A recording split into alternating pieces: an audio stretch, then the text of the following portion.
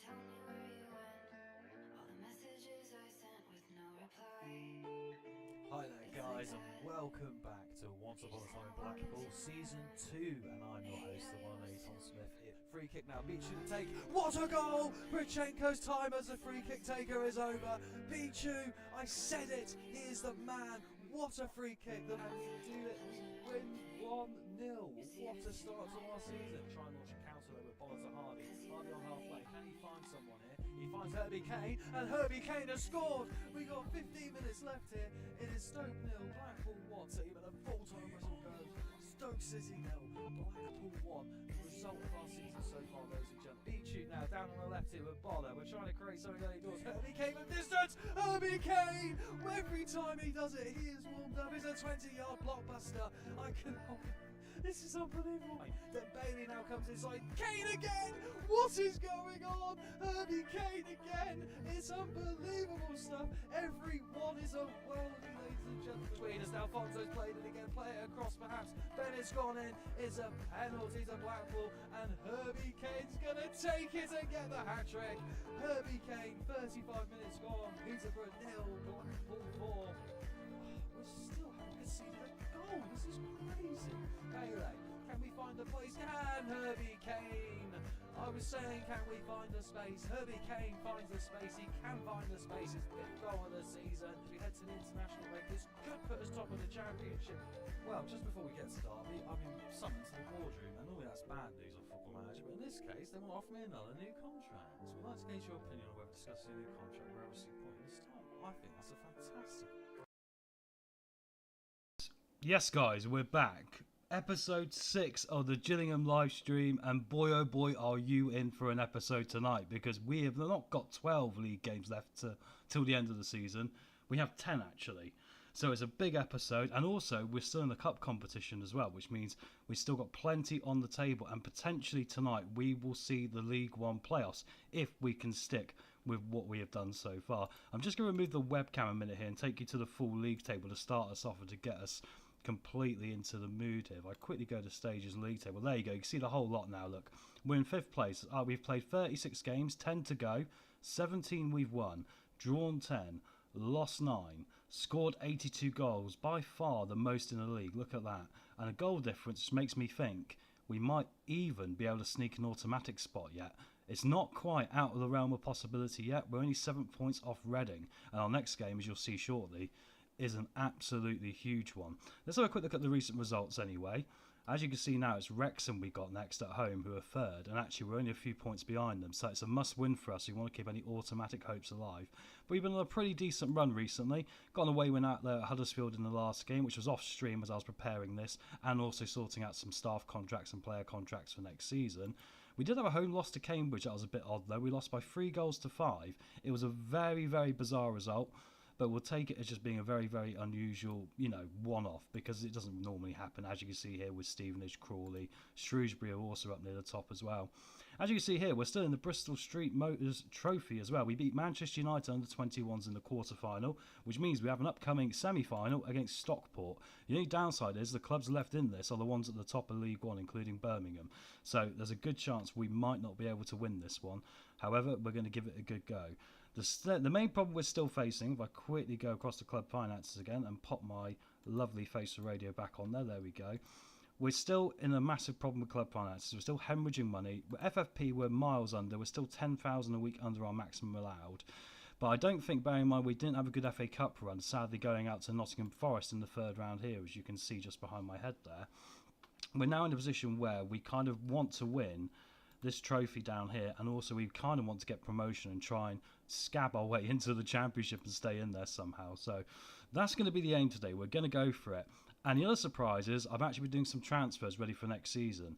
I also think part of the strategy of fixing the money is going to be to sell an asset next summer. So it's going to be Cornus, right, probably. He's worth 2.5 million. He's got a release clause of 2.5 million. If we sell him for that, we'll save the club entirely and it'll be a one transfer save, right?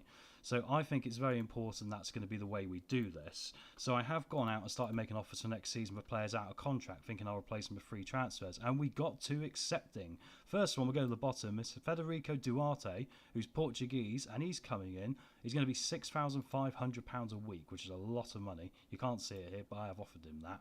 And yeah, he's going to come in to be our next Portuguese signing, following Tavares, who came in the January transfer window, as we all know, and became my first Portuguese player to join the club.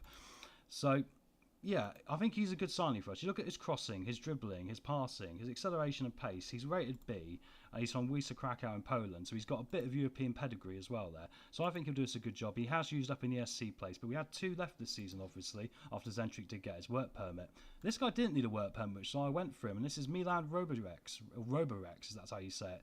Dutch player coming in from Fortuna Sittard, and he looks a very good player. I keep coming back too far, but he's crossing his first touch. He's only 21. He's joining us on a youth contract as well. I believe it's around the £2,000 mark. So we have started spending some of next year's wages, but I don't think it's much of a problem, like I say, because we are going to sell someone. That's the idea. And there was one more bit of surprise transfer news, and it's not for next season. It's for right now.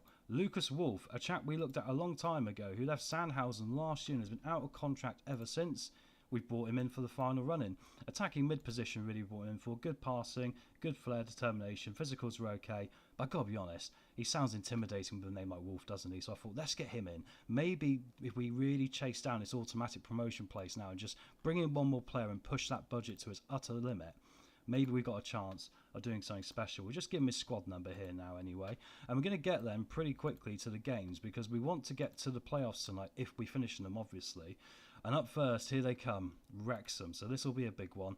And this will be one which will really see if we're going to be playoff worthy or can we squeeze an outside run towards the top 2 places in this league. Right, I have got a team picked. I'm not sure how many changes I'm going to make here. And obviously, guys, anyone's in the chat, feel free to say hello. I see a few likes already. I really appreciate that. Thank you very much.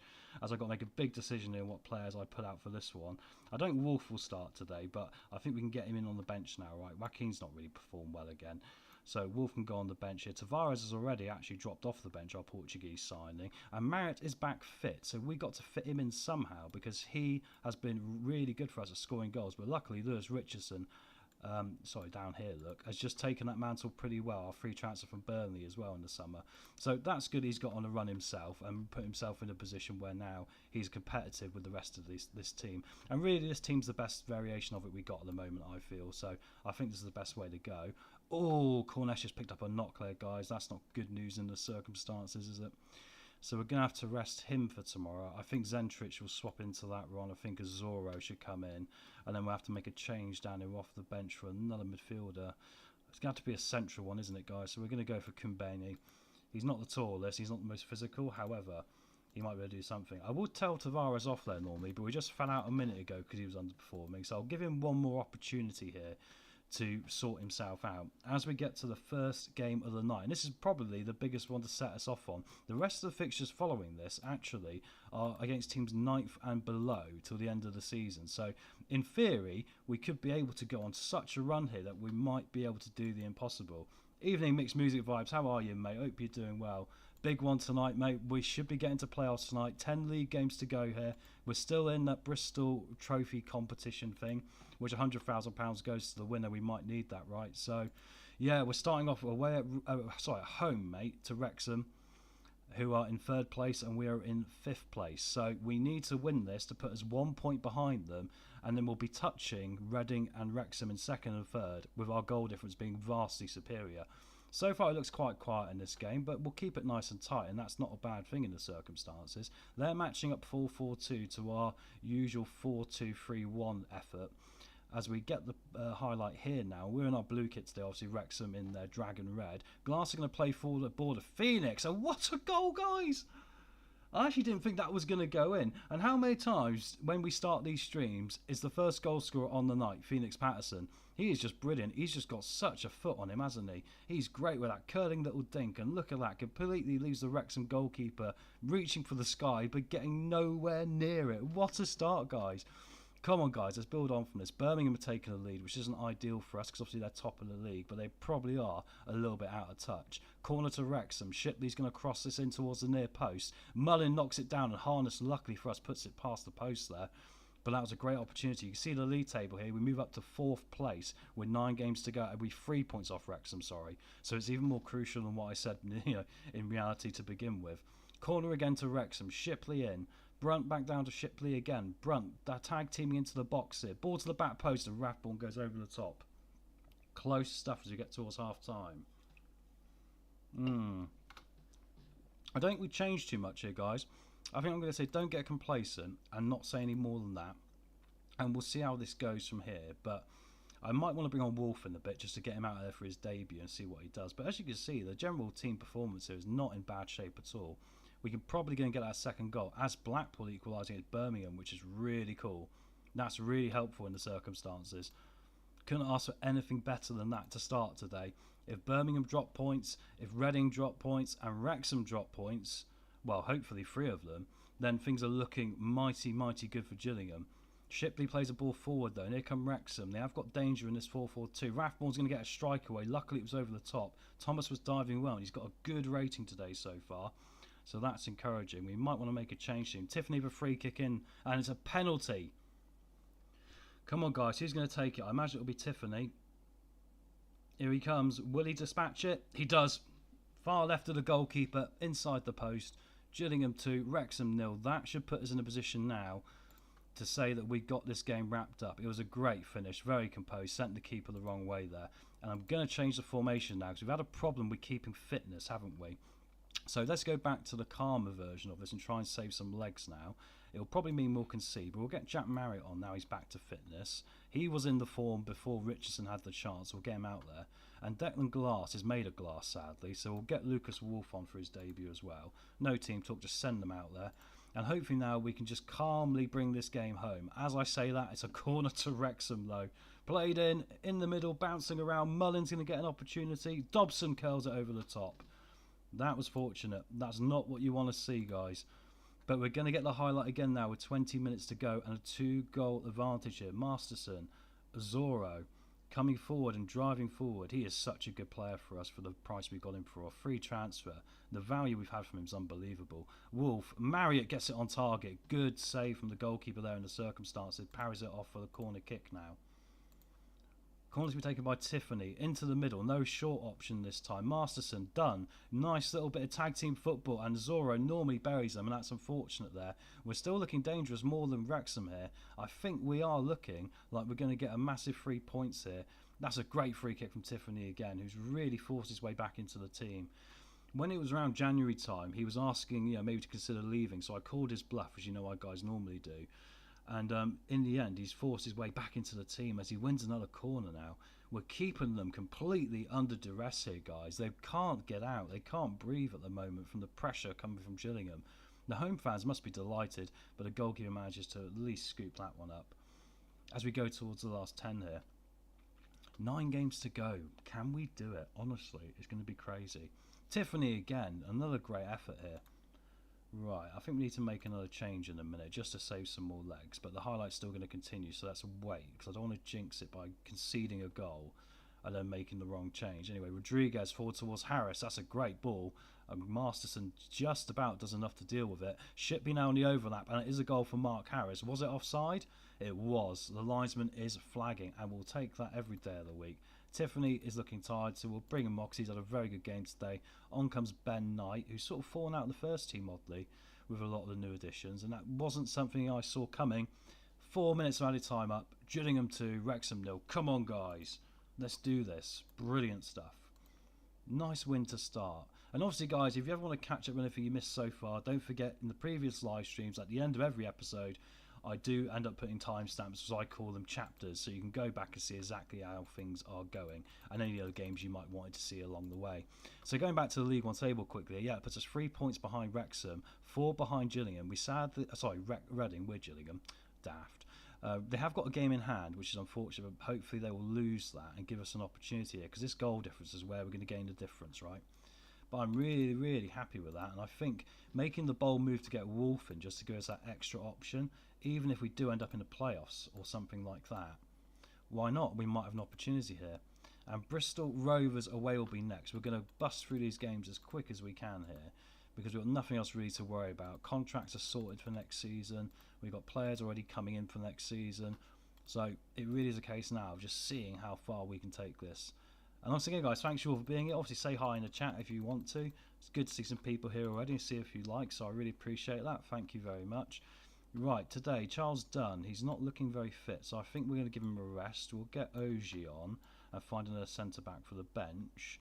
Corness should probably come back in today, shouldn't he? Chaplin can go on the bench. He deserves a bit more of an opportunity, and Robinson's going to go back, as is probably Akande now. So let's quickly see here what else we want to do. Yeah, I think Zentrich can have a rest here actually for Corness, because he looks like he's about to maybe work himself into dangerous territory. The system is very aggressive we're playing. That's why I need to remember to switch in the second half to the other one. Derek Abu as well is not looking great, is he? But I haven't really got a ready-made option to go there, unless I maybe go Pedro Lima and swap around. But I don't want to do too much, and maybe I'll just do substitutions on this one. I don't think I want to make too many changes really to this bench. I mean, I don't want to get Birchall upset, but he's on a young, breakthrough prospect contract. He's not expecting to play, but really he's technically brilliant. He probably could be the best left winger, but he's just not getting a look in at the moment because of the depth we got. Right, Bristol Rovers away. Let's get at them here. They are a bogey team for us. I'm pretty sure we lost this game last time out, but we are in the lucky pink kit today, which always fills me with joy. This is my favourite kit we got here at Gillingham. It seems to bring us success as well, which is even better. So let's see what luck it brings us tonight. We've already had the first shot already, as you can see on the stats in the top left corner here. Bristol Rovers going through a 4-2-3-1 like us as well. They're playing a deep ball in here, and Thomas has just about dealt with it, but unfortunately we didn't deal with the second ball and the third ball, and Conter has just buried it into the empty net there. Disappointing. O'Keefe with a long throwing in. Ginley did very well to give it the first touch back. Back post towards Gilbert. Sawyer's got there first because number 2 Hutton was distracted, and yeah, it fell to Conter, went into the back of the net. Maybe I jinxed us here by saying what I said. I won't do anything too dramatic, so far, but it's interesting this. Right, we're going to have a free kick which Sawyers is going to take. He's looked dangerous so far, and he gets it on target, and the post stops it. Thomas looks a little bit flappy today as well, which is not encouraging to start. Maybe we need to consider formation changes earlier. Anyway, Belongo, Moller coming forward here. Tiffany wins the ball back really well. He's got to make the pass. Richardson, Glass gets it in. 10th goal of the season. Declan Glass is the man. He started up front this season. I dropped him into attacking mid, and he's been very good at linking up the play between a forward and a winger. Excellent stuff here. Nice and square. Nice finish in the top corner as well. He's only got finishing a 9 out of 20 as well, so that's pretty good in the circumstances. Perhaps the goalkeeper should have done better there, but we'll take it every day of the week. 17 minutes gone here. We're back all square as Mansfield equalise against Reading, guys.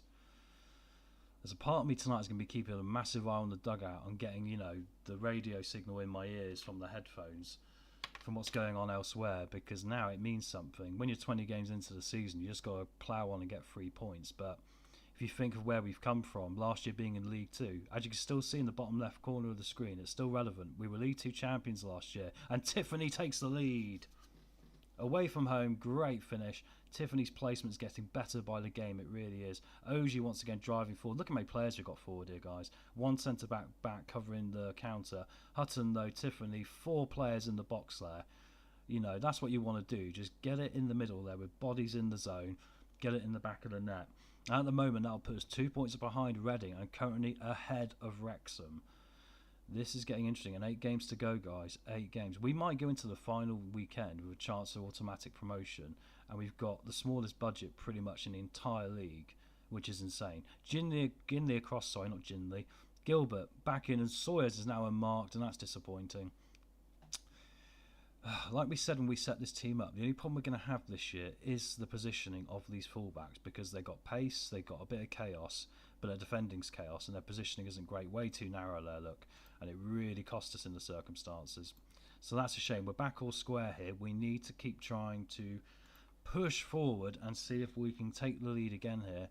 But of course, I want to save these legs as well. As you can see, Tiffany's already looking tired. Abu with a ball in now. Phoenix into Glass, and he gets his second. He's on his hat trick. Come on, that means he'll be taking the next penalty as well, guys. So, well, unless Tiffany overrules him, 'cause he's got a goal as well.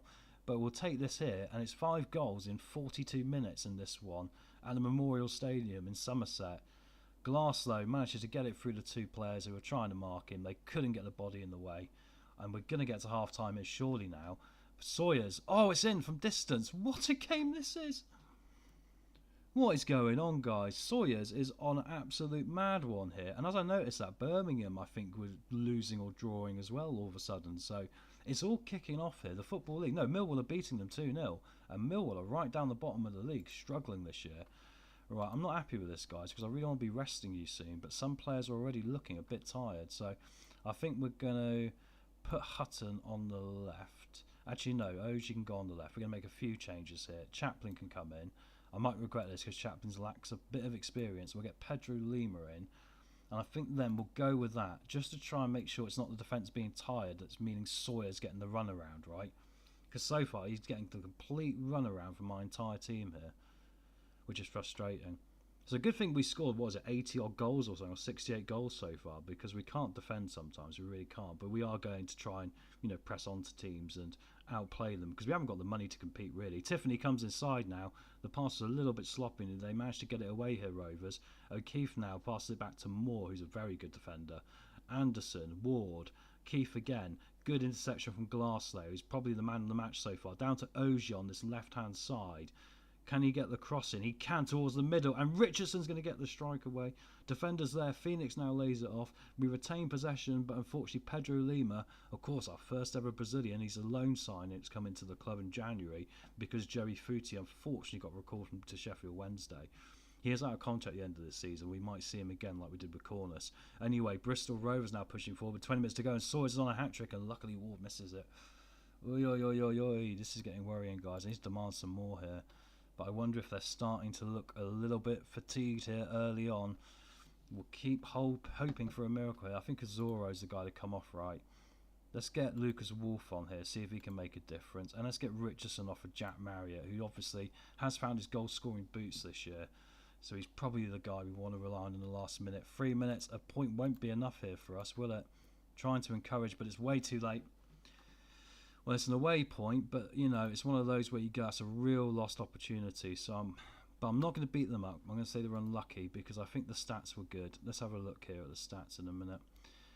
Birmingham came back from 2-0 down to win 4-2 as well. Those 20 minutes in this League One season, guys, could be the biggest of the lot so far. And Reading turned it around as well. Oh, that was a terrible, terrible 20 minutes for us. It really was. Hutton's looking tired, so we'll see if we can rest him for the next match. He agrees. That's great. Enjoy Weatherspoons, my friend. Have a nice day off. We'll clear the team selection for the next one because I think I'm going to have to go for fitness. And Barnsley are currently only 12. Yeah, our tactics should go pretty well against theirs as well, so it should be okay here. But we'll skip forward now. That could be a game which means we are condemning ourselves to the playoffs. But you never say never because it's a funny old game. This game's been played every day here, as you can see, across all the teams. So we still got a chance of maybe making it as the game saves. And once again, guys, thank you very much for being here. Please, if you like, hit the like button, do all the subscribe stuff, and obviously feel free to say hello. I do try and keep up with the chat and make it more of a conversation as well. Let me know what football team you support, what game you're playing on Football Manager, anything like that. I'm currently upsetting the Reading manager. To be fair, he's let me have one of his players on loan. I'm literally chasing him down from the title, right? Well, second place. So he hasn't shown the ability to play, and I can't put him ahead of the rest of the team, I'm afraid, mate. So, and actually, I'm sabotaging one of your players. So, maybe in some ways, there's a little victory for us, isn't it? This is the end of February now. Right, I'm going to have a word with Bruno Tavares now. He feels like I criticise his levels of performance a bit too much. Yeah, because they're terrible. I might have to transfer list him because he's not listening. I have to seriously consider the amount of playing time. He's really upset. Well, that's gone well, hasn't it? Welcome to the club, Bruno. I mean, he's still got potential to get better, but, the other guy we've got coming in is so much better than this, right? Duarte. I mean, he's much better, isn't he? I mean, this guy could be a championship player, and that's what I was looking for. I was like, anyone we could pick up now, bear in mind the finances are pretty crud, we really want to, get someone who's going to add a championship level to the team, because if we do go up, we're not going to have much manoeuvrability because of the finances. So I need to have the club ready to go then. We're looking for a new scout at the moment. I'll continue the advert. I might look for someone in Eastern Europe here, like Pavlin, who's got an idea of Slovenia, because that could be good for scouting, little known areas of the country, or maybe Scotland's a good idea. But we'll keep it running for the moment. I'm going to add one more scout after running it off at a pretty small, reduced budget so far. Scott Tiffany, player of the month. Look at that. 6 appearances, 6 goals, 2 assists, Average rating is 7.73. Well done to you, sir. Brilliant job. As we get ready for this Barnsley game now.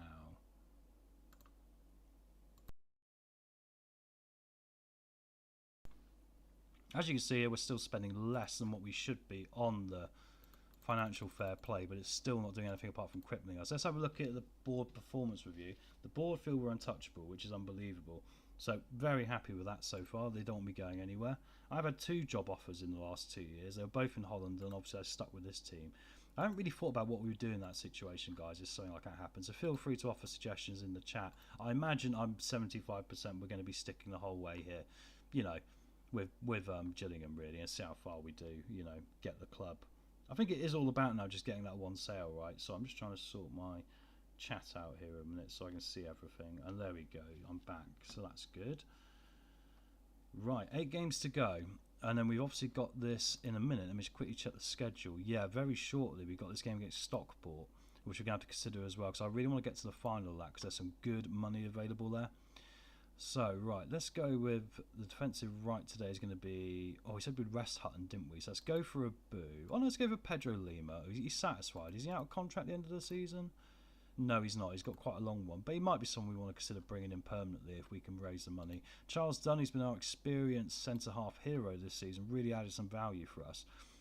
Bear in mind, I especially don't normally sign people, defenders over the age of 32, but I made an exception in this case, and he's been utterly brilliant for us so far.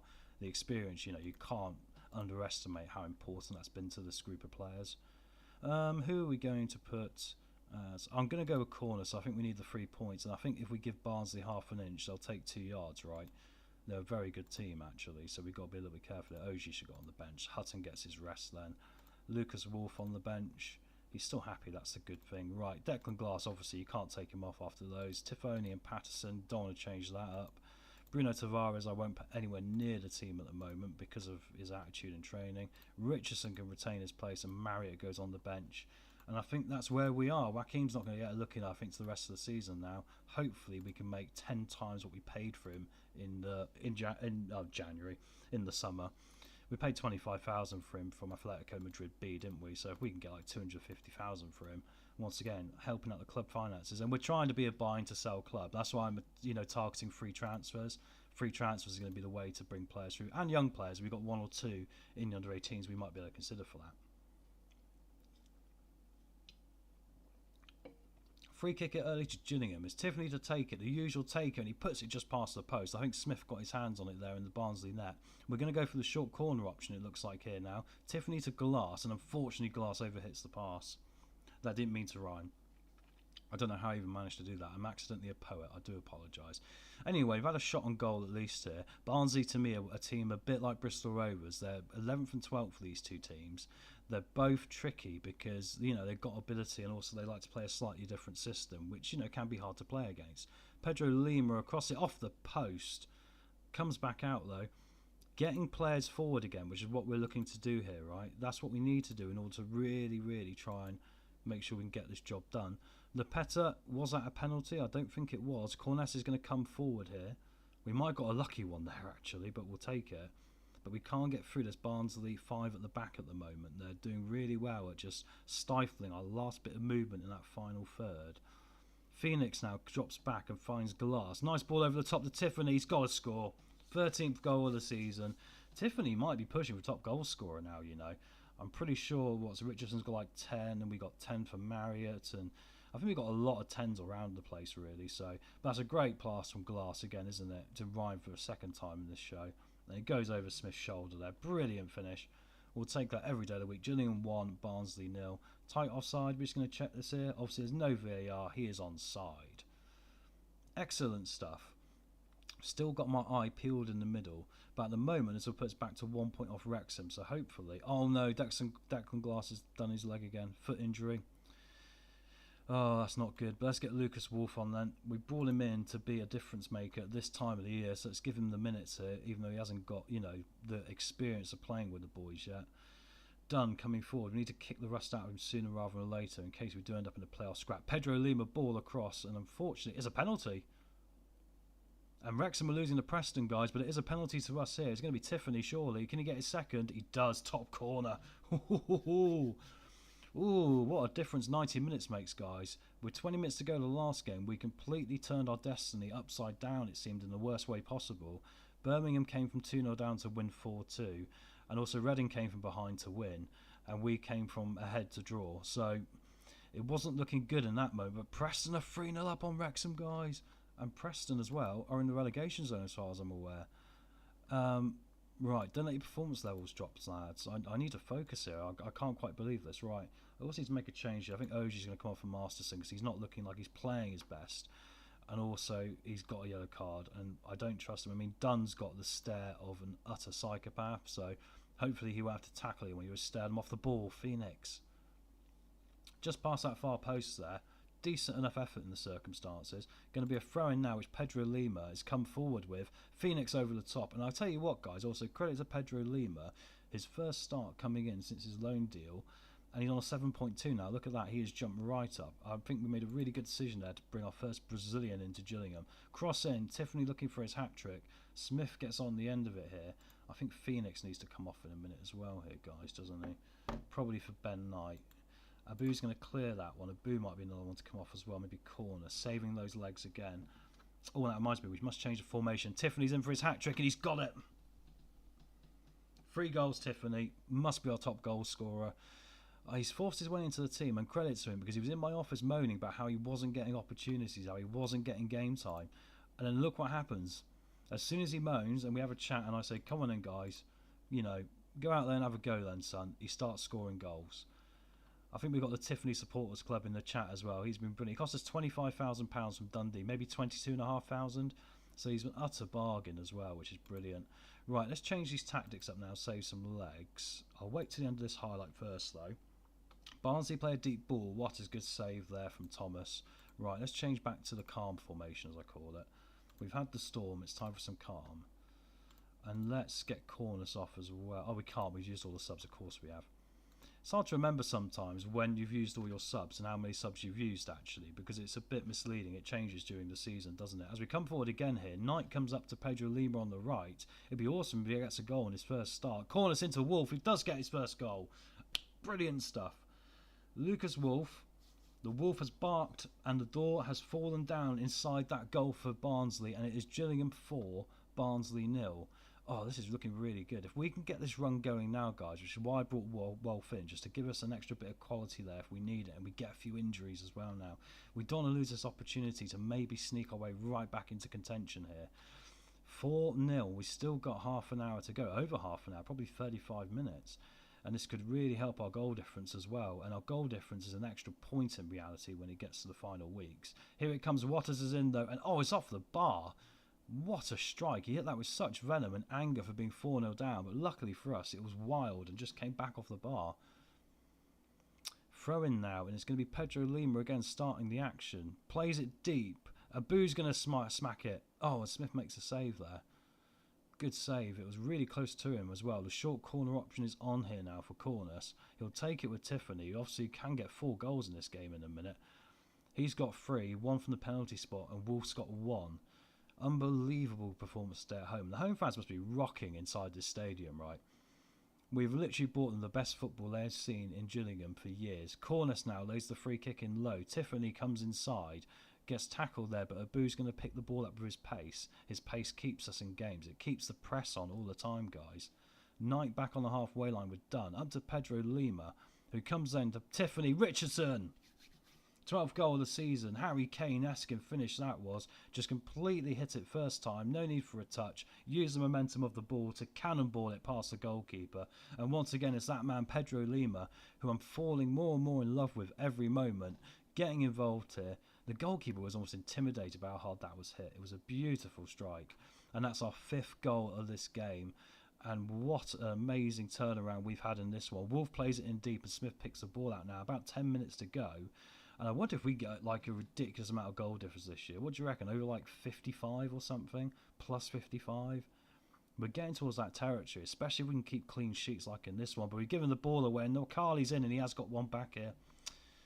Curse of the commentator, very common on this live stream, guys, as you know. 5-1 now.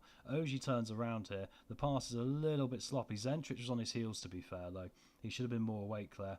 he wasn't, and it ended up going all the way through and ended up going in the back of the net. That's disappointing, but it is what it is. You'd like to be able to, keep adding and maybe keep the clean sheet as well, get a bit Italian with it. Maybe we'll get a sixth here though. Ogie's in, it's off inside the post. There was bodies in the penalty area and we couldn't get it past the goalkeeper, who was left there lying on the floor.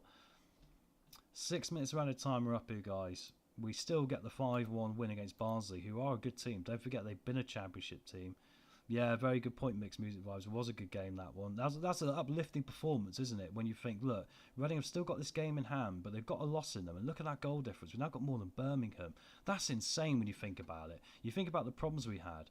3 points off Reading. Honest to God, we are pulling miracles out. And it's Northampton away in 24th next, so we should rotate for this. How long's Declan Glass out for?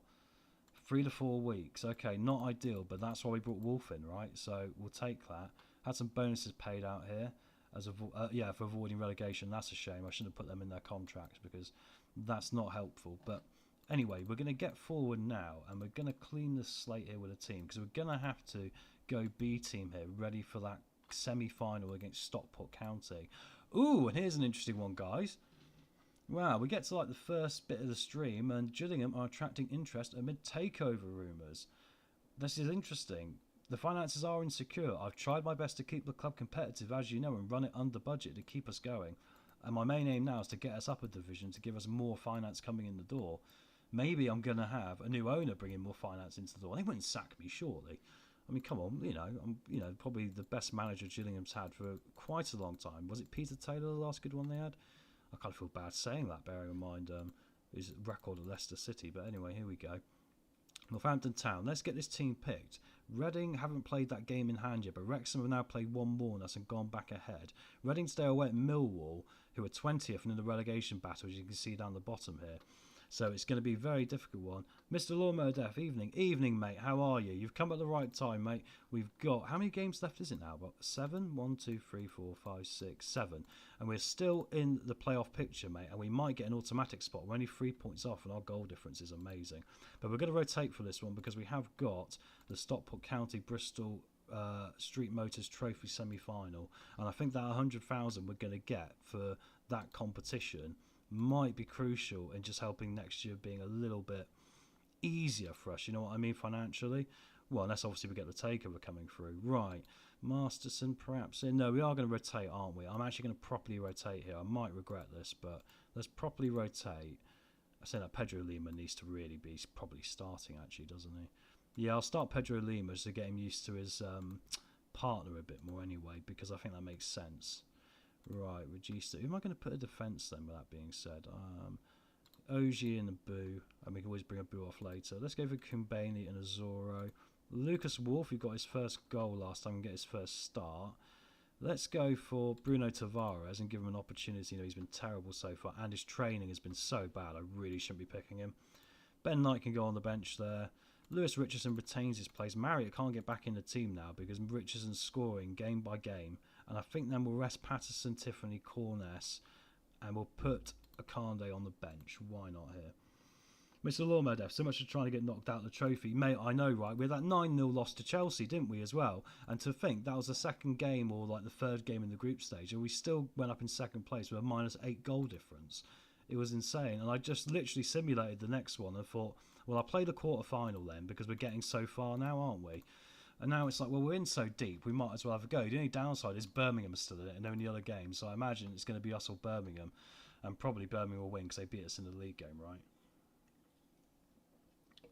Anyway, let's see how good our B team is here going up against Northampton. Obviously 24th, they're looking at relegation. They've not recovered since we did them 5-2 the second game of the season. And that was our first real start. Oh, that was a bit dangerous there, wasn't it? Pedro Lima did well to get rid of it. That was our first real mark on this league. Kamara's in. Luckily, he was offside. Oh, it's sort of game you just know we're probably going to have a hard time in because Northampton need to pull a miracle out here, don't they? Mixed music vibes. Scott Tiffany plays like Jamie Vardy. James Vardy cutting the wing. Yeah, he does, mate. He does, mate. You're 100%. He's got a nice bit of finishing on him, hasn't he? As Mill equalising against Reading, that's helpful. I saw them go 1-0 down there. Ogie with a free kick, and that was near the end, guys. Closer than you think, but Yeah, Scott Tiffany's really become brilliant since he had that little discussion with me in the office where he said, I want to play more football. Richardson, it goes over the top there, nearly curling in. But we'll have a look after this game to see who the top goal scorer is so far, because I'm sure it's pretty well spread out between a lot of them. Like, 10 here, 10 there. So it's really close between a whole gaggle and group of them. Half time, 0-0. Not really what we want. Northampton have got better, so I'm not happy here, guys. I'm going to say I'm not happy, and I'm not happy. Come on, guys. Let's get out there. Maybe I should take Richardson off, actually, very quickly and bring on Jack Marriott. I just couldn't see by my phone there. Hang on, look. And Bainey's in. Oh, he's put it over the top. I'll bring Marriott on because he has got a lethal foot, hasn't he, here? As Millwall and Reading is still at 2-2. That game's going back and forth. That game looks very cool. We really want Millwall to win that. Not only will it be great for the battle at the bottom, obviously that'll put us in a position where we might be able to be equal on points with second place, guys, with 6 games to go. Pedro Lima, right hand side, he's been fouled there. That's not good. Ball's played in a cross. We can't seem to get a chance here. Wilson on a counter. They're very good on the counter. He's going to have an opportunity. He's put it wide. Ooh, dangerous game. Need to demand some more of them here. Pedro Lima looks like he's okay, luckily, after that knock. Hutton's going to come on for left back here because Abu's looking like his pace is irrelevant because he's tired. Wolf's not having a good game, so let's get Ben Knight on now just to add that little bit of technical quality in that position. It's a corner to Northampton, though. We're going to have to get back here. Bro's going to take it. That's how you say it, Bro. In it goes, off the post. It's an empty net. Oh, Jack Baldwin. Right, I'm just going to encourage them. I've already demanded more of them. It's against the bottom teams you normally come unstuck, isn't it? It's when they need a result, all of a sudden, like that Cambridge sticky game we had just before the stream got underway today, where it was just a real exception to the rule, right? Unbelievable stuff. But anyway, Northampton 1, Gillingham 0. Are we going to get a chance here to even get an equaliser? I think this is where we're going to fall flat on our face when trying to get automatic promotion, because this will be the 4th time now we've thrown away an opportunity. Oh. How can you have the game, guys, like last time and then just have a game like that? It is so extreme, isn't it? Just complete polar opposites. I mean, luckily for us, Reading ended up losing that. So as long as Reading only get a point next time, we're probably still in with a shout here of being able to do something. But anyway, Stockport next. We rested them for this so we can get through to the final. And yeah, disappointing though, isn't it? Very disappointing that worked out. Let's see. Oh, hang on a minute. Jonathan Woodgate wants to have a chat about this chap. This is Josh Robinson, the centre back that hasn't played. He hasn't shown the level of ability. I can't put, Jonathan Woodgate doesn't like me. Am I going to lose a tier over that? Absolutely not. Right, let's see goals, right? Up to the top. Actually, I'll put it the other way around because my head's up there. Yeah, I was right. Tiffany with 15, guys. Marriott with 14. Patterson, of course, forgot him, 13. 12 for Richardson. 11 for Glass. 8 for Corness. 6 for Knight. 5 for Birchall. As you can see, we've got depth scoring here. That's amazing. We've got 5 players who've scored over 10 goals this season. And that's why we've so far scored... What was it? I'll go to the full league table here in a minute. 92 goals in 40 games. Which is utterly insane when you think about it. I mean, that is unbelievable. This formation has really worked for us. I think it really brings out the best in our players. And I think it's really allowed Corness to become a real top player as well. Do I tell Tavares off again here, guys? I'm going to keep trying. I'll say no more, but I think he's going to have to be sold, isn't he, now? Ironically, it doesn't look like I'm going to be adding a Portuguese contingent to the club. I'm going to be bringing one in and letting one go out. Reading drew with Stockport, guys. There we go. So we are 4 points behind Reading with 6 games to go. There is still a chance, despite our slight mishaps along the way here. Blackpool away, who are 6th next low, sorry. So there is still a chance here.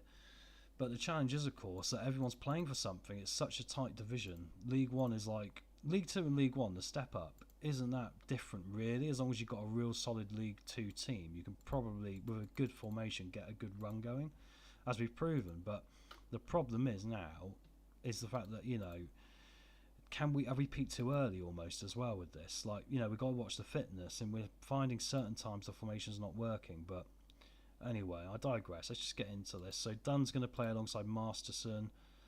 Going to go for Abu. We're going to go for the full strength of Corness and Zentric. We're going to go for Tiffany. We're going to go for I think Ben Knight today, maybe, actually, to mix it up. No, Lucas Wolfe. What am I doing? Let's get Lucas Wolfe in there. And then Patterson. Ben Knight seems very happy just coming off the bench at the moment, and we know he can really affect the game. I'll go with Jack Marriott today. Why not? Richardson didn't score last time out, so we can mix it up a bit.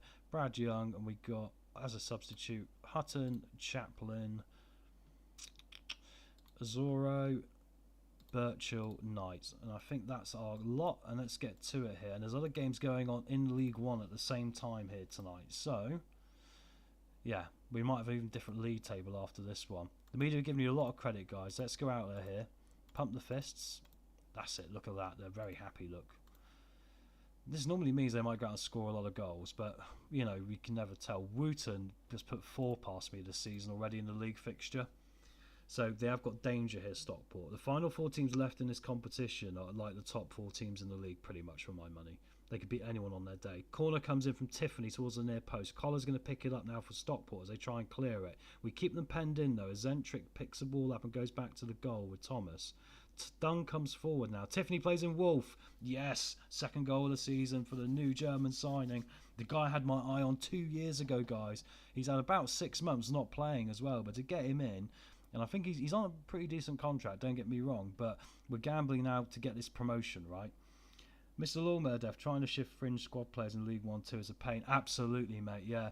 I mean, this is why I've tried to keep it to free transfers, loans where possible, and also if I'm going to spend money, it's going to be like 25,000 might be my cut-off, and that might even continue in the Championship, actually. I think from there, you know, your investment's okay. Really, oh, good save from Goodrum there, as we could have gone 2-0 up. But the only player I've spent any more than that on is 100,000 for Zentic, who was my little treat to myself because I wanted a under-21 Czech international in my team and I wanted to develop him into a DM, didn't I? So yeah, so that was my treat, and actually he's been brilliant, to be fair. We've really developed him quite nicely, so I think we made the right choice with that one anyway. But yeah, we keep going in now. Corners with a corner in. Can we get the second goal? It's half an hour gone. We might then be able to do the formation change, as you know, our strategy. Pedro Lima's in. First goal. And there's a more deserving goal of the night than for Pedro Lima, guys, because how good has he been so far since he's come in on loan from Wolves? It's a shame he isn't out of contract at the end of the season, but we're getting him for like 10% of his wages, so what, £200 a week? Once again, it's just finding that right sort of player, isn't it? And that's a great finish there to put this game to 2-0. We'll get to half-time and have a look at legs again, because obviously the league is still really important now, and after the results in the last couple of days going back in our favour again, the swing of being a League One, it's not quite over yet. It's automatic promotion shout. Abu comes inside to Corness. Dunn picks the ball up and comes over halfway. Wolf now trying to link up the play. Tiffany comes inside. Marriott finds Phoenix. 14th goal of the season. Puts in one behind Tiffany for top goal scorer this season. Absolutely unbelievable. 3-0. Mr. Lawmurdev, yeah, and his York save, it's got so... I can't even see behind the phone. So many not good enough players contracted for 2 years at the start of the save. Yeah, they do. They have got that problem, haven't they, York? I mean, actually, normally in the conference you have the other problem, don't you, where you have like 1 year deals for players that might not want to stay with you. So do you even try and cash in on them early to get some money in and build a squad like this, but of good enough players, right? Or do you just, you know, ride them out for a year and then replace them on freeze the next one? Yeah, it's difficult because sometimes in the conference, if you're in a team like, say, Oxford City or a really lower League One in the south or north with no money, you basically have to let the whole team go sometimes and start again. It's bonkers. 3-0 here. 3rd minute of added time, though. We might get a 4th before half-time. Abu comes inside. What a goal from Abu! Ooh, that was beautiful, guys. For a guy finishing a 5, what a little little strike. It was so assured. I've not seen him play this assured so far in his career. And if you notice, he's got more assured game by game, hasn't he? You've seen his development. When he first came in, you guys were here. You remember. Double footed, straight red card. He's done it once again since then and had 2 yellows into a red, so 3 red cards. But since then, and that was a long time ago, he's done really well. So I'm going to say we've had lots of shots, so I'm happy, guys. And let's change the tactic up to the quieter one. Zentrich can come off for a Zorro here now. Abu, actually, after his goal, we can get off here for Hutton as well. Just to rest some legs here, ready for the next game, because Blackpool obviously is sending the table to 6th. They weren't when I looked at the fixtures, but the tightness of it means they're now in an opportunity to catch us up. So yeah, we need to be relatively strong for that one as well. Nice to see Marriott on a 7.4 as well in his first game back, even though he hasn't actually scored yet. And also nice to see we limited Stockport to no shots on target in 70 minutes. which is brilliant. So, yeah, we'll take this, guys. This is looking a bit more perkier for us now. Really happy with this. 10 minutes to go. I think we're going to be through to the final, guys, whoever it's against. I imagine it's probably going to be Birmingham. But the question is, can we now go into the next league game and maintain the form? Because we seem to be doing an up, down in levels of performance at the moment. Seem to have a good game and a bad game, but I'll say well done, lads. I'll give them a well done for that because they were dominant. They could have been 6 or 7, so 4-0 is utterly fine there. Any results that really affect us? No, sadly not. So it is still a 4-point gap with 6 games to go, but we'd have taken that at the start of the season. Let's clear the team selection because I will start again from scratch for the next one, keeping that fitness in mind, just in case we're going to have to face a playoff run here. In a minute, we should get an article about what the running is for all the teams. Is there anyone here that really affects us? I mean, Fleetwood, if Fleetwood win, they're going to go ahead of us with their extra game in hand here, but with our goal difference. Oh, it's Barnsley. Barnsley beat Birmingham, guys, on penalties. We just beat Barnsley 5-1. We should, in theory, then, I'm not trying to get carried away here, we should have 2 trophies in 2 years. We had the League 2 title last year. We should have the Bristol Street Motors Trophy, and I said it right that time. I always say the Bristol Rovers Trophy, don't I? Which is for comedy effect as well. But we should have 2 trophies in 2 years. This is unbelievable, guys. And it's hard to do in the lower leagues, as you know, because you can't really win the FA Cup or the Carabao Cup, can you? It's impossible. Anyway, we'll keep busting on forward and now get to this Blackpool game. Zentric is showing some pleasing progress. He could be a good player for Sky Bet League 2 sides, and he could become a good Sky Bet League 1 central midfielder. Well, I hope so, because we're already in Sky Bet League 1. We're about to get promoted by the looks of it. I've been disappointed, Josh Robinson. You might as well keep a good attitude, mate, even if I'm not playing you. That's helpful. Means when you go back, you can moan about how I treated you badly, rather than the other way around, sorry. Corness is now looking like he's at his top potential, guys. And my word, it's all going up still, isn't it? Look at him. I think he could do a job in the Premier League, guys. What do you think? Passing, first touch, free kick taking, corners. I think that kid could do something in the Premier League. I really do. I think if you had £2.5 million and you were a club like Luton going into the Premier League, you want to punt on that guy, wouldn't you? Just bring him in, because I just think he's just got so much potential to be something great. Right, Lewis Thomas in goal today. Brad Young experiment is officially over. You know, as we've seen, his last 5 games were 6.4. It's not good enough, is it? Pedro Lima, I've got to retain in his place, right, because he's fit, and he's just come in and he's already got 1 goal and 3 appearances, and he's also assisted so many goals, or at least been really heavily involved in the build-ups, right? Charles Dunn's not fit, so Masterson alongside Oji today and Derek Abu at left back. Hutton can go on the bench and will also have a place because he has been training better for Chaplin. Right, Zentrich obviously will go in alongside Corness. Do we go with Lucas Wolfe today? I think we have to, because he seems to have scored 2 in 2 now. Tiffany and Patterson. Azoro once again goes on the bench in case we need someone. Mr. Lawmode, I think Corness is a top champ player. I think you're right, mate. Yeah, I think you're right. I think he really is. Hopefully with us next season, right? That'll be utterly brilliant. Let's go Richardson today. I think he has been a bit more free scoring than Marriott, even though Marriott can come off the bench and cause some problems. Birchall and Knight complete the bench. Right, they got a Tavares up front. They got Fabio Tavares.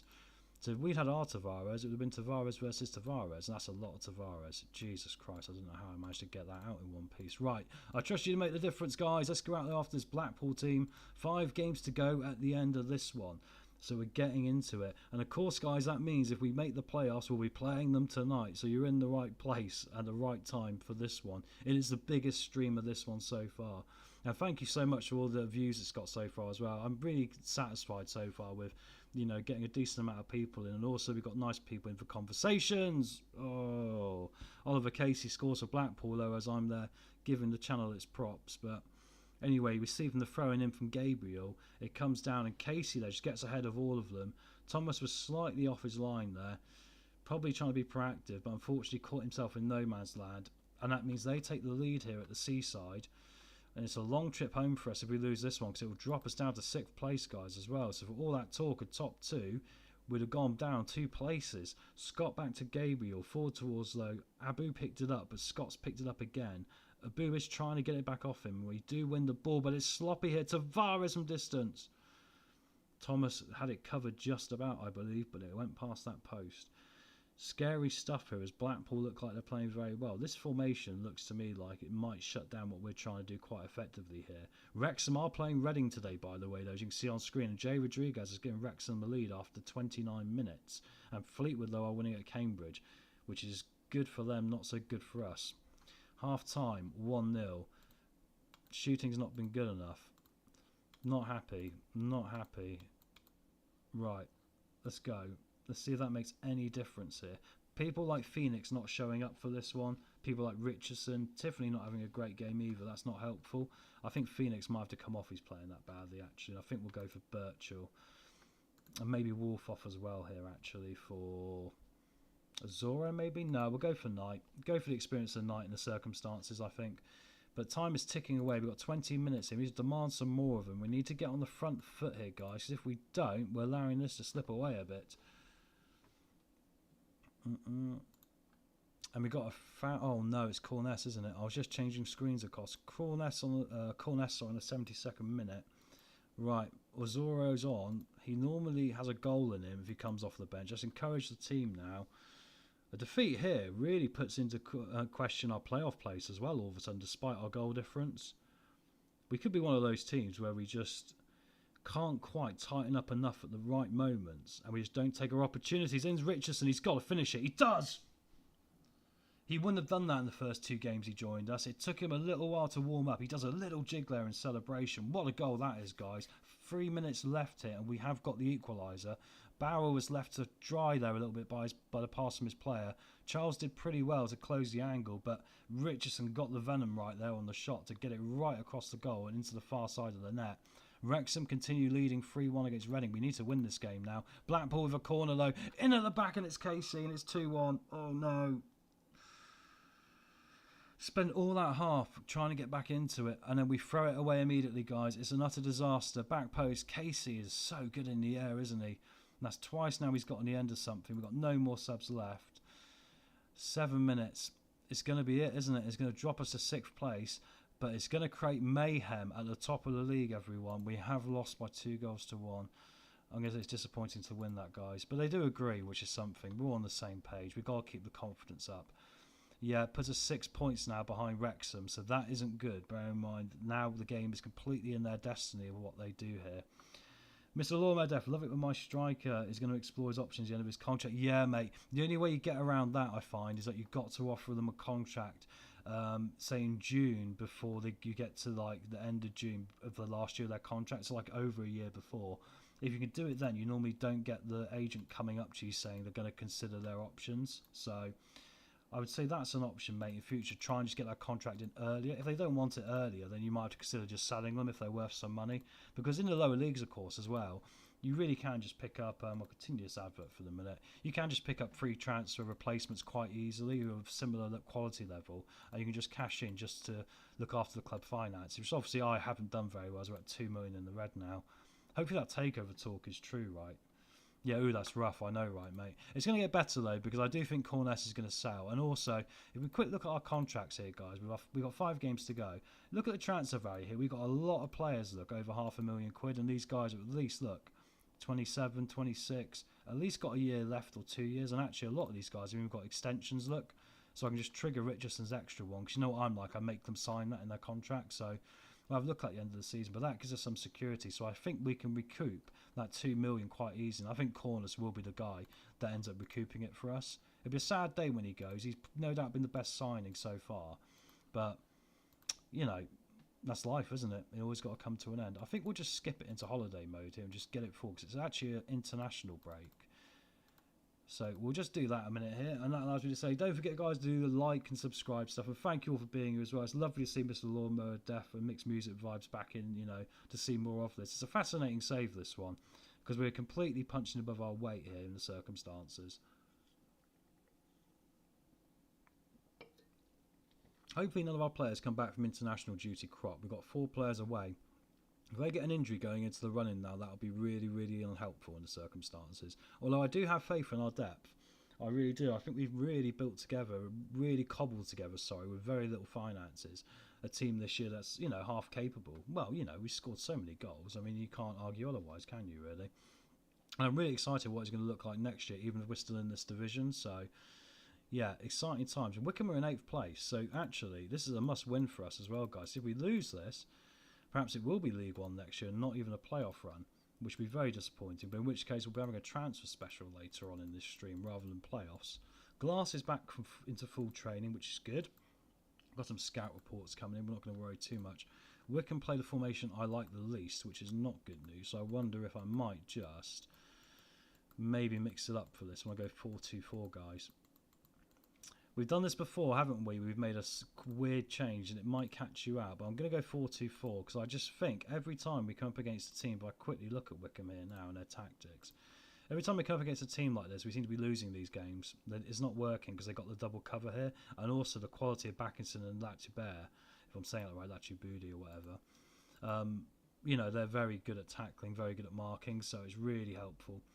Mr. Lawnmower Def, do you prefer having a small or big squad? Smaller, really, mate, if possible, but I like to have young players that can obviously jump in if need be as well. So, I mean, I think how many we've got here right now, let's have a look. We've got 19, really, because a lot of my players are under 21, like Birchill as well, right? So, yeah, quite a lot of under 21, sorry there. So, yeah, I don't have a big squad at all, really, do I? You could argue with the money as well we've got available for us, right? We can't really have a big squad, so, you know, it's not going to happen. Lewis Thomas is going to go in goal today. I still think we stick with Thomas, but I think it might be time to give him a bit of a telling off, just to say that warm player, criticise recent form. I want to see a bit more, because Brad Young can come in if need be, and we can, you know, give him an opportunity here. So, Pedro Lima, do we go with? No, I think we'll go back now. We'll go back to Hutton. And we'll go back to Masterson because Dunn's injured. He's come back. Oh no, he's out 2 to 3 months, guys. We missed that. Okay, it could be Charles Dunn's last game actually for Gillingham. That because he's 33 now as well. I might try and cash him in for a year left and try and replace him with someone else. So Charles Dunn, unfortunately, guys, is not going to be in contention. However, that does mean that Ogie's probably going to go back to centre half now rather than going to left back. So a lot of pressure going on Derek Abu here. But as you can see, look, his stats are still improving, guys. His crossing and finishing have gone up. His finishing was 4 when we signed him, so he's really developed quite nicely here. Corness is going to go in there. Zenterich, yep. And then we're going to go Declan Glass going to come back in. Oh, no, he won't because we haven't got the space for him at the moment. Hang on. I forgot we changed formation there. Patterson, Tiffany. Oh, actually, no, we could do Glass, couldn't we, as the pressing forward, and he's quite good at that. And then we'll go for a Richardson. And that gives us Marriott on the bench, Ben Knight, Birchill number 5 there, sorry. Lucas Wolfe, right, back down here, and we've got Chaplin and Lima. I think that makes a pretty good bench as well here, so. Mr. Lawmedef, because I try and not really to go over 2022 players. Yeah, mate, it looks like we've got a similar level, really, doesn't it? I think we've got a similar sort of squad number in both our minds, and of course with the wage budget I got, man, you've seen the red, the red numbers on the screen there for £2 million. I mean, really, I should probably be having it smaller than this, but that's why it's important we got this backup formation, isn't it? That we've been using with the same shape. So we're going for the gegenpress for the start of the game to try and take hold of it and win it, and then we're trying to change it back to that formation where we just literally conserve legs and pass it around the back. Here we go now. We changed 4-2-4 for this one. We gambled against Wycombe because they're right on our arse. If they win, they're going to take us out of the playoffs. And I don't like the way our formation, our first choice, matches up. Phoenix some distance. Oh, sorry. Might have broken your ears there. I couldn't believe that went in, did he? Just cuts past the far post anyway. Good chance early. Good chance early. We'll take that. Anyway, 20 minutes has passed. We've had no shots on target. We've had more of the game. So that is an important start of it so far. Still nothing happening there. Reading take the lead against Northampton. Reading taking the lead against Northampton is bad news for us, and so is Wrexham against Stevenage. The automatic promotions are very much in Wrexham's destiny now, I believe, because they've taken that little gap as well. Onidema, I was going to say the striker's name, instead I made a weird noise. Uema missed an open goal. I'm far from pleased, guys, but I think we're matching up slightly better here, surprisingly. Have we got young Pedro Lima to come on? I think we do. Glass is going to come off here for Marriott. Let's get the two big boys up top. Mr. Lawnmower Def, to be honest, yeah, wage tends to restrict me too. I tend to get some quality players and half decent players that can cover a few positions. Yeah, exactly what we've done, isn't it? Yeah. I think that's the lower league manuscript of playing Football Manager, isn't it? Fagan Walcott now, Pert Harris, and it's a cross, and we somehow keep that out the back of the net. Wickham looking dangerous. Phoenix though was trying to counter attack there, but yeah, you're right, you mate, because like you've got to manage the money and all the rest of it, and you need to, the thing down there is if you can get 1 or 2 players like 1,000, 2,000 a week who have got quality, like we did with Corness at the start, you can really make strides quite quickly, can't you? So you can get through the leagues quickly, but you've got to be disciplined, like you're saying, how you spend the money. Yuma, disappointing. This is not good. This could take us out of the playoffs, guys, but in the bigger picture, perhaps we're not ready for championship football anyway, but the downside is I'm thinking of the money, because we really have stretched it the second half of the season, because the thought process was we're probably going to get ourselves into the playoffs, so why not play for it now and get ourselves there, because there'll be more money available in the championship. So yeah, definitely interesting times right now. We've put ourselves in a bit of a spot here, no doubt about it. 5 minutes to go. Can we even do anything here? It doesn't look like we can even get a ball in. I'm just going to say, just go long and never time waste. Right, more direct. Get it forward. I probably haven't got it quite set up correct, this formation anyways, but that's back-to-back defeats now, isn't it? That is not good. I'm not happy with that. I might have to have a team meeting and have a word with them all. Drops us on the verge of going out of the playoffs and pretty much writes off our automatic promotion shout. However, in good news for the viewers, the playoffs are going to be dramatic now, right?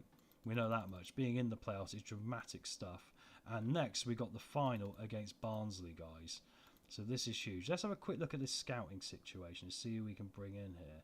Is there anyone we like the look of as a scout? Lorenzo Dempster. I thought his name was Lorenzo Dumpster there. I was like, that'd be amazing, wouldn't it? England and Turkey, we can get some scouting reports there from. Kirk White, Scotland as well. I mean, Scotland might be wise, really. I'm going to keep it going a bit longer here, see if we can get anyone else. I'd like to get someone who's got a scout of Germany or something, because I think we got Turkey pretty much covered. Maybe Holland, actually, as well, because we seem to get work permits for young Dutch players quite easily in comparison to other places, so I think that might be quite sensible, actually. Just keep skipping forward here as we get towards this Barnsley game. Top 50 wonder kids in the world, yeah, Robin Van Persie's son, not surprising. Johnny Williams is out of contract finally, guys. We're going to set him for release. That'll be £4,000 a week off the wage budget this summer. That's the first bit we're going to get towards this awful target we've got to try and knock down. I'll go through those later. I like the look of that guy, though. Right, anyone else who we want to offer a new contract to? I don't think there is there? I mean, he's okay, but he's over 19 now, so we're not going to play him in the under-18s. I don't think Briddle's going to maybe make it, although there might be some resale value if we do keep him on, but no one's rushing in the door to get them themselves, so we'll leave it for the moment and maybe save the money. Lost another 100,000 that week. That is not good at all, is it? If we win this, we'll get the money back, because it is £100,000 for first place. Dressing room atmosphere is still good. Our support is still good, which is good, because when you get on a bad run, you do worry sometimes that starts to ebb away a little bit. Got a new intake of youth players, guys. This is always fun. Right, let's have a quick look. Randall Wilson. Teamwork's good. Bravery's good. This is all good. Exciting. 5-star potential ability as well. Paul Devine, a Scottish goalkeeper. Yeah, we can definitely let the other goalkeeper go, because this guy can come in at a similar level and he's 15, so that's really good. Oh, this guy looks alright as well with determination. I mean, he's got no physicals. We'll have to train those up. But it looks to me like here, guys, we've got quite a lot of decent young talents to have a look at in a minute. Yeah, there's not too many that look terrible, is there? I mean, he's not great, but there's still probably physicals there. So, yeah, I mean, we won't sign any of them now. We'll let it get for another week here.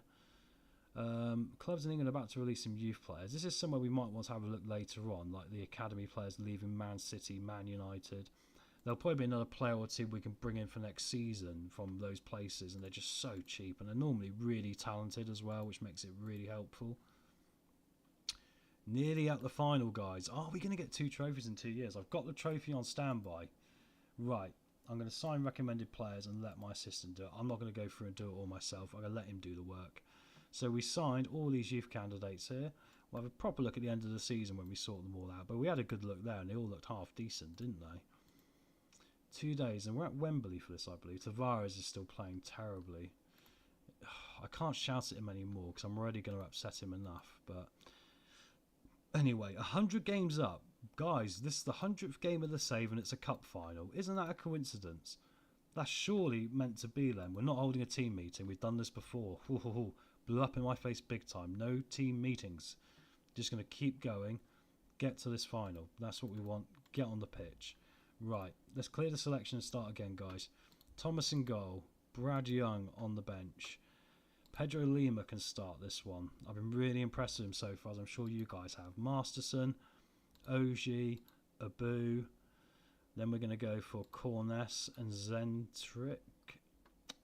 Tiffany. Oh, I'm going to change the formation back as well. Hang on. Go back to the one which utterly smashed them, right? I nearly forgot that.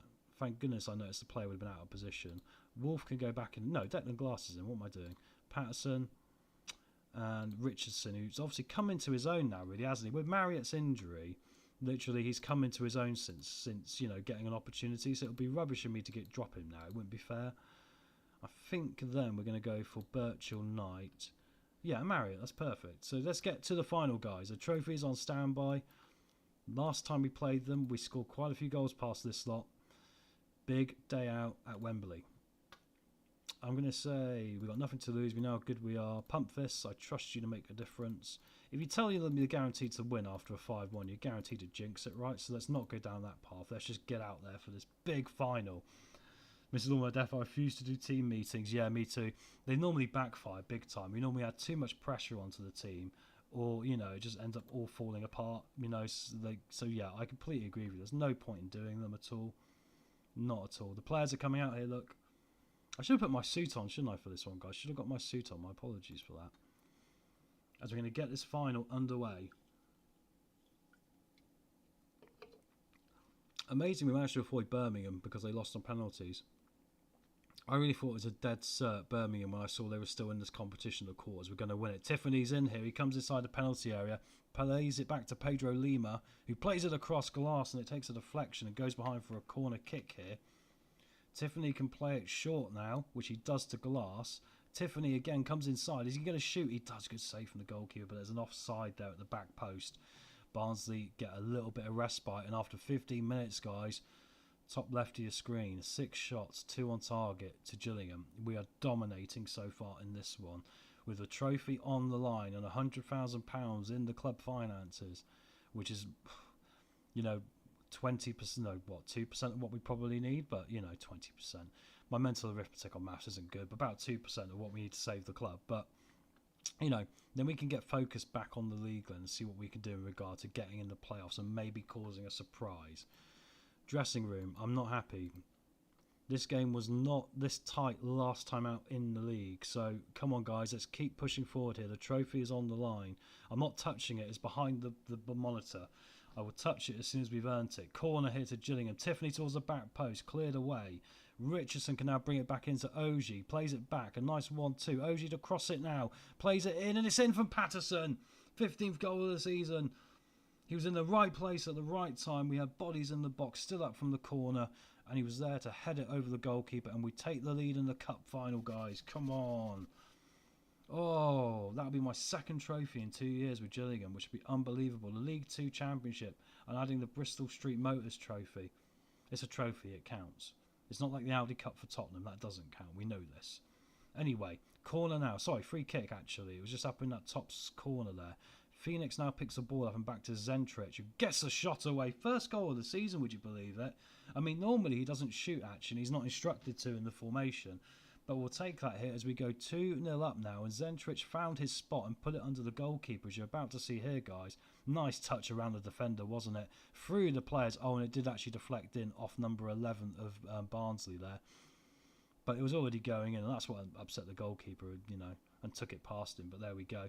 Another highlight here in our favour, and it's going to be a throw-in, and Pedro Lima overlaps again now, plays it in low. He's got some good crosses on him, hasn't he? Corness up to Abu. I'm going to fall in love with him and want to actually sign him. We're not going to be able to do it, are we? Richardson, can we find that flank? We can. Pedro Lima again, going to get the ball in now, surely. Back to Corness.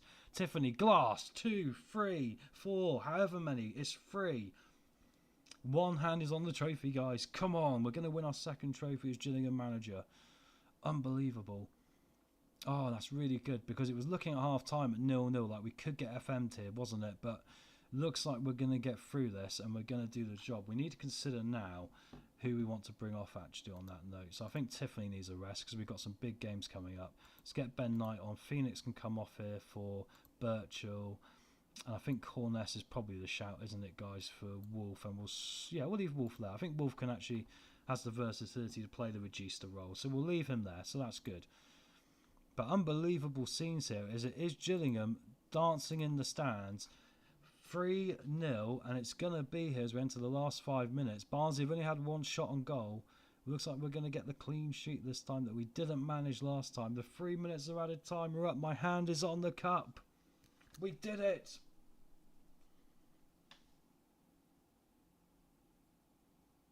Yes, there's nothing sadder in life than a man holding up a little plastic cup he got from Poundland over his head. But here you see the boys, guys, up on pitch. I'm going to remove myself from this.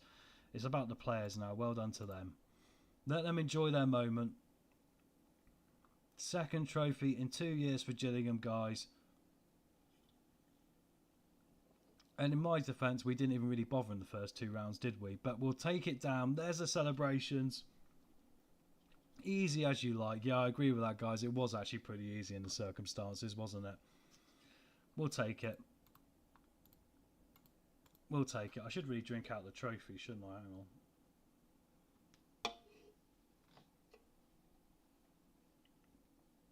Got it. Drunk out the trophy like champions do, everyone.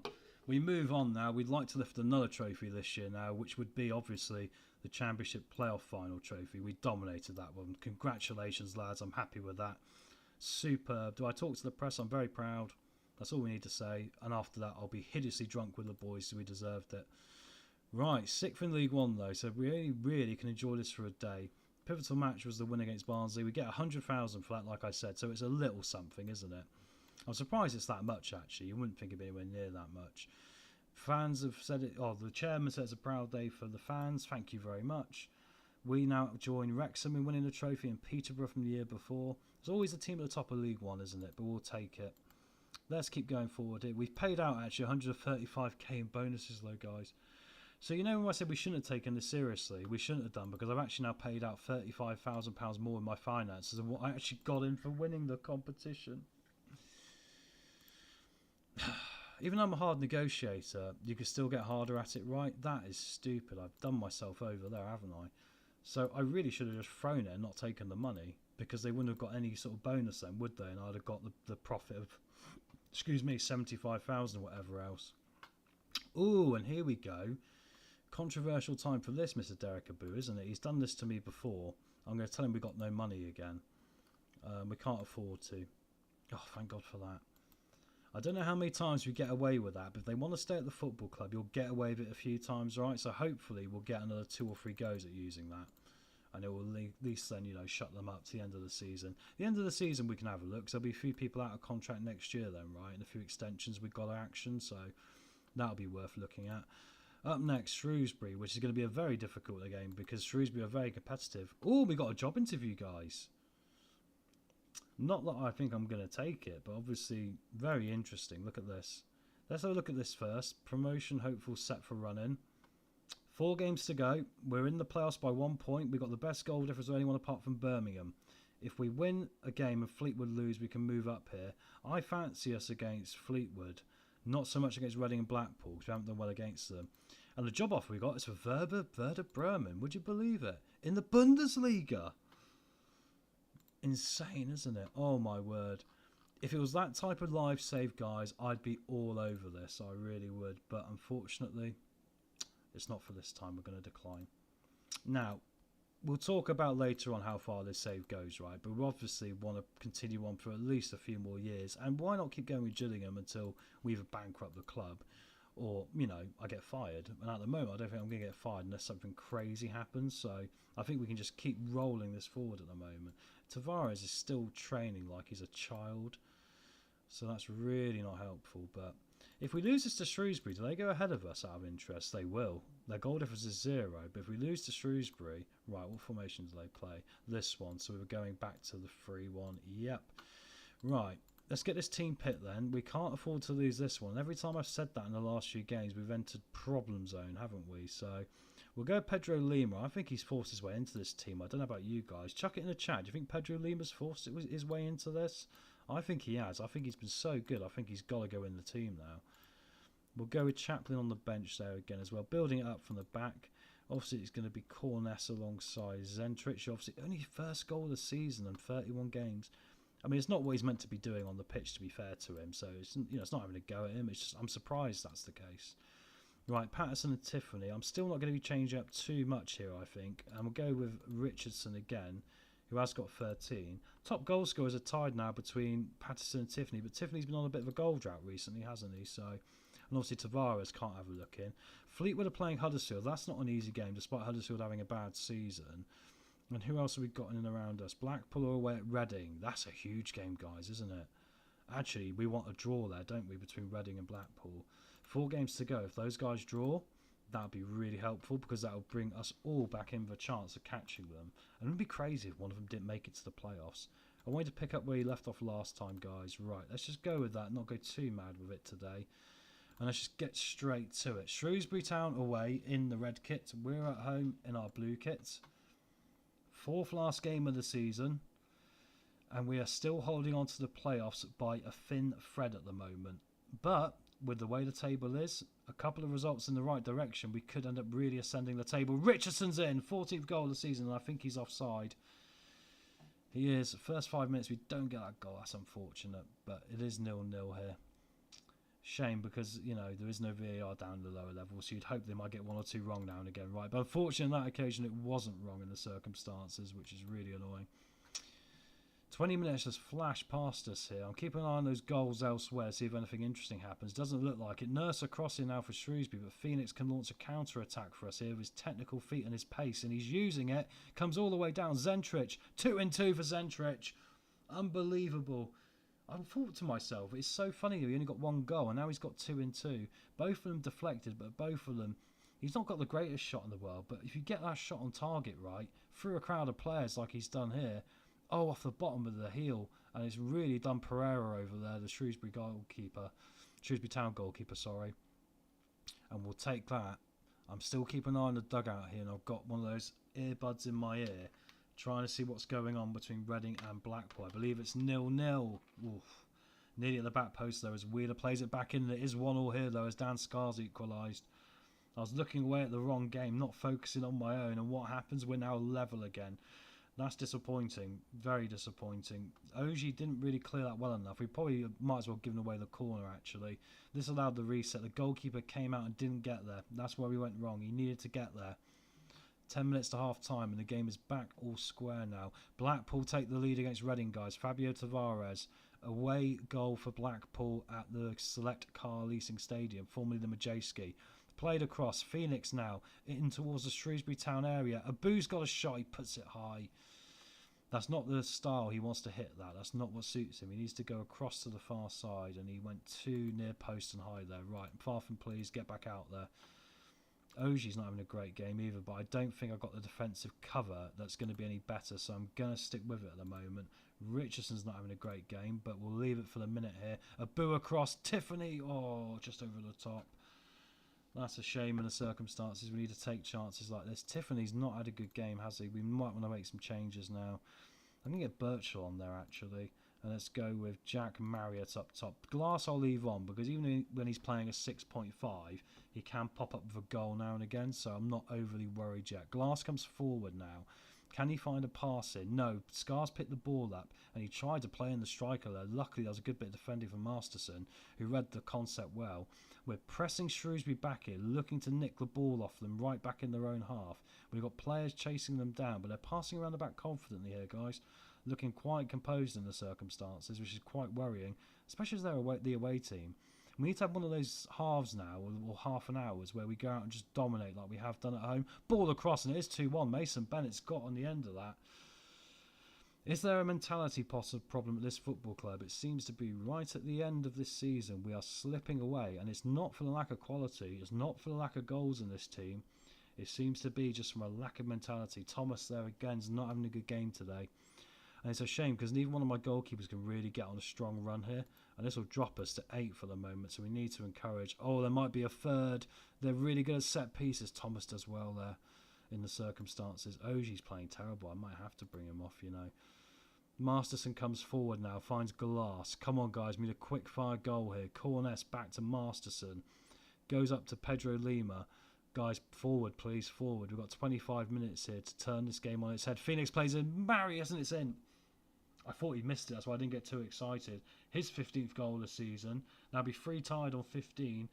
That will be 45 goals between 3 of our players. That is 2-2. And Marriott has stepped up in the time when our other striker, bless him, had a bad day today, didn't he? That was Richardson. I had a brain fart and forgot his name then for a second. Right, 2-2. Encourage again. A point's not going to do it. It'll knock us out of the playoffs. And Shrewsbury are coming forward looking dangerous still. Free kick from Vickers off the bar, and it's in from Richards. It's offside. Oh my word. I didn't see there being a possible chance of offside there, but now it's our free kick, and it's going to be Phoenix to take this one. Over the wall, curves it past that post, unfortunately. Have we got another change in us? I think it might have to be Glass here for Wolf. Could have gone Ben Knight as well. We'll go for Wolf.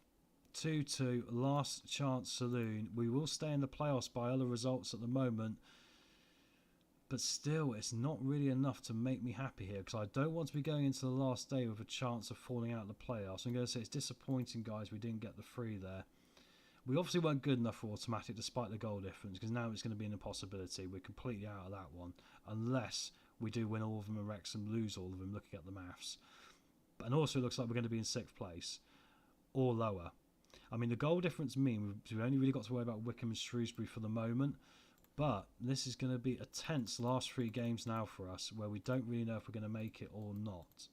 And I'm going to leave the team as it is for the moment. We might have to make some changes for the next one. It's Colchester away next, who aren't having a great season. They came up with some League 2 last year. Although you could argue 13th is not a bad first season back up the division, is it really? So we want to see what other games we've got here as well coming up. Let's have a quick double check of our schedule here. Yes, you look at these games, these 2 defeats. And it's against teams right around us, and that has cost us a hell of a lot here. It's Colchester who are 13th, Peterborough who are 22nd, and Millwall who are 18th. So in theory, we need 9 points. And if we get 9 points, we'll be in the playoffs. If we drop any points, I don't think we're going to be in the playoffs, guys.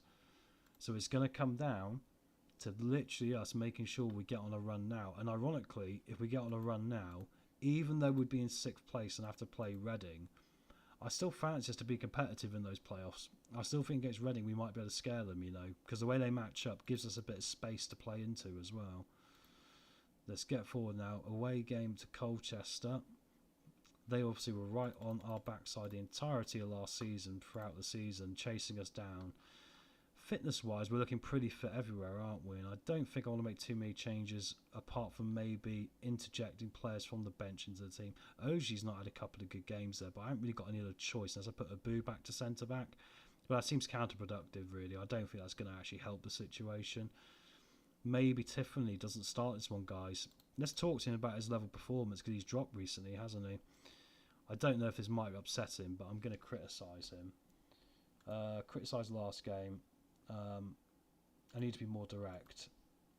I mean, he's top goal scorer for a reason, right? But I still think despite that, we'll stick with the team we had last time, even though it didn't work. Now we'll go out today to Colchester.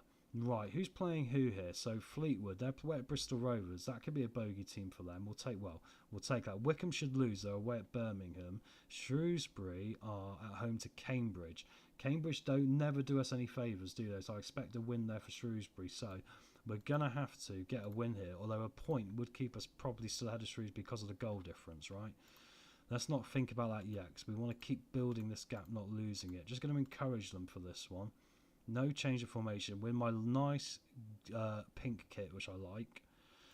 And then Gordon and Samido up top are dangerous strikers, though, aren't they, guys? Yeah, it's not going to be cut or dry, this one, as we get onto the game.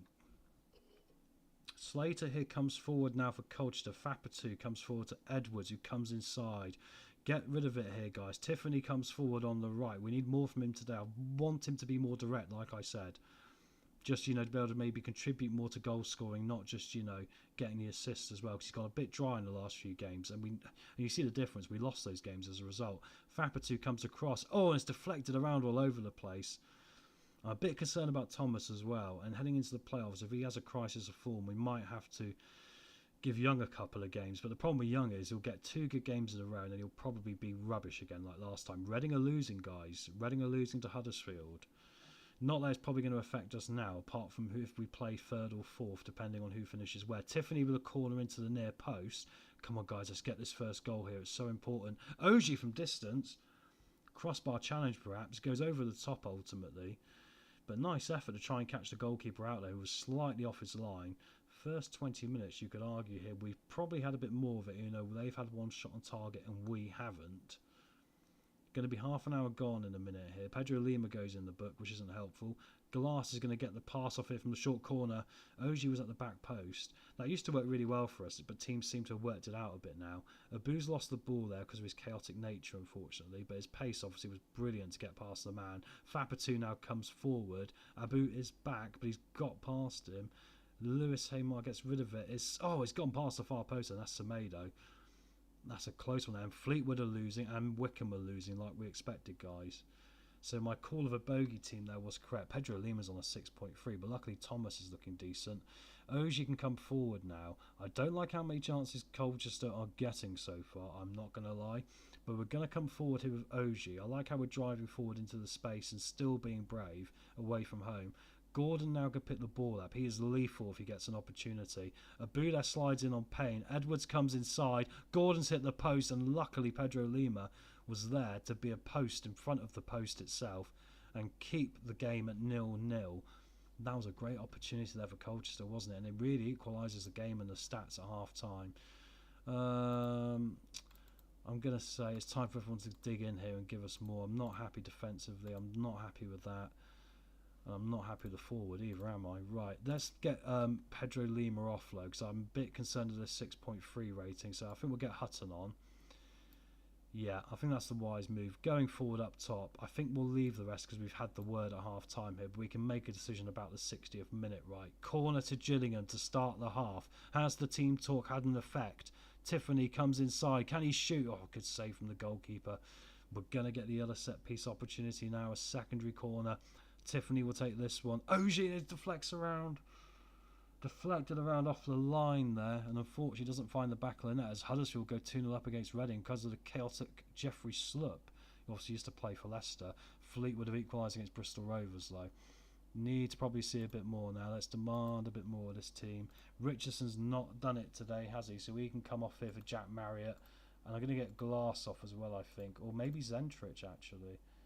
Zentrich for Wolf, guys. Let's make it a bit different. Wolf's played all across the midfield now for us as we try and find a way to get a goal. Phoenix! Oh, he should have scored. That was too loud. I suddenly realised how late it is. I might be shouting way too loud for my neighbours. Hopefully I'm not. So I do sound like I'm sometimes like being a bit quiet. That might be why, guys. Alright, anyway. Ball inside now. Phoenix does get that goal. Come on, guys. 16th of the season. He moves into top goal scorer range. What do I do now? I think I leave it, but I want to demand more, really, because I've got a horrible feeling Colchester have got a goal in them. Phoenix finds the gap. The offside trap is finally broken, which Colchester had a really good go at so far, and we'll take that. It gives us the lead, finally, in a game we kind of got to win, right?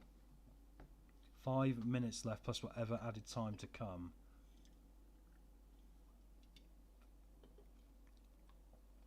Final three. Can we hold on? Looks like we're going to, guys. We'll take it. We usually score a lot more goals than that. We're usually free scoring. I'm pleased with the performance, but don't get complacent. One or two might be stressed. It's that time of year. Don't worry about it. Gives us that 3-point gap over Wickham, which technically is a 4-point gap because of the goal difference. This pretty much means we win the next game. We should confirm our playoff place, guys. So that is good. Oh, interesting enough, Tavares wasn't the bad player of the month that month for training. Maybe he's naturally picked it up on his own after I told him off. Birmingham City, meanwhile, have been crowned the champions of League One, which is not surprising, really, in the circumstances. I mean, we were lucky not to play them in the trophy final, no doubt about it, but they confirmed their promotion to the championship. And it'll be Wrexham or Blackpool that's going to join them. Probably at this moment, Wrexham are going to get it, as Reading look like they're dropping down the table yet as well. Mr. Lumadev, going to be a good end of the season. Absolutely, mate. Absolutely. The plan is we're going to play these two games, and I'm going to take a 3-minute break just to grab use of the facilities and another drink, because I'm non-stop chatting, right? My voice gets quite dry. So I apologise if sometimes I slip on a couple of words, but, you know, it's quite intense just sitting here chatting rubbish about the games for hours. But you're trying to add the entertainment and, you know, keep the story going as well, right? So, but thank you guys as well, everyone that's here again. We've had quite a few good viewers in tonight for this one, and viewership's looking pretty good. So I'm still trying to work out exactly what times I really want to run. I'll keep the Scout advert going. I'm going to wait to the end of the season on that one. So I'm just testing out different time slots right now, but obviously, like I always say, just keep an eye on the channel. I will schedule normally a couple hours before I go live, and always check the post tab daily, because that'll give you any latest post update, and I normally put in that before the scheduling or what time you're likely to see me on that day in particular, right? So there we go. Right, Peterborough today, guys. Let's have a look at the schedule. I mean, I don't want to rotate too much. 2 games in 4 days, but I think we're going to have to go full strength on both and just get that connectivity ready for the playoffs now, right? So I'm going to go no changes again here, guys. The next game we might see a couple. Let's have a quick look at the other formations, actually, before I skip 2 guys. Bristol Rovers are playing Reading at Reading, so Reading should probably win that, wouldn't they? You'd probably expect. Oh my God, guys, Wrexham are playing Blackpool.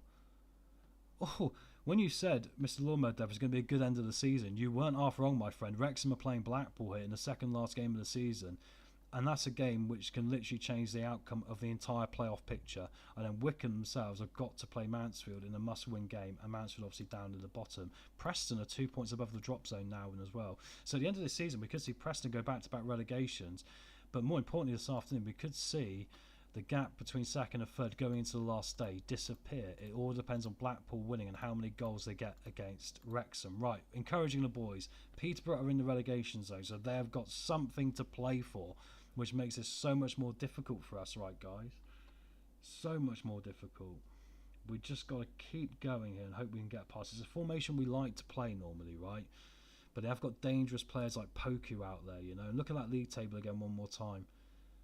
Ridiculous, but we would have taken being in this position at the start of the season, no doubt about it, right? We'd have taken it because it seems so unlikely we'd be able to be competitive. The memo was, sorry, to stay up. That was the memo from the board. We're an A-star rating. We might even get manager of the season, I wonder, in the circumstances, because we fought above our weight remarkably. The only overhanging thing for us is the club's finances are getting perilous. But a promotion, and who knows, we might be able to do something. Corness now picks the ball up. Glass comes inside. Phoenix is in, and he should have gone the other side of him. Good save from the Peterborough goalkeeper there. Good one-on-ones. Going to be a long corner in now towards the near post. Fogarty does well, and Corness lets it run for a throw-in now. And we're going to try and keep the pressure on. The stats are suggesting we are all up in their face right now. Pedro Lima, will we send Peterborough United perhaps to the relegation places? And it's in the back of the net from Scott Tiffany, 16th goal of the season. I wonder who'll be top goal scorer at the end of the season, guys. Here's a prediction contest for you all now, right? Get it in the chat. Who's going to be top goal scorer this year? I'll give you the 3 options. Is it going to be Tiffany? Is it going to be Phoenix? And who's the other option we're going to go for? Richardson. So is it going to be the striker Richardson? Is it going to be Phoenix? Or is it going to be Tiffany?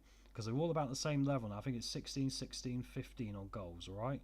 So pick your man, get his name in the chat, and then we'll tally him up at the end.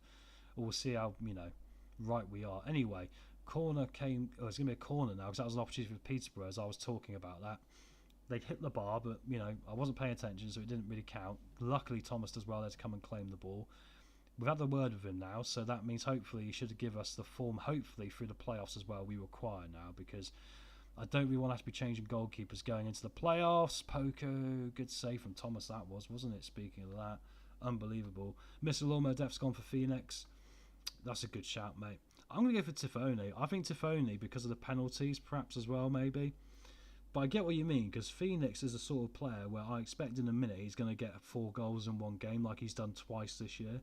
Because he scores in bulk. He'll normally do 3 or 4, then have a couple of days where he just assists, right? Or a couple of games, sorry. Masterson, he scored from there early in the season. He put one in top bins for a centre-back. He had a great finish and put it in the top corner, but not on that occasion. Abu here now coming forward. Zentrich up to Corness. Can we get this second goal? Because don't forget, legs again. We've got a game in 4 days, the final one. There's no week rest in between the second last and final fixture, and there won't be much of a rest then until we're right in the playoffs, guys. Glass coming forward now. Here comes Abu, Corness, Tiffany, Pedro Lima. He's going to shoot. I knew he said he's going to score. Good save from the goalkeeper. And actually, when we're talking about goalkeepers, the goalkeeper I want to look at for next year, Glass Phoenix. You nearly called out Mr. Lawnmower Def. He put it over the top, though. Wrexham 1, Blackpool 1. Look, guys. Blackpool did have the lead there, but goal difference is still probably going to really write Blackpool out of the automatics. They're going to have to stuff them. Right, I'm not happy with that because I think we need to be 2 or 3 up in this one. And of course Peterborough are scrapping for their very lives. Richardson's not having a good game, so let's get him off here for Marriott. Maybe Marriott might have to be starting actually, or maybe we actually, even controversially guys, what do you think about putting Glass up front for the playoffs? Surprising everyone, put Glass up front, and then we could put in the attacking mid position Knight, couldn't we? Or Wolf. I even forgot we signed Wolf. So I think we've got options. In fact, the more I think about it, I think that might not be a bad shout to put Glass up there. Tiffany's in. He's offside. Oh, that was so close. Wrexham take the lead against Blackpool. That should confirm Wrexham's automatic promotion there, guys, as well. And that means it will be Blackpool, Reading, us and someone else in the playoffs. We might even get ahead of Reading on the final day, which would be crazy, because when we started tonight, they were the ones in second place. Tiffany's in, and it's Glass to score. Glass finds the back of the net. Glass could be an option for top goal scorer as well, guys. He's got 13. I forgot about him. But obviously he does normally get a bit knocked up, doesn't he? And he's probably due, unfortunately, to have a couple of games where he's going to have an injury. Not to jinx it, hopefully to reverse jinx it right, but there we go. 56 minutes, Gillingham 2-0 up here. Right, let's change that formation now, guys, with 60 minutes to go. Save some legs. Who's knackered? I don't want Masterson to get a suspension now heading into the run-in, so let's get him off. Abu, I'm going to get a rest as well for Hutton. Now, I got any more subs here? Yes, I might have one more actually then, but we'll use it later. So we'll do that, get all these players on, rest all the legs of Corness and everyone else, and hopefully now we can just literally take our time, maybe pick up a couple more goals just for the fun of it, just to make the game easy. Uh-oh, here comes Poku now on the counter saying that. Wakeling's found Mahoney, and that's gone in off the inside post, and that was unlucky.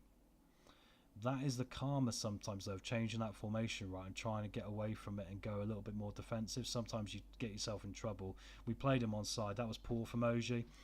Maybe that's my responsibility for playing him in between a left back and a centre back, you know, throughout the entire season. But ultimately there, yeah, he should have done better. Right, I'm going to encourage the team. We might regret this. They might not like it. But, you know, they've gone 4-4-2 now, which does worry me because they might be able to do something with that.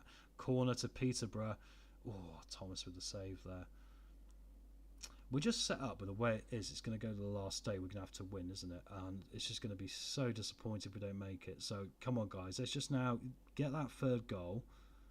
I could switch back even to the formation. I'm even thinking about it, guys. But I think maybe the players would lose respect for me a little bit. Marriott's in. Oh, he should have scored. It's not the time for our star strikers to start missing chances like that. That's the one that needs to go in the back of the net, really. Oji comes forward now. Marriott, Wolf, Glass. Poor pass from Glass there, wasn't it? Mills comes inside. Collins through to Jones. Is he onside? He is. Luckily, it stays out.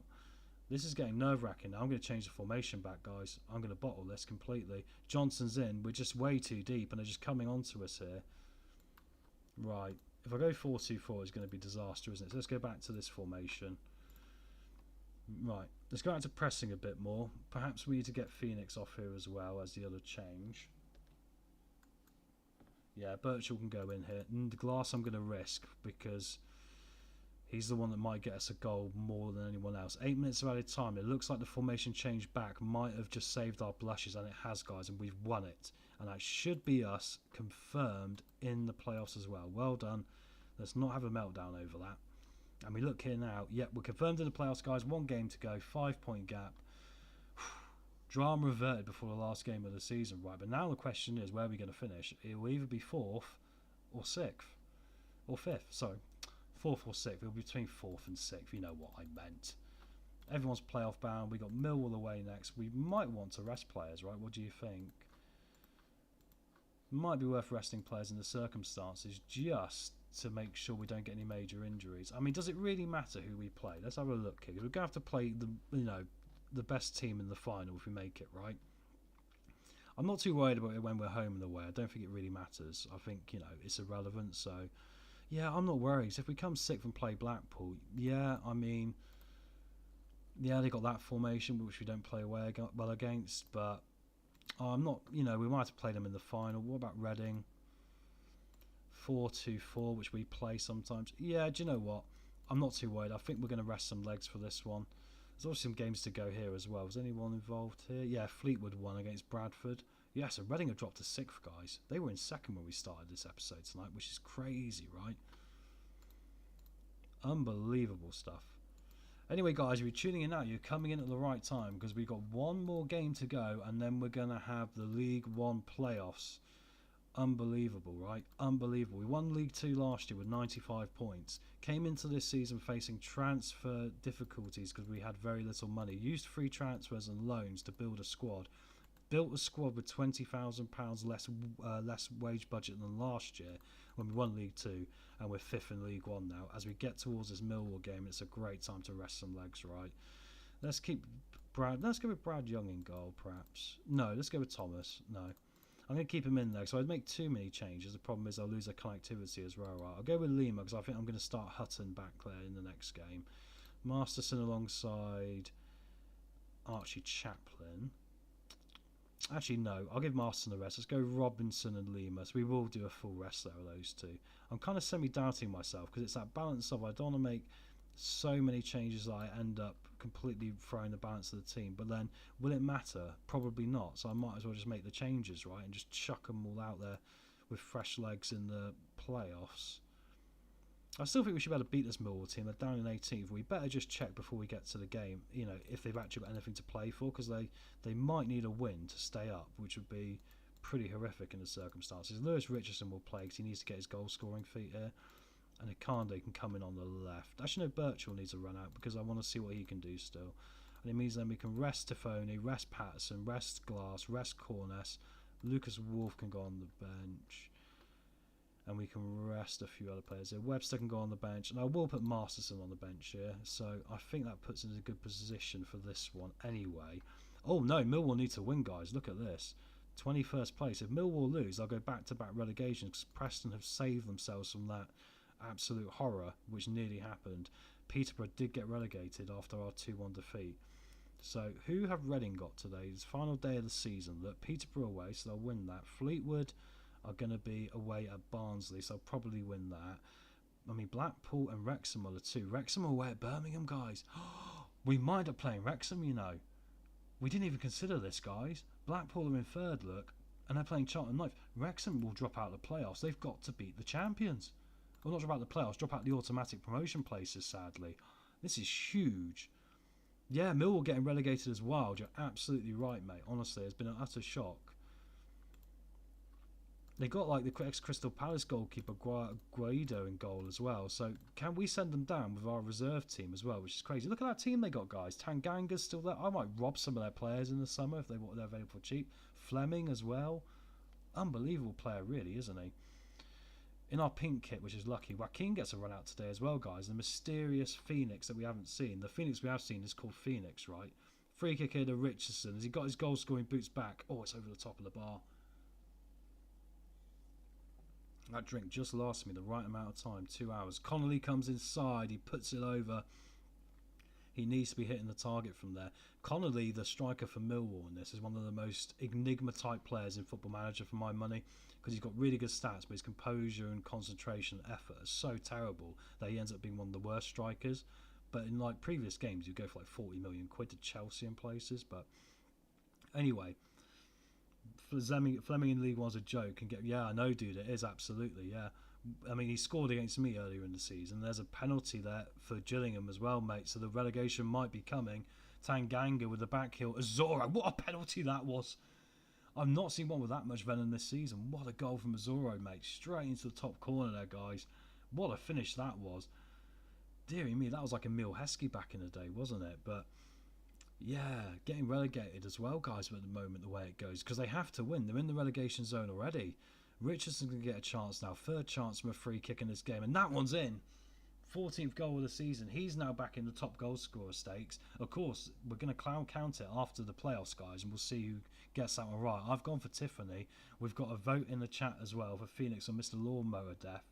So anyone else who wants to make a guess who our top goal scorer is going to be, your options really are going to be Phoenix, Richardson, Glass, or Tiffany. And another penalty, guys.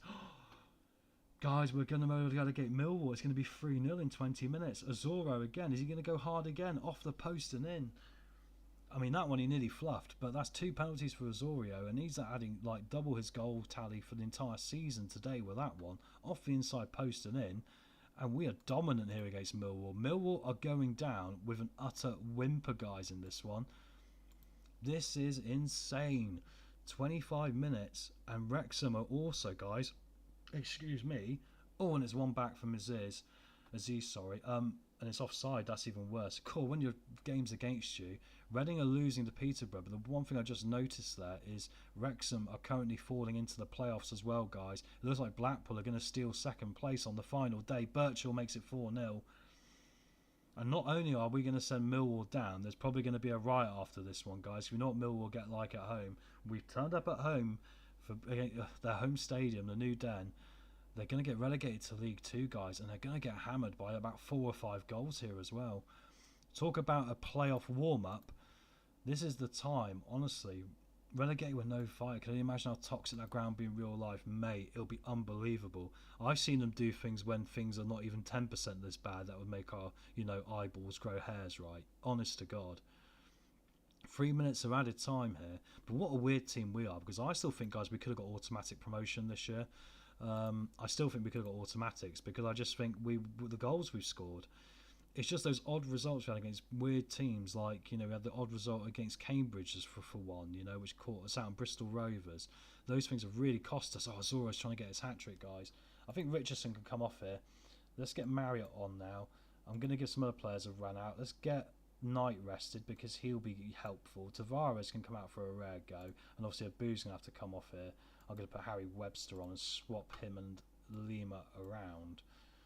It'll take one hell of a comeback now for Millwall, but we are going to get them relegated to League 2. I wonder if I'll be offered the job, ironically, because I got the Preston manager sacked earlier in the season as well when they were down in the relegation zone. They've got out of it somehow, but they've ironically got a Danish international winger called Akolo or Coley or something on the wing, and he's worth £18 million in League 1. And they were in the relegation zone. It's unbelievable what's happened to Preston and Millwall, the level of decline. And at the moment with this, it will put us 5th. It means we'll play Fleetwood in the playoffs, which actually might be the best chance for us. Earlier in the season, the first game we played against them, we beat them 5-0 Fleetwood. So it could be one of the teams we match up well against as well. Although I think Wrexham in a playoff final, I mean, it's kind of written for the TV show, isn't it? It's written for Welcome to Wrexham, that to be the reality. For their championship glory dreams of getting into the second division to come up against a plucky underdog which hasn't got the money they've got, all the TV deal, and I'm certainly not Ryan Reynolds, we know that much, guys. Anyway, Chapman to come forward now. Last 10 minutes of the regular season before we get to the playoffs. Back to Kumbeli, Marriott's in, and it's nice to see him get a goal. Marriott could be top goal scorer as well, guys, but unfortunately that one is offside. And ironically, for every goal that Marriott scored this year, he's had a hell of a lot more that have been offside, no doubt about it. We got into the last few minutes now. Wrexham aren't going to get automatic promotion, guys. Barnsley have equalised against Fleetwood, and it's going to be a hat-trick for Osoro as well. If there's anyone deserving of a hat-trick today, what a man. He took both the penalties, lashed them both home, one off the post, one in the top corner. The former Crystal Palace goalkeeper's had a mare of a game, hasn't he? And Millwall get relegated at the New Den today, which is a bigger shock than anything else on the final day. That was really special, lads, and no one predicted us to do that, especially with the rotation. But it means we finish the season, guys, in 4th place, which means we're going to be playing Fleetwood in the playoffs. Wrexham will be playing Reading, which ironically is probably the best case scenario and the best way round for us here, right? I think that's the way. Yeah, Millwall did get relegated, guys. We'll quickly look at the final league table. Look, Stages league table. I'll move my face out of the way for this one so we have a good look at it. If I quickly, there we go. Look, get rid of this one here and that one there. So yeah, there we go, right? We finished in 4th place. Playing against Fleetwood, we scored 103 goals, guys. We did score over 100 goals this season. 122 of those, drawn 12 and lost 12. That's a pretty solid one, isn't it? And we had a 36 plus goal difference, only 4 off Birmingham, who obviously budgetary wise in comparison to us, I mean, they've got I think at least 5 times our budget, if not at least maybe even 10. I didn't quite remember at the start of the season what it was, but it was a hell of a difference. But anyway, just going to scoot forward a bit now and see what we do here. Oh, I didn't check the relegation zone, did I? Let's quickly do that as well, look. Just quickly down here, quickly. Yeah, Millwall did get relegated. Charlton stayed up. Preston did manage to turn their season around in the end. Who took over in charge at Preston out of interest? Because really, oh, it was on the front screen right in front of me. David Hughes, a Welsh chap. Because they had some really big managers and none of them were working. So interesting how they managed to get that new manager in and get the club turned around. There's no excuse for these. I pressed them down there. I wondered if we were going to get offered that interview as well, because just a huge job. Right, let's put his cameras back on here in a minute here as well. There we go, we're back again on this one. Right, let's scoot forward now and get towards the game itself. This scout advert's still out here. I wonder if there's anyone now I would like to get. No, we're going to have the longest running scout advert in history, guys. That's going to be the running joke of this episode. It's going to run for the whole episode, having one scout advert the entire time. Keep going in the background, right? So, until eventually we'll get someone, we will eventually sign that scout. I just got to work out what experience I want him to have. I'm wondering if Scotland might be the most pragmatic one because of work permits. Because there's only so much you can do with work permits, isn't there? And next season's international place is already filled by Wolf coming in. Tavares we're going to move on, and then we've got another chap coming in. And actually on that note, I must move Tavares on before, and I'm registering before the next guy comes in, or it might cancel the transfer, which wouldn't be helpful in the circumstances either, would it? Actually, it might do that, guys. There's a bit of a worry here. This guy here might have his transfer cancelled if we don't have the work permit, so we've got to get Tavares out by the 1st of July. And once again, he's bad in trading. I'm not talking to the bloke. He's not good enough. Right, when are they going to schedule this fixture? I probably didn't need to rest my players if it's going to take this long before we actually get to the playoffs themselves, but we haven't even got the fixture popped up yet. And as we say that, Phoenix Patterson now wants a new contract. So guys, we're back to playing hardball again, right? We can't afford to offer a new deal. One day that's going to come back and bite us in the bum, and it's not going to work, is it? But right now it is still working, luckily for us. So we will take that in the circumstances. However many times we'll get away with it, I don't actually know. When is this game getting scheduled? Do you notice that? Here we go. Tuesday the 6th of May, so tomorrow, guys. So we have got one day before we get to this Fleetwood game. And then it's on the Friday. So being away first means we get a bit of an advantage here, right? But on that note, I think it's time to have a quick 2 or 3 minute break, guys, while I just grab a drink and use the facility. So just want to say, we'll quickly save the game here. Use this as an opportunity to smash that like button if you haven't. And obviously, if you need to go use the facility yourself, do the same. And we'll see you back here in about 2 or 3 minutes as we are going to start the playoffs with the semi-final first leg away at Fleetwood. Guys, get it in the chat. Do you think we're going to win the playoffs? And don't forget to predict your top goal scorer as well, alright? We'll see you in a minute.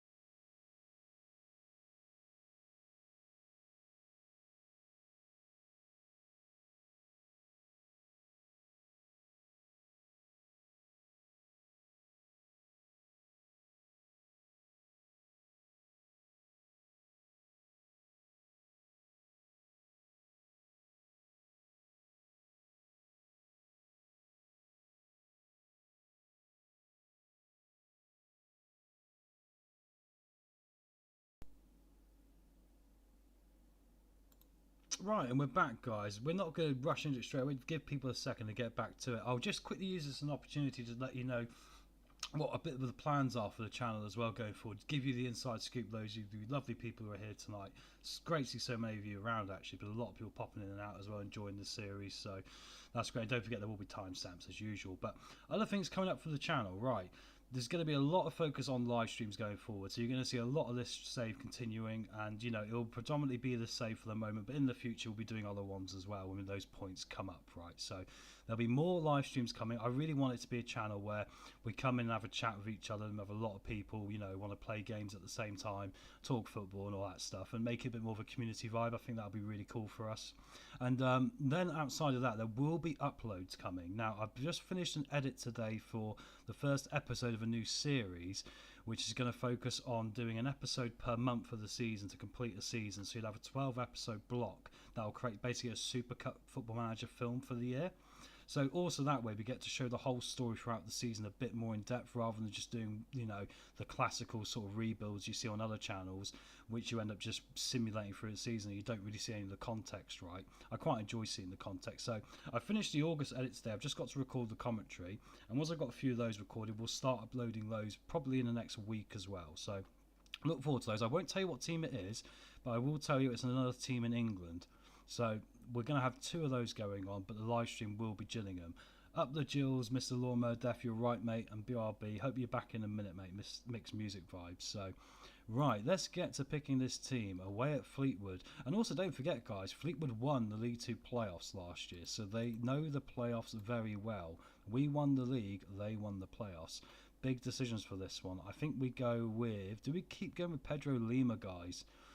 Do we do it? He's been so good so far, hasn't he? I think we'll go with Hutton today. I think we'll go classic with the team that did it against them. It's a shame Dunn's injured because he has been very influential. And that's maybe why actually we lost a couple of those games at the end of the season, the fact he was out of selection.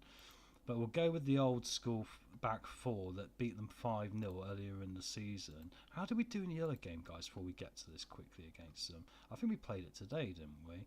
Fleetwood, we won 3-0 away. So we've won 8-0 on aggregate this season against Fleetwood. So in theory, they're due a result, right? I'm not going to say the opposite because that is bad karma, right? So Cornice comes in, obviously. Then midfield is going to be Tiffany, Glass, and I've got to put Patterson in as well. Up top, do we go for Marriott or Richardson? Richardson, right? I think still just about edges it still at this time. On the bench, Lima, Chaplin for our centre-half option. Azoro with his hat-trick in the last game, which doubled his goal tally for the entire season. Lucas Wolfe, and then we got Birchall, and then do we go for Knight? Have we got any strikers though then? No, we haven't. So we'll have to go with Marriott, and I think we'll have to go with Knight, and Birchall will miss out on this occasion. Actually, no, I'm going to be mean. I'm going to drop Azoro. A bit mean perhaps, but I think Lucas Wolfe can drop back into that position. They've got some good connectivity there. Here we go, guys. This 90 minutes of football is the biggest in the saves so far. Will we be heading to the final? Will we get past the first leg? We need to show them what we're all about tonight, guys. I trust you to make the difference. Let's get that confidence going. As we say, Mr. Lawnmower Death, there'll be no team meetings on this one. We're up against Fleetwood in the playoffs. I'm not even talking to the press. We're just going to get out there. Wayne Rooney, guys, is the manager of Fleetwood. Is this where their success has come from? Galloway and Virtue are 2 great players for them as well, but our team is strong. I like our team. Look at it. You fall in love with these players, and look at the bench of Pedro Lima and Wolf. We've got options. The only downside is we're in the kit I don't like. I prefer to be the pink one, but there we go. We're matching up like for like here as well. We have the first shot on goal by the looks of it. It looks like we're starting to take over here. I would like to win this by quite a comprehensive gap if we can, but here come Fleetwood early. Henderson Hall, and it's gone over the top luckily. Mr. Lawnmower Death's 2 games into the new season, lost both 3-4. Going to be an interesting season, mate. At least you're scoring goals. It can be even harder than defending sometimes. Oh, it's off the post from Tiffany as I say that. And it's going to be a corner to us. So yeah, that's encouraging, mate. It's one of those, you want to stick with it. A slight tweak at the back. Maybe look at another centre-half if you can. Maybe a bit of experience or a slight better stat upgrade. And I think you're going to be pretty golden there. I mean, you're York, aren't you? I mean, York have got a lot of resources. In comes Tiffany. Oh, he scored, guys! He scored! 15 minutes, 17th goal of the season. My prediction for the top goal scorer of the season. And we go 1-0 up in this one.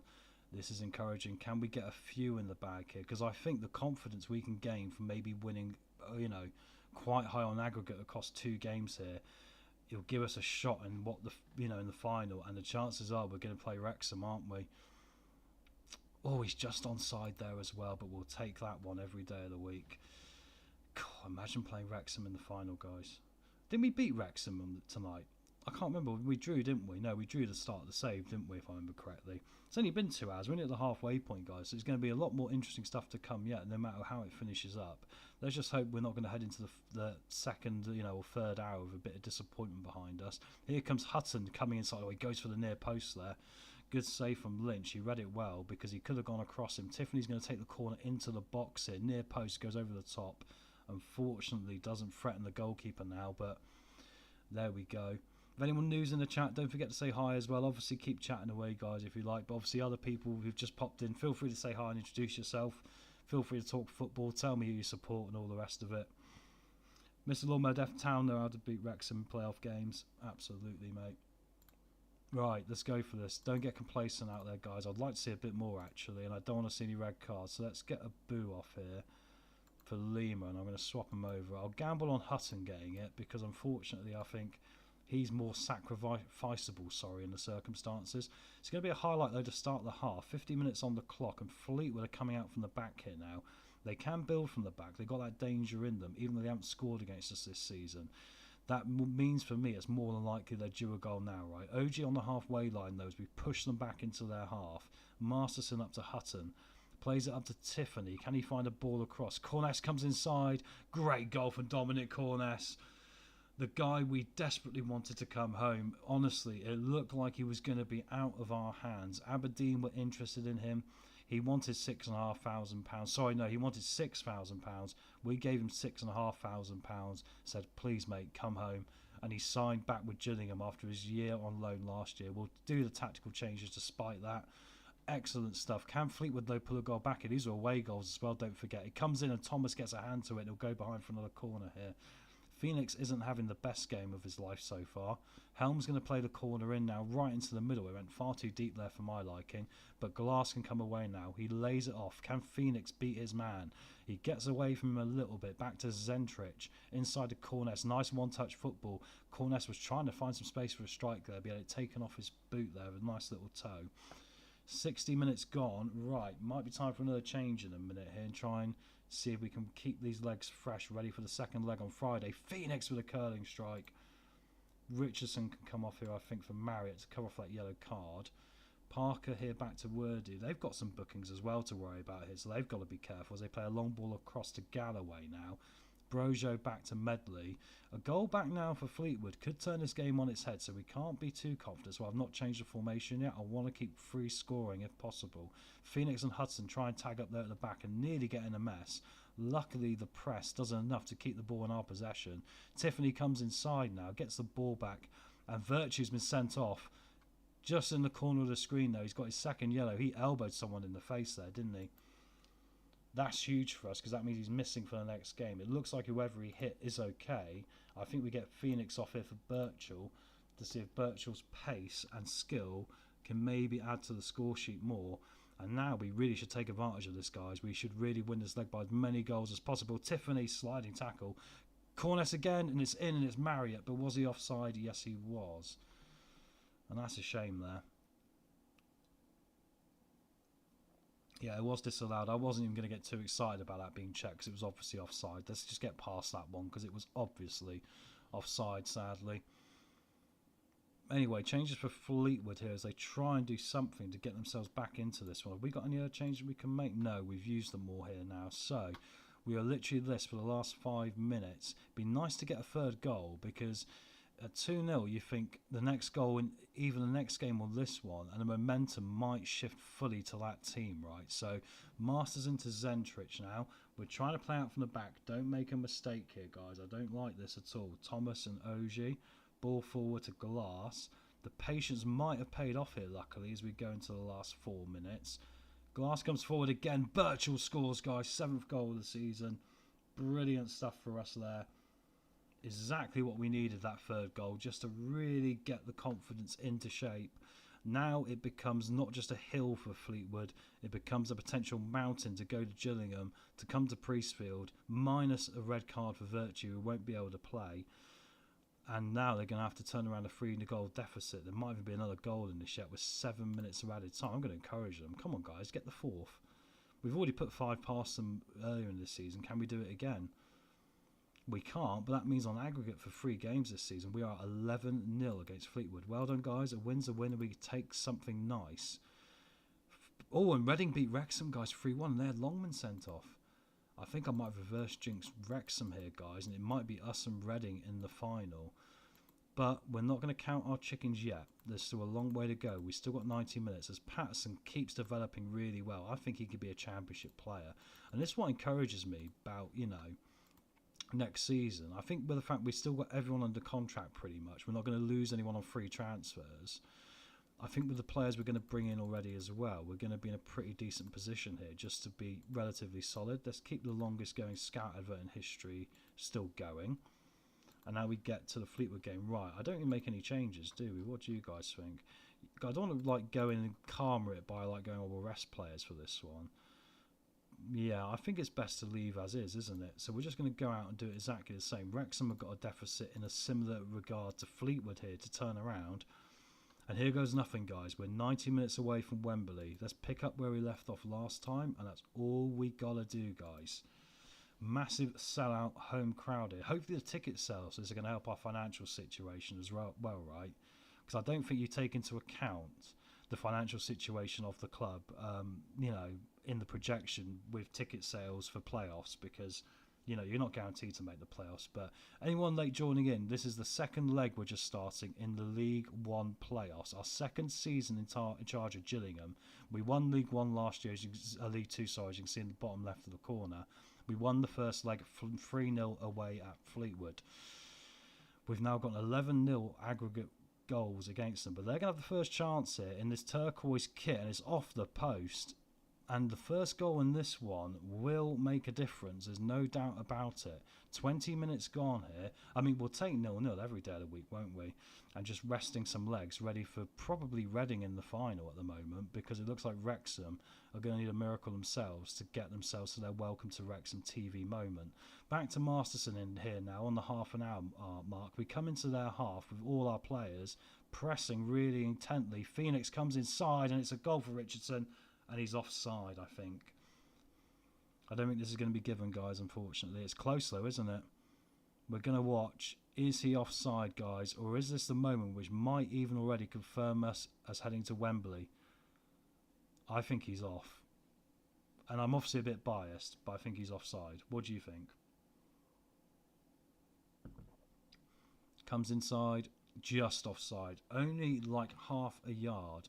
In the new Arsene Wenger world of football management and what is offside, I don't think that would be offside.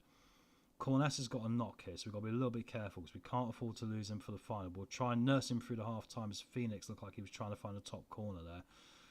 Still 1-0. We're still looking like we can score more goals, though. Hang on, was that given? Guys, was that goal given? Have I missed that completely? Because it was offside, wasn't it? Anyway, Phoenix is in. He's hit the post, and then Tiffany's put it past. Tiffany's going to take the corner here now. Masterson's up at the near post. Yeah, they gave that goal, guys. I mean, imagine the controversy if it was 0-0 in the first leg. That is a huge one. Right, I'm going to say don't let your performance levels drop, and let's quickly look at this. I'm sorry I missed that. I literally saw, because it was offside in my head, I didn't think they'd actually give it. I mean, who would? Right, Tiffany can come off with a Ben Knight. Declan Glass we want to rest for Lucas Wolfright. And I think then Dominic Corness we might as well change as well now and get it done. I'll put Chaplin in and put Masterson into that role because he's got a good finish on him. So, do we get any more transfers? Oh, sorry, transfers. Any you know what I mean. Any substitutions? Yes, we do. Look, so that's good. So we still get a chance to rest players even further. And Hutton's in the book, so let's get him off with a Pedro Lima. Let's not take any chances with another game to go now, the end of our season. Could we do back-to-back promotions to the Sky Bet Championship, guys, with Gillingham on the smallest budget? This will probably be the smallest budget championship team since probably Burton Albion or Yeovil Town, and I think we might even end up smaller. Masterson's through here. He's got his shot away for a centre-back. He has got a decent shot on him as well. 60 minutes gone here, and Fleetwood have got to score 4 goals. And if they score 4 goals, though, they will win on away goals. As I say that, Wordy's put one in, 25 yards through a crowd, and it's caught Thomas out. Perhaps it's not all said and done yet, guys. Up to Wordu, great strike from distance, wasn't it? Past Thomas into the back of the net. Shame that one, because obviously it could change the game entirely from here. Ali's come on here. Is that Dele Ali? Imagine that's Dele Ali, guys. Wouldn't that be insane? We've got another substitution, so maybe Phoenix is going to come off as well for Birchall. And I think then that's our full house of subs. Richardson's got a knock though, which is disappointing. Oh, as we hit the post. Be disappointed we don't even, don't win this game at home. But I mean, really, I'm being, to be honest, probably a bit mean, aren't I? Because actually, just 4-1 on aggregate is more than enough in the semi-final of a playoff. Birchall now with a corner. Can he get another goal? Pedro Lima, Knight. They're linking up really well. Knight scores 7th goal of the season. Come on, guys. Gillingham 2, Fleetwood 1, 5-1 on aggregate. We are going to Wembley. And we got a second opportunity at Wembley this season. We've already run the Bristol Street Motors Trophy to make our second trophy in 2 years after the Sky Bet League 2 title. And now we might get the Sky Bet League 1 playoff trophy. And I imagine it's going to be against Reading, who had that massive advantage over Wrexham. Unless Wrexham go full Superman to turn that one around. 6 minutes of added time now. Just got to keep our fitness now. Richardson is carrying a knock, so hopefully he can make it to the end. And we're at Wembley, guys. Great XG as well. We've made it to Wembley. That's how you handle a 2-legged tie, guys. Well done. We are going to the Golden Arch, and we will be playing Reading, who beat Wrexham by 2 goals to 1. Sorry about that. Mr. Lawnmower Death, Wembley. Correct, mate. We got there. We've done it, mate. Connolly wants an improved deal for corners. He now wants £10,000 a week, guys. Right before the playoff final. That's a bit of a move, isn't it? Oh my word. We're going to walk away and we're going to talk to him and hope he understands. This could be the one which he gets upset. But then 2.5 million quid this summer might be a necessity to us, even if we get promoted. Might be the time we say goodbye to Corness in the long run here, guys. We can't afford to offer you a new deal. Same answer every time, guys, and we're getting the same result every time, thank goodness. So we'll take that, and we've got Reading in 8 days now. Let's clear this team selection, get some rest in, and take a relaxation moment here. Unbelievable. We're going to have the playoff final next against Reading. I should check how they play. I'm a bit concerned the way they play is not going to be helpful to us. No, 4-4-2 is okay. We can play against that. Nibs is dangerous, though. And Brad Young, the goalkeeper, is out of a sports hernia for 4 to 6 weeks. So we're going to be on another backup goalkeeper. And it's going to be the 15-year-old lad's Divine. Can you believe it? If we get another problem in goal, we're going to have to put in a 15-year-old. But to be fair, I mean, his one-on-ones aren't great, but the rest of him's not that terrible, really. We've had a lot worse in the club. Mixed music vibes celebrating the win. Yes, mate, we did it. We could go back-to-back promotions, guys. This is insane. And then we got a hell of a transfer window, haven't we? Because I don't quite know how we get this squad any better. Look at the squad planner here. We're not really expected to do anything in this year, are we? Let alone, if we do go up. I mean, I still think we can keep this club up if we do go up. I still think that would be very possible in the circumstances. Keep going. 4 days away. 7 trials finished. That's going to be the young lads we haven't signed to a deal. Is there anyone worth looking at here? No, they're all lacking potential. Maybe Liam Clayton. I mean, he's got determination, I guess, but we've already got quite a tight wage budget, haven't we? So we're going to leave that one well alone and get ourselves to this League One playoff final. Scholars have been announced yet. Paul Devine, who's obviously actually going to go on the bench about 2 weeks since he signed as an academy prospect. He's going to be on the bench for a playoff final. Good crowd expected there, about 51,000 out there. Big match at Wembley. Yeah, Patterson's praises here. We'll check the top goal scorer situation as well. Hold a team meeting? Definitely not. We're going to pretend nothing's different. Right, let's have a look at these goals a minute here. I'll do it the other way so we look down at the bottom. Tiffany has got 17, Patterson's got 16, Marriott, Richardson with 15 and Glass with 13. So the prediction was we had Patterson for Mr. Lawnmower Death, I believe, and we had Tiffany for me. So I think it's going to come down to this last game today to find out who the top goal scorer is. And Patterson, hopefully we'll have a game where he turns out and gets a couple. Marriott is going to miss the final. He's out of a calf strain, but perhaps we replace him the end of the season anyway, so not necessarily a disaster. Obviously we can't play Akande though because he's on loan from Reading, so he definitely will not feature in this final. Right guys, here goes nothing, right? I can feel the nerves. I belched a little bit then, sorry about that. There's a little bit of gas coming up from all the soft drink I've had earlier. The human body. Right, so today we're going to go with, Thomas in goal. Devine is on the bench, the 15-year-old.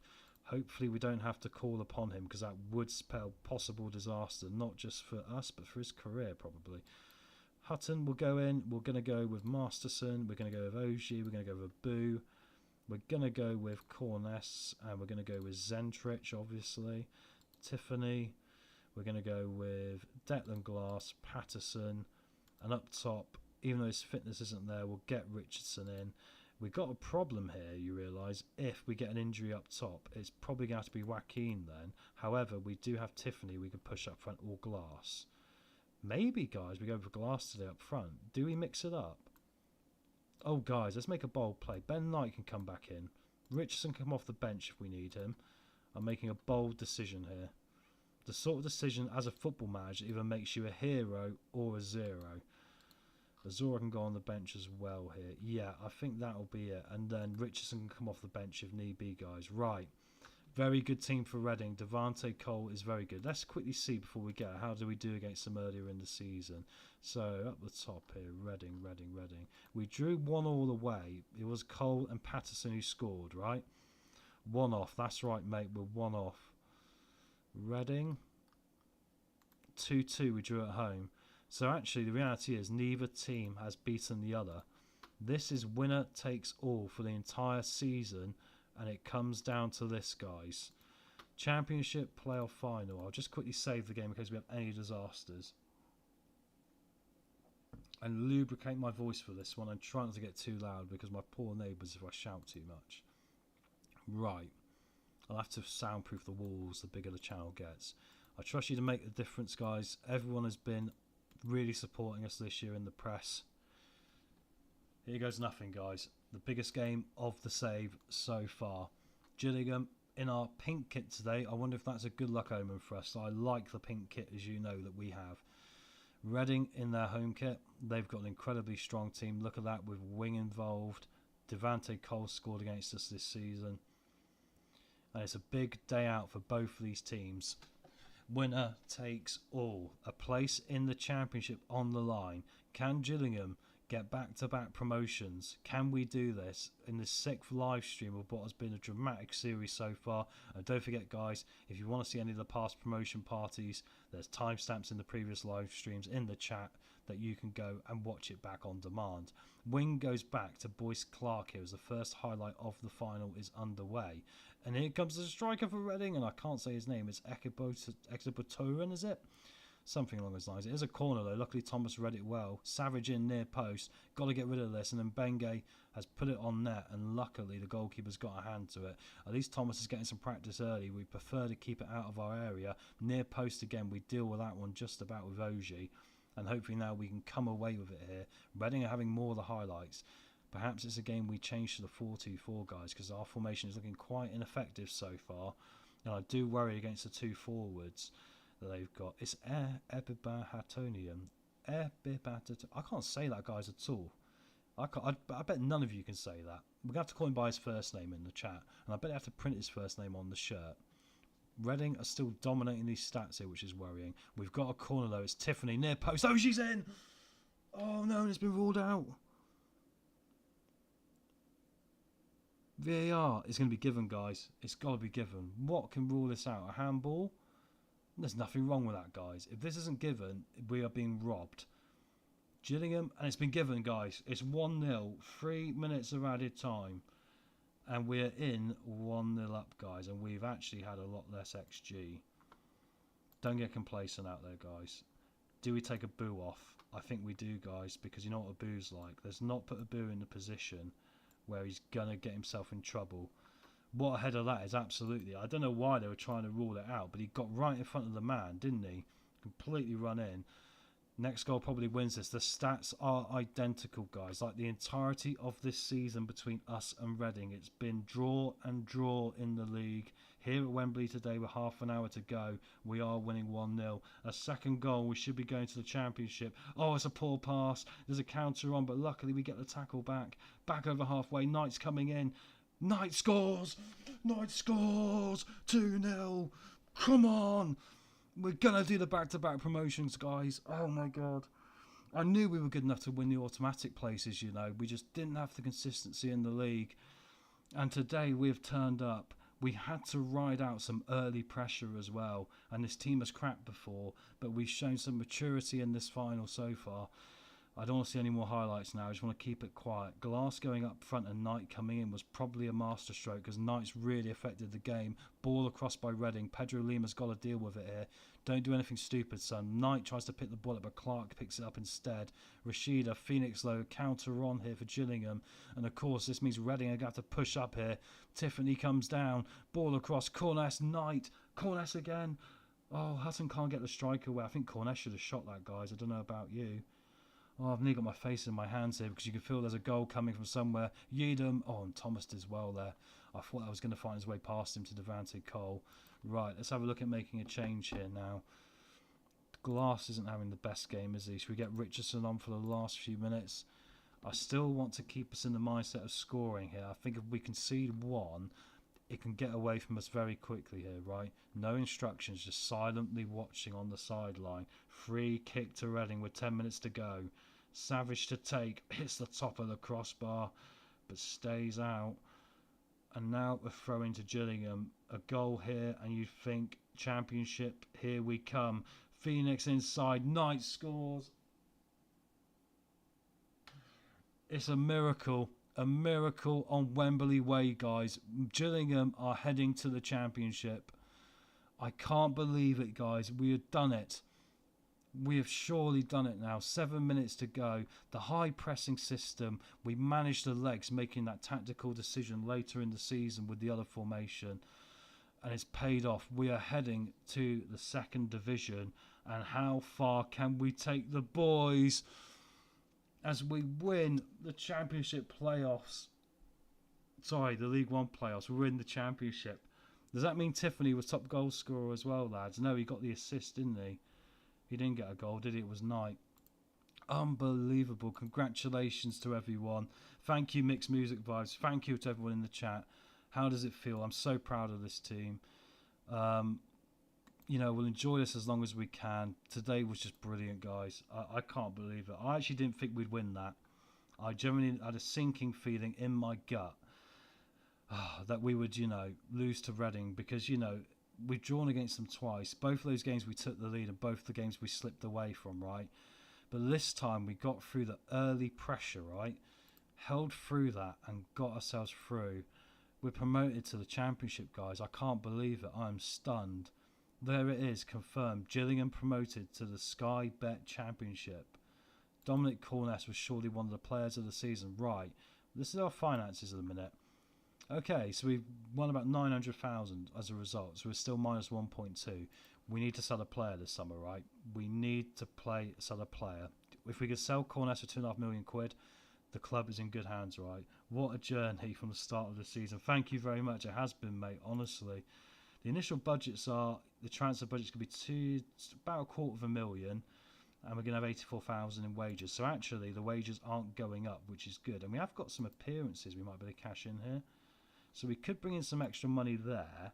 And we've got some sell-on clauses as well, don't forget. So there might be some stuff we can do. We've got these two guys coming in on a free already. So yeah, I don't think we need to do too much. I mean, really what we need to do now in this summer is just literally get the club in a position where it's going to stay in the division next year. Because we don't want to go up to the Premier League with this team. We'll end up getting utterly ruined.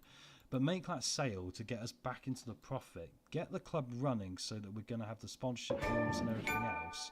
that are going to give us a chance of competing in the second division for a long time. But wow. Dominic Corness, guys, what we're saying about this guy? Player of the season, 41 games there. Congratulations. Player of the year, mate. 8 goals, 8 assists, 7.31 average rating. I'm going to be shocked if someone's not in for him and Hull City are after him, who are currently, of course, in the Championship, and they came in 11th place, guys, all right? We'll go through all the league tables in a minute, see how everyone else got on with their places. But yeah, Phoenix Patterson gets goal of the season. Congratulate him there. Should we see what it looked like? I can't quite remember. So we'll quickly look. Oh, this is all 3 of them, so we might have to skip some. But this is the 3rd place one, so let's skip this one. Oh no, we get to fast forward it. Next match. Oh no, hang on. This is a long-winded way of doing it, isn't it? So we've got to load it up and then skip it. Right, skip this one. We just want to see Phoenix, our boy, right? We want to see what Phoenix did. Right, so here's Phoenix goal, and it was against Birmingham of all teams, so this is even more remarkable when you think about it. So let's watch this, guys. We were in the black and white kit in this one. OG came forward here. I think I remember this. He turns it and just smashes it in. Yeah, what a goal that was, guys. I think you guys remember this goal as well, because we were all marking out in the chat when this one went in, weren't we? It was brilliant. So yeah, that was goal of the season. We're named as manager of the season. I think that's twice in a row I've won it, isn't it? In 2 divisions now. I can't check on that one. But yeah, we win manager of the season. Not really surprising, is it? Just picking up, guys, plastic wards out of awards every time. 2 trophies this year, don't forget, as well as winning the playoff final. And what else we got? Yeah, that was nice. Players and Team of the Year. Abu gets Team of the Year, guys. And to be fair to him, he's look at his potential ability and look at his value gone up. We paid for him £70,000 and he's now probably worth 1.6 million. So we've really progressed this guy really nicely as well here. So you've got to be happy with this, haven't you? I think we've done a superb job with this team so far. And now we get to plan for the next season, guys. So let's quickly clear this off. Right, I'm going to quickly start doing some things now. Oh no, before we do this, let's quickly go through the league table, shall we? And see who's doing what. So let's go here to League 2 where we were last year and start at the bottom. So Wigan, who went down, have come straight back up to League 1, as have Burton and Carlisle, look. In the playoff final, it's going to be Rotherham and Exeter. And relegated out of the Football League, Oldham would have come up from the National League. They were miles off. And then Harrogate went down, but Port Vale were close to going down, weren't they? And then, of course, we go back to League 1, and the shock in League 1 was what we caused on the last day, which was the relegation of Millwall. He went back-to-back relegations, only 51 points, but the team they got as well, as we saw with people like Tangana and Fleming, unbelievable for them to get relegated twice, and Preston nearly had the same peril in their own right because they struggled deeply this year as well. And actually, while we do this, let's quickly get rid of the bar update in the corner here, because that is completely redundant now. We need to update it for the next season, don't we? Probably the next stream now. Obviously, we win the playoffs. Blackpool and Birmingham also get promoted. I think against those teams we can get points. We've been getting points off them in the season, so that's encouraging. Fleetwood's run of winning back-to-back playoffs comes to an end. They don't manage it this time, but still a great performance for them this season. Up to the Championship. This will be interesting to see who is going to be in this next season. So we're not going to have Palace or Southampton. Palace must have come down from the Premier League with Southampton. They've gone up. The playoffs are going to include Coventry, Sunderland and Sheffield United. So at the moment we don't know exactly who's going to be staying down. Wolves are down from the Premier League. Look, so we're playing Wolves next year, guys. Luton, Plymouth are still in the division. And actually, Leyton Orient and Lincoln, who came up from League 1 last year, in a bad omen for us, are going straight back down from the Championship here. And then we got Portsmouth, who also went down just ahead of Blackburn. Bolton did manage to stay up, so I guess there is a little bit of hope there. And the Premier League, who's going to be playing us? Oh, it's still going on with 1 game to go, and there's still an opportunity for movement in the final part of the league table. But Brentford have been relegated in a bit of a shock there. They'll be the hardest team possibly to play next year, right? And then Nottingham Forest and Norwich also look like they're going to go down, although Forest on the last day could stay up at Leeds' expense. Ipswich are just safe.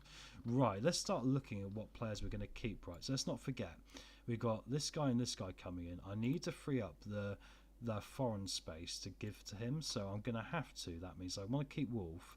I'm going to have to sell Tavares, which I don't mind, even though he's saying he doesn't want to move, because obviously he's not been training hard and he's not been playing well. So I'm going to offer him out. Let's make some big decisions here. 3 to 6 weeks out from Marriott, so for the moment we won't make a decision, but he's probably not going to be good enough for the Championship now. Lewis Richardson is getting better still. He's 23. There's still room to grow. We'll keep him around. Akande we can put in the under 18s for the moment, because he's not going to feature. Joaquin, I think, fringe player now. What do we pay for him? 25,000, 22.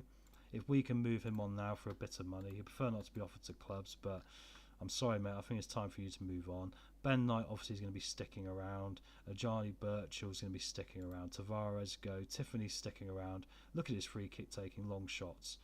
I mean, this guy will do it in the Championship for us, won't he, guys? He really will. So we haven't got to worry too much about that. Phoenix Patterson obviously will be sticking around. Declan Glass sticking around. Corness will probably have to sell, but I'm not going to offer him out. I'm going to wait to see if we get an offer. Lewis Wolflair is another one that I think I want to keep. He's probably not actually quite at the level right, but saying that, I still think I'd quite like to keep him just because I think there's enough about him to be a fringe player. That's what he wants to be anyway. So Azora I want to keep as well because I just really like him. We're going to have to sort some new deals out here. Perhaps Kumbeni's time has come to its end here, though, saying that. He might be one for the chopping block. I'm going to quickly see what his potential is. Still maybe 4-star, but then obviously the coaches might think he's better than what he is. But we'll leave him for the moment. Pedro Lima I'd like to keep. I wonder if we can keep him on a loan for another year. Once again, he wanted to go to a different team, so he'll probably end up at one of our rivals in a minute, which will be a bit disappointing. So far, there's only really one player I want to move on. I think the rest of them, there's a little bit of something there where I think there's going to be enough about them to maybe keep us, in the division at least. Or at least I hope so. But right, keep going up the list here now. Abu's obviously going to stick around. OG I'll stick around. I mean, OG could play in a Championship. Look at those stats. He's fine. He's still got time in his deal as well. Masterson, we knew when we first signed him as our major contract option that he could play in a Championship, so he's fine. Zentrich can play in a Championship. He's getting better still, which is brilliant. I'm really happy with the progression of the players. I'm not sure about you guys. Get it in the chat. What do you think? Do you think a lot of them can compete at the next level? I mean, I don't think Chaplin can. Or QPR want him on transfer, though, so why don't we try and cash in? Bear in mind, you came in on a free. And that could be some of that money back we need. Josh Robinson's not going to be staying around. Charles Dunn, because he's injured, will keep for the moment. But I do wonder if we'll get rid of him as well. Harry Webster might be the sad one, but I think it might be time to say goodbye. Because we're not going to get much money for him, but he didn't cost us anything, right? So at least to get something back. And then Lewis Thomas I'm going to keep around. He wants to be back up. Brad Young I think we're going to sell as soon as he's fit enough to so. But he's going to be 3 or 4 weeks left, alright? Right, let's continue the game forward here a bit now, guys. And we need to start moving some of these players on. Then we can start looking at extending contracts and all the rest of it and getting this squad solidified, ready for the Championship next year. Right, here's the end of season review now. New arrivals. It doesn't show me what they're really rated unless you click on them. So yeah, Corness came in on a free from Liverpool, as we can see. That's a really good deal, isn't it? 47 appearances, 9 goals, 8 assists. Great average rating, our best average rating. On a free transfer as well, that's unbelievable business. A+ rating. Declan Glass, C+. I think he's actually better than that. People like Pedro Lima. I'd love to keep him, but I don't think we can even afford him. Bruno Tavares didn't get a good rating when he's on the way out now. Lewis Richardson similar. Ironically, Jack Marriott got a better knock than Richardson by the supporters. Richardson ended up with more goals, I believe, but there you go. Charles Dunn as well there. Joaquin C. Brad Young B-. Birchall B-. Chaplin A-, but we might sell him for profit now. And yeah, so I'm quite happy with that. I mean, I won't check the transfers out because I'm pretty sure that they were happy with all of them. There wasn't actually too many either. Mr. Lomodev, I think you need to try and bring in 8-10 players all together. Yeah, I can do, mate. I mean, I'm quite happy to get the money situation sorted out first next year, if you know what I mean. I mean, all our revenue deals are going up here, right? I mean, even if we're not competitive next year, but we can keep the club in the league, I think with this base, that might not be a bad shout. And then we can, when we start seeing the club making money, I agree with you. I think we can then push on from there. I'm not in no rush to try and get us in the Premier League next year, but it is in the back of my mind that actually I've done this with Swindon before and I did get the 3rd promotion as well, somehow with no budget. So who knows? It wasn't with the same tactics though. Right, so the ball culture is looking right. We don't really play counter-attacking football, but they're going to have to let that go. Working within wage budget, grow reputation, that's great. I think all of this, attempt to avoid relegation is all they want from us, which is fine, so we can accept that.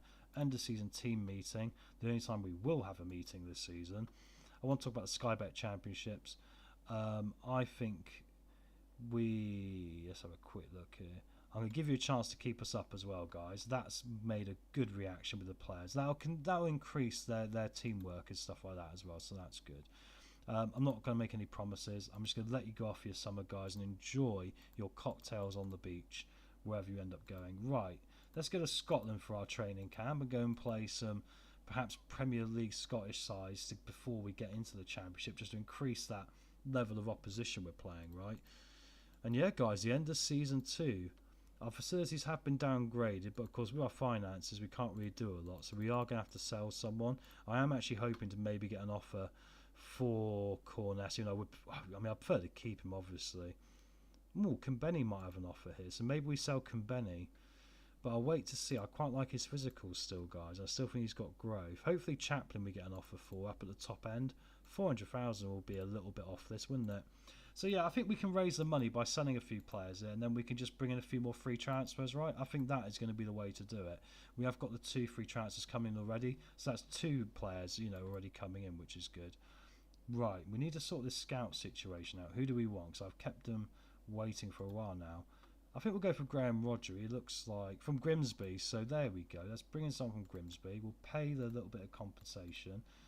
And also we're going to have him, and he's going to know the Scottish League. He's going to increase our knowledge, right? Lewis Thomas wants a new deal because he's underpaid. I don't think you're going to get it, mate. We can't afford it. And that is the line I'm sticking on when any player comes towards me, because of course the majority of them shouldn't have increases on their pay, because I didn't negotiate into their contracts them getting a promotion wage rise. So that is in our hands here. Offers made for Chaplin. Oh, we're getting the 400k, guys. Look at this. Now, can I maximise this? I want to try and get 50% sell on as well, right? Because I think that would be really helpful. I don't want to over push it, but could I get 600? Yes. Look at that. Plus 50% as well, guys. Which means that if we need to sell another clause for a bit more money, and that is nearly about half of our deficit. So that is good news. Right, let's get these guys moved on. I got him on a free transfer this boat. As long as I get some money, I'm happy, but I need to get him out of the way. I've been unfair to him, but I need to get him out of the way so I can register the other chap. Joaquin's not going to probably get much interest here, but I'll keep trying the same attitude with him here. Oh, he's happy to go now. That's good news. Come on. We're keen to get him out of here. Joaquin's time is over. It's time to go back to Spain, my amigo. No interest in Webster either. It's hard to move these players on. I can't guarantee you've got a future, mate. But then, to be fair, we could just loan him out for the following year of his contract, so it's not a disaster. We've got other ways around it. We can still save the wages, so it could be a lot worse. Building a team for the Championship, guys. This is what this segment of the show is going to be. And look, we're getting these offers in. I could have probably got more for him, Oh, guys, let's keep going. Let's keep going. Let's go for it. I'm going to go for 1.5 million. It's never going to work, is it? No. Right, let's not overdo it, perhaps. But can I get 800,000? Okay, that's not bad. So we'll come back to this. 800,000. Playing them off against each other. So it's not going to be Plymouth right now. Middlesbrough have accepted that one. Derby's the last hope. 800. Excellent. So we're going to negotiate and get 800,000 apparently with 50%, and we've rejected the rest, but they might get more offers. We might be able to, guys, play clubs off against each other here and pay off our debts with Chaplin, who we got in on a free transfer last season and never even played. He only made 12 appearances in the entire season. That would be some superb business from us there, wouldn't it? Unbelievable. As Arsenal do the double, I'll be delighted to get that business done. That would be so cool. Gillingham have been hit by a tax bill of 140,000. Just what you need when you're broke. Right, recent commercial. We've gone up a bit in sponsorship. We've gone up quite a lot in broadcast revenues, about 200k. Corporate and hospitality is up 150. So this all will help our financial situation. And competition prize money, because of course we won the Bristol Rovers trophy, as I call it, the Bristol Street Motors trophy. And we got 100 extra K for that. Match day commercials gone up 100,000 as well. And we have put ticket prices up a little bit. Do we need to try and expand the stadium in a minute as well? So we've got 11,000. I mean, what were we getting out of interest at home? In 5,000 in the FA Cup, that's not encouraging. At home, 7,000. Oh no, we're not getting any attendances. Preston, 7,000. That's frustrating, because that means our growth can be limited now, because we haven't really got the ability to really... Ooh, we might be able to make some money here on Joaquin. because we might, because you know there's no point expanding the stadium. We haven't got the supporters to fill it. Getting that money for Joaquin, about 45,000, means we might end up doubling our money on him from the 22 we paid for him. So that could be a good bit of business. And I'll continue to add to the club finances. Let's get him out of the way now. We know he's going. Right, Bruno Tavares is the one that will make the difference here. No interest in this player. He could be difficult. I need to get him gone. I might even have to just release him. I know it's a controversial thing to do and it might cost some money, but I can't risk not getting the foreign place for the young guy coming in from our other Portuguese signing. Oh, here comes the next contract situation. Once again, we're playing hardball. We can't afford it. And luckily for me, because they're so happy and probably still enjoying their holidays, they're happy to back down quite quickly, which is really good news for us in the circumstances. Just keep skipping forward. We want to get some offers in for more players here. Joaquin's got to wait for his work permit, but we're still going to make money here, which is great. I don't think we lost money on the deal yet. Harry Webster, no one's going to want this guy, are they? I think we're going to end up loaning him out to his contract's up, but still, as long as we're not paying his wages, it's not a disaster. It's only 150 a week, but it does make a difference, doesn't it? Got to basically try and keep this club in the Championship, especially after back-to-back promotions. I mean, we're going to let all these guys go. We're not going to sign any of those youngsters. And here comes the deal. Oh no, it's only for 600k. No, it's 800k. Oh, I got the wrong deal. I'm going to have to accept it, guys. I lost 200k there because I forgot to reject that offer and he wants to go to Middlesbrough. I cost myself money there, which was stupid, but it doesn't matter now. I couldn't really afford to lose the deal. I've done that before and then put myself in a situation where I've rejected it and then they won't come back in and you end up selling it for 250. She'll give them more stupid. So, right, $1 million we've still got to raise in player sales. Perhaps Kambani we want to get out here and get offering as well, actually. I think we have everyone else. Oh, hello. I'm not sure you can see on screen what's popped up here, guys. We've got a bit of drama. The board have forced a transfer embargo because we're in takeover talks. Local investor Ollie Grant is going to apparently put 4.6 million into the club. So I've just made that little bit of improvement, but it looks like the days of our financial troubles might very well be over. And then what can we do in the Championship? Could we go by 8 to 10 players? Maybe. Oh yeah, Luke Kenny's back as well, guys. He's someone else we can sell because he's probably too old now and not good enough for his physicals for the Championship. Obviously, the job's pretty secure. I shouldn't lose my job under a takeover, I hope, but the takeover is the bonus of this save so far, and maybe means we can reach a little bit higher than we thought previously, right? The restricted transfer window is about to open here. I have got to do some scouting in a minute as well, really, haven't I? Right, Brad Gowson, who's this chap? Okay, there's some chap I apparently was scouting. Gillingham owner demands end of takeover saga. And we've got a lone player to return in Robin McKenzie, who's obviously at Barrow, so they're not going to take him on. But I'm not sure if you've seen above this, guys. Gillingham takeover completed. We have new owners, guys. We've got back-to-back promotions, and putting the club in the window means we have now got new ownership. What does that mean for the money? Look at this, guys. We did it. We saved the football club, and I know it wasn't actually me, but we ran the club well enough to keep them going, and the projection now is we'll only be $1 million down actually at the end of each season, which is not a disaster. We can survive that with player sales with the players we keep building, right? I think we've put ourselves in a really good position, and the transfer embargo is now lifted, and we've got 800,000 we could spend. Money, money, money indeed, Mr. Lawnmower Dev. This has easily been the most fun save so far, so thank you guys for being here. And obviously, if anyone new's in, you say hi in the chat and join us chatting about this. Let us know your football team you support is. Let us know, what football manager games you're playing. And also, just give it a like. And if you want to catch up with other live streams in the future, obviously subscribe and hit the notification bell. I do leave like normally a video, scheduled to let you know when we're about to go live. The bell will let you know that, of course, you know all this. Webster's got no one interested here. Let's try and move him on loan. £150. Mixed music vibes. You brought in the investor because you're winning. Yeah, I think, mate, probably. I mean, it makes you look attractive, doesn't it? And, of course, the club's more likely to sell you if they're going to get a lot of money back, right? So I think it is likely. And actually now, like you say, we can go and do something. I still think I might have to controversially just release Tavares. I know this is crazy. How much will it cost? 170k. The reason why I'm just going to probably release him is because I don't think we're going to get any money for him. He cost me a free transfer, so I'll try and get 20k, but he must be gone before the 1st of July, because otherwise I can't register my other foreign player, right, because of the other foreign place going to Wolf, and Tavares is holding up the second one of the 2 I've got. Maybe I'll get more now I'm in the Championship, but I don't think so at this time, and I don't think Wolf's played enough minutes to qualify for a permit, right? When Mackenzie comes back, we can move him on as well at least, so then we'll have the players hopefully out of the way before we can start bringing in some.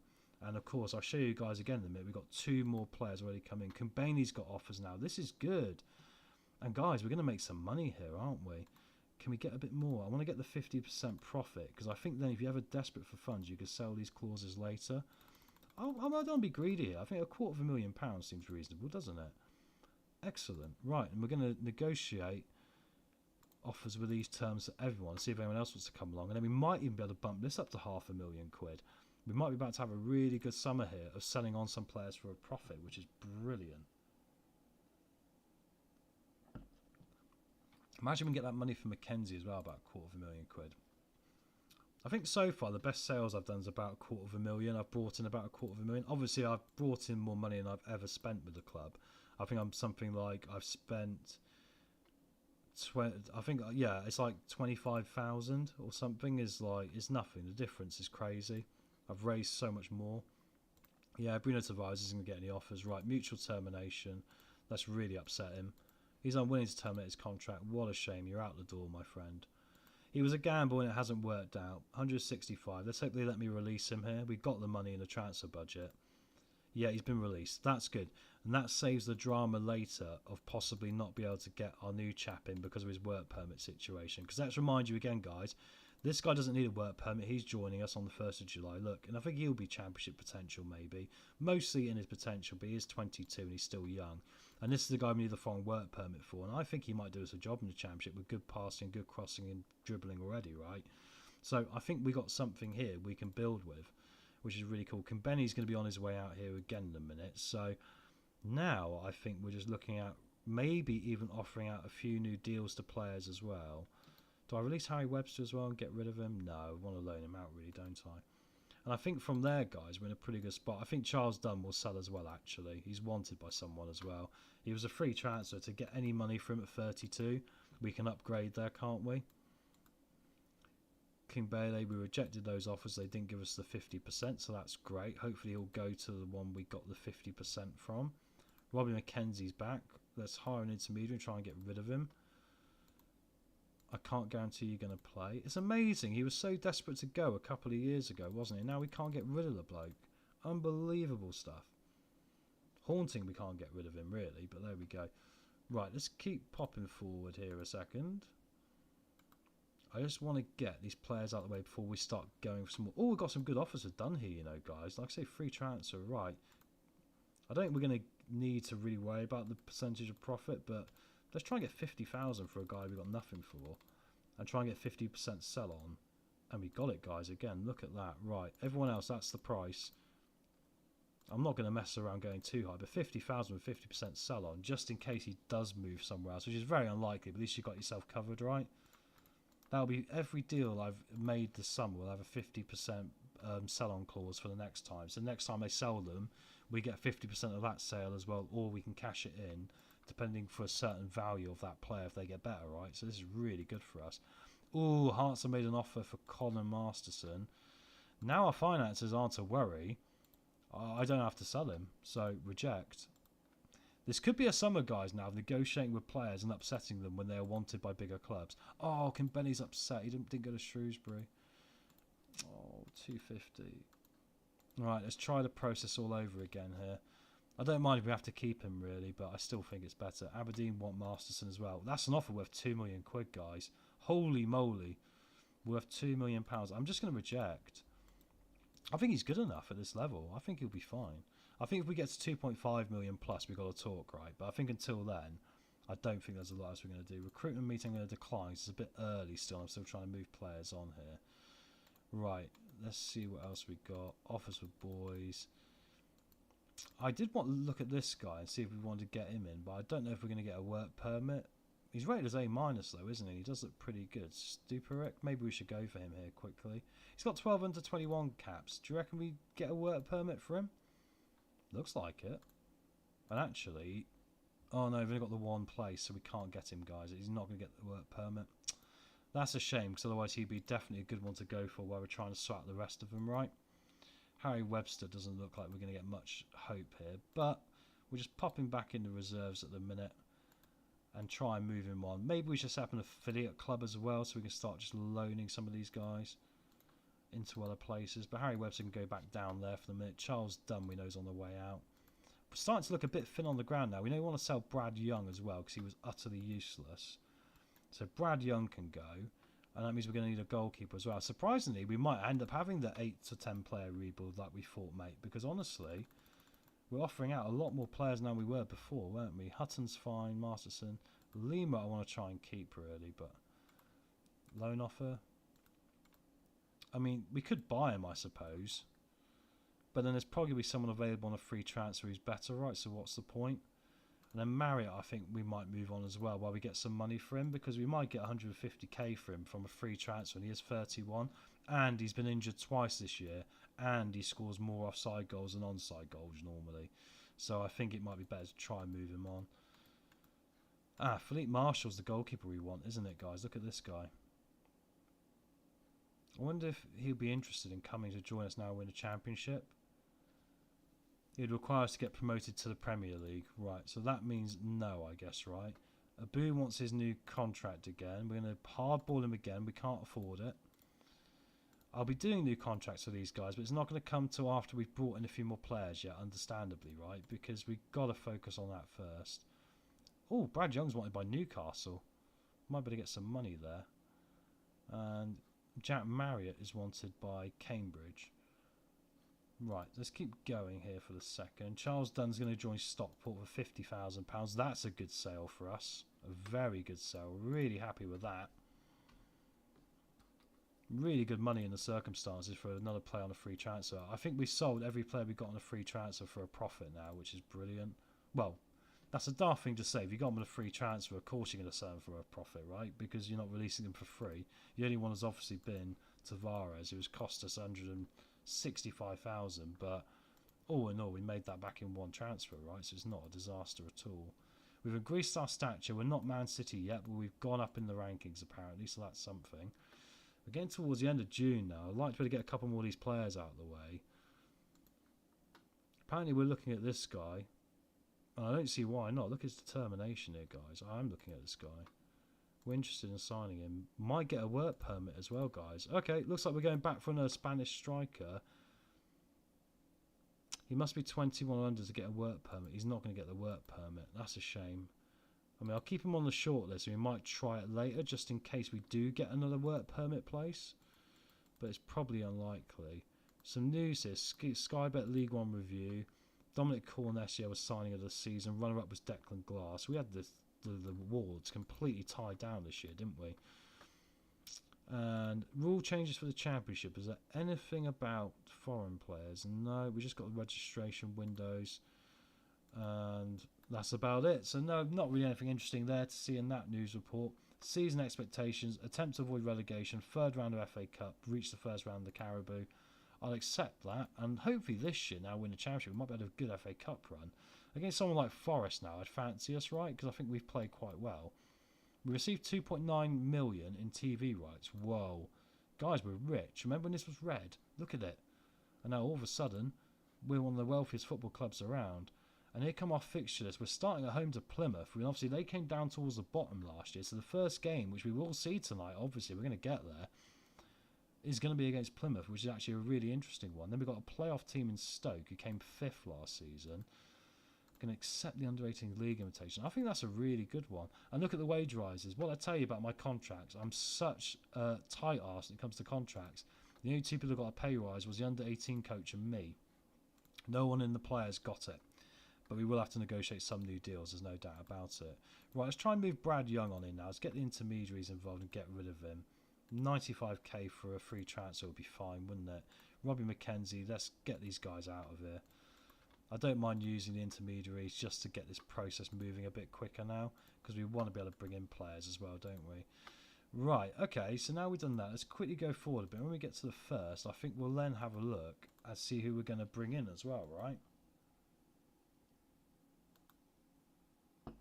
Ooh, Celta Vigo, guys, have offered me the job interview. Look at that, Spanish First Division. We've now been offered to be a manager in Eredivisie twice, in the Bundesliga, and with Vigo in the Spanish League. So we're going to say no to that one. But obviously I look forward to doing another save in the future. Oh, can I negotiate and get the 50% on this one with Newcastle? Yeah. They accepted it as well, guys. We got that extra little bit of money in that one as well there. So it looks like Young's going to go to Newcastle. Wouldn't it be amazing if he goes to Newcastle, becomes number one for them, and ends up being amazing? I mean, it's never going to happen, is it? Let's be frank. But it would be really funny if it did. Right, keep moving forward. FFP means we can invest 24 million this year. I don't want to, because we would bankrupt the club then, but there we go. Jack Marriott's bad at training, so let's give him a nice little boot up the bottom there, as the game says. I might have another quick break in a second, guys. Excuse me, because my throat's getting a bit dry. And obviously we have got players about to come in, so we'll get to that point, and then we'll have a little 2-minute break, not very long. And then when we come back, we will do some transfers in and get to the first games of the championship season. So this has been one epic stream tonight. Definitely the biggest one so far. I look forward to doing the chapters for this one. And, you know, unbelievable the fact we managed to get the back-to-back promotions, really. Especially with the budget problems we faced. Unbelievable stuff. Right, let's keep skipping forward here. Mr. Lormadash, Gillingham to the sunny Spanish coast would be one heck of a change. Yes, it would, mate, absolutely. It's not something that, you know, I might not consider in the future, but for the moment I'm going to stick with Gillingham. I think it's more fun. We get the Newcastle deal done for Young. That's a good bit of business again, isn't it, guys? At least 50% sell-on clauses. Tiffany wants a new deal, but at the moment I'm still playing hardball. I can't afford to offer you. Oh, the first one to decline us, guys. Here we go. It's shifting. So he's going to get his new deal then. Hopefully he won't tell the others, but he's made me lose my bottle. Let's get into contract negotiation. He's an important player for us, though, and he's really developed, hasn't he? So we've got to get this done. He wants 13,000 a week. Oh, crazy, man. I want a 4-year deal if you want to do something like this. I'm going to have to probably look at free transfers again here, guys, aren't I? Let's get the wage budget up to 90,000. That's 10,000 more what we're going to be offered, and let's see if we can do something like this. You know I like to drive a hard bargain, so I will give him a decent unused sub fee. He's not getting a wage rise for getting promoted. Minimum fee release clause, 5 million quid. That's your final answer. Relegation release clause, I don't really like doing, but it's going to be 3 million. We might fall out of him here, but I will give him some bonuses for the goals. I will. I'll try and balance it out here in that regard. This will look quite a lot of money, but I prefer to give him extra money based on him actually playing well, right, rather than just giving him the money. Okay, we're close. At least he didn't kick off about me refusing to do that. He wants 50k for avoiding relegation from the championship. I'm not sure we can go to that. Okay. Going to be difficult now. 9k is going to be the best I can do here. Maybe I can just give him a little bit more money. I mean, it costs us £250,000 here. Oh, we're getting close to the thing here, guys. I'm going to have to see if I can stretch this. I can only give him 925, and I'm going to have to increase a few things here. For the first time, we're getting burned. Is he worth it? I think he is. And we haven't got him. So we're going to have to come back to this one. Ultimately, as far as I'm concerned, it's not the biggest disaster in the world.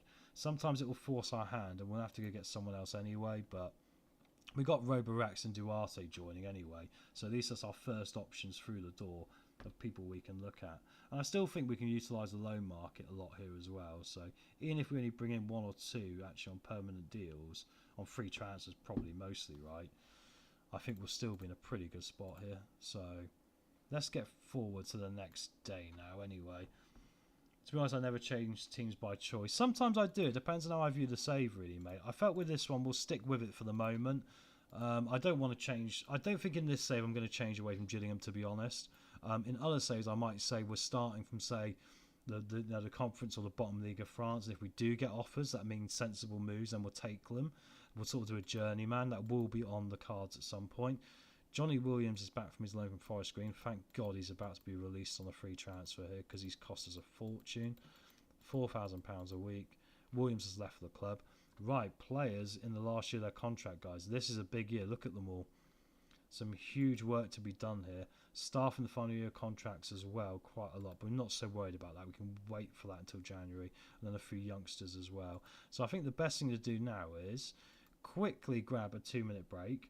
And we'll literally grab some water. Same with you guys. And then we'll get to the final hour where we'll do the transfers in. We'll get these contracts sorted out that we need to sort out as well. Try and fix the Tiffany situation.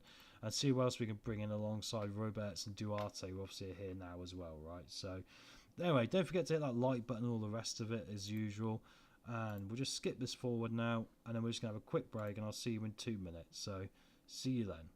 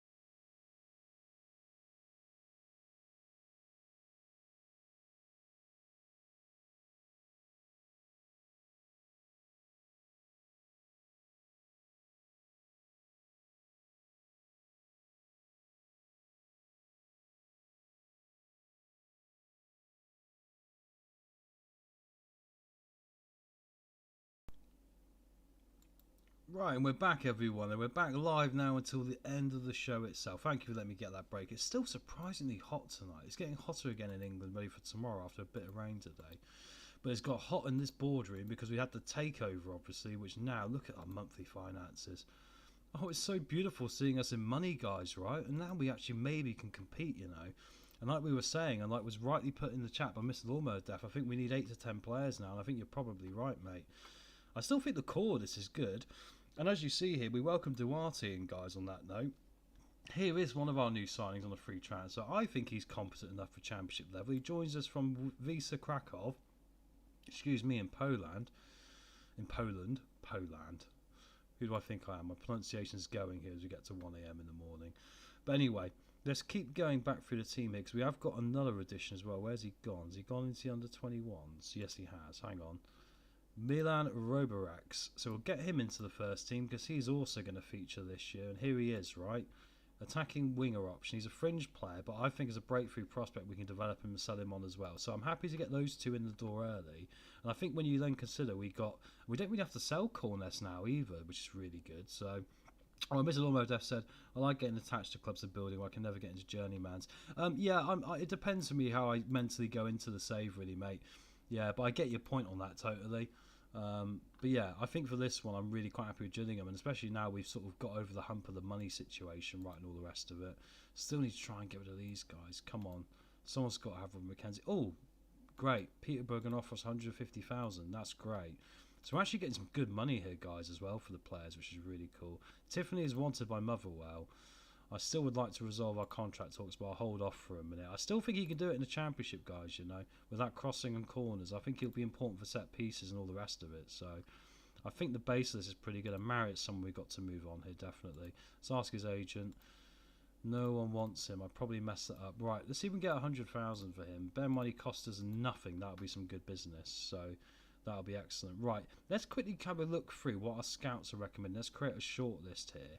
Because then, we've got 39 remaining. So let's have a quick look through these guys and see if there's anyone that we can see. We definitely need to look at a goalkeeper, right? So we're not going to go for this guy. A lot of people just got released on a free transfer, don't forget. So we can pick up a lot of free ones. I like his marking, actually, that bloke. I'll keep an eye on him. We'll add a load to the shortlist and then go through and see who's available. I think we are going to focus majority on free transfers still, just to keep the money under wraps a little bit, because we don't want to run the club into too much of a minus here. Don't think he's much better than what we've already got. Hellick could come in actually, but they want bigger wages now, don't they? But actually, he's pretty good. Actually, he might be an upgrade for us at centre back for our older player. What do you think? I'm quite happy with that, guys. I'm just going to go for this guy straight away. Awkward group fit, but I still think if we can get the right deal for him. Oh no, he needs to have once again we've got a work permit problem. I thought actually he had the work permit, so that'll be a no for that one, unfortunately. Eric Ring of Lincoln, no, not good enough. 20-year-old centre back, I'll add him to the list because you might be able to do what we did a minute ago with that chap lad, Chaplow, wasn't it? I've forgotten his name now, it's been that bad. Hang on, let's get the transfers out here a minute. What was his name? Terrible, I can forget that, isn't it, so quickly. It has been a long night though. Where is he? Let's go all the way down the bottom here, look, right at the top. Yeah, Archie Chaplin, it was Chaplin, like I thought. 600k, that was a really good turnaround. We have a similar situation, perhaps with a younger player again. Helliker's quality in real life, Mr. Lawmer. Yeah, you're true, he's right, mate. I really rate him, I think he's a solid player, isn't he? Keep an eye on Sean Gray in there. We definitely need a defender like that because we're selling obviously our experienced one. This guy's really good. Look at his determination. I mean, his physicals aren't great, but he's only 22. I mean, that work permit might be an issue again, but we'll add him again to the shortlist. I'll probably have quite a big shortlist now. I'm going to have to go through here to find someone. Jack Watmore could be the experienced one to come in. Once again, that wage, 12,000 a week. If he wants less wage, we might talk business, right? Rozak from Arsenal. He's got some raw stats that might be of interest to us. We might want to load up with a couple of youngsters just to send them out on loan. I don't think that guy's got the heading ability we want. Silko Thomas, in real life, obviously I'm a Leicester fan, guys. As you know, he's played really well in pre-season, this guy. But obviously he hasn't got the stats we're going to require, unfortunately, for this one. I think we'll leave this guy. Who's this guy? A Canadian. Not quite good enough, but I'm always interested in signing a Canadian guy. We've got Lorenzo Treviga. I like this guy's heading. I don't know about you guys. Croatian, Torino, decisions 14. Decisions good as well. I'm going to make an offer for this guy. If we need a work permit again, sometimes you find you make an offer, you don't actually need the work permit. So I'm going to try. They want 600,000. Oh my god. Right, what's the loan offer looking like? 100% plus that. Bonus after avoiding relegation. Okay, he's probably a little bit out of our price range to start with, but we will shortlist him for the moment. Well, saying that, Noel Atom there, look, is obviously available again. He's already been with us once. And who's this guy? JG McKernan. As a priority.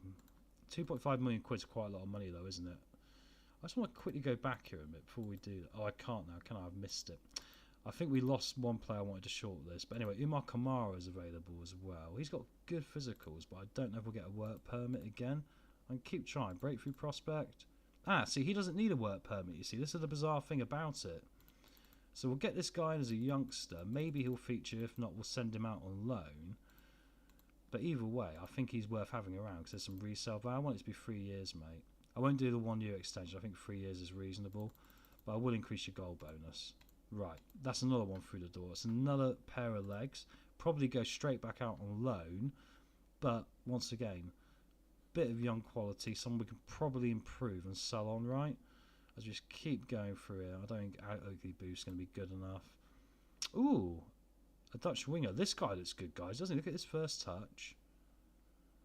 Oh, I get really tempted by a Dutch winger, as you know, guys. Let's see. Is he going to need a work permit? No, he doesn't again. It's bizarre, isn't it? I don't quite understand how these work permit things work half the time. I'm sure none of us do in the chat. I'm just going to try and get relegation release clause. I guess he's going to want that. 10 goals and assists, 15,000. We got a deal, guys. We've got another winger coming in. We're starting to make some moves now. Come on. And maybe this might be the goalkeeper we're after. Actually, he's really good. And actually played really well against us, didn't he? But you've got to remember, Peterborough did get relegated. So we'll just add him to the list. Kean Edwards is very good. I think we'll approach to sign him as well. He wants a lot of money probably here. Yeah, too much. I'll add him to the short list as well. And we've got another left back here in Kochi. Once again, could be a good young option if you look at his physical. So add him to the short list. He will get a work permit apparently as well. Not worried about this guy too much. He's a bit on the top end. Right. So really, the thing I want to look at immediately now, I've made a couple more offers in here for 2 wingers, right? Which means we're going to be well covered for wingers this season, probably oversubscribed. I think the best thing to do now is going to be to actually try and find a goalkeeper, isn't it? And if I could find one on free transfer, that'd be even better. But let's have a quick look, see if we can find a goalkeeper. Right, and let's see. Sharman Lowe's at Eastleigh. He's actually not bad. He's got a bit better, but his one-on-ones are probably not level. We know Marshall's not going to join us, so he doesn't want to. This guy's available on a free, and I scouted him earlier, but we're not going to get him for the work permit now, so we can discount him completely. Billy Crellin from Fleetwood, but he's too expensive. But he's really good, guys, isn't he? He could be an England international somewhere down the line. You never know. Harry Lewis, we've got here as well from Carlisle. Probably not good enough again. I think we can remove him from the list. Alfie Whiteman, not good enough. We can now remove him from the list. As we go up the leagues, we can remove players, right? This guy's going to be too expensive, but look how good he would be for us. Maybe it might be below cap, you know, or below cap itch. Thomas McGill, not bad, but still not going to be good enough. And these guys are obviously not going to be good enough as well. So I think we can just remove these from the short list.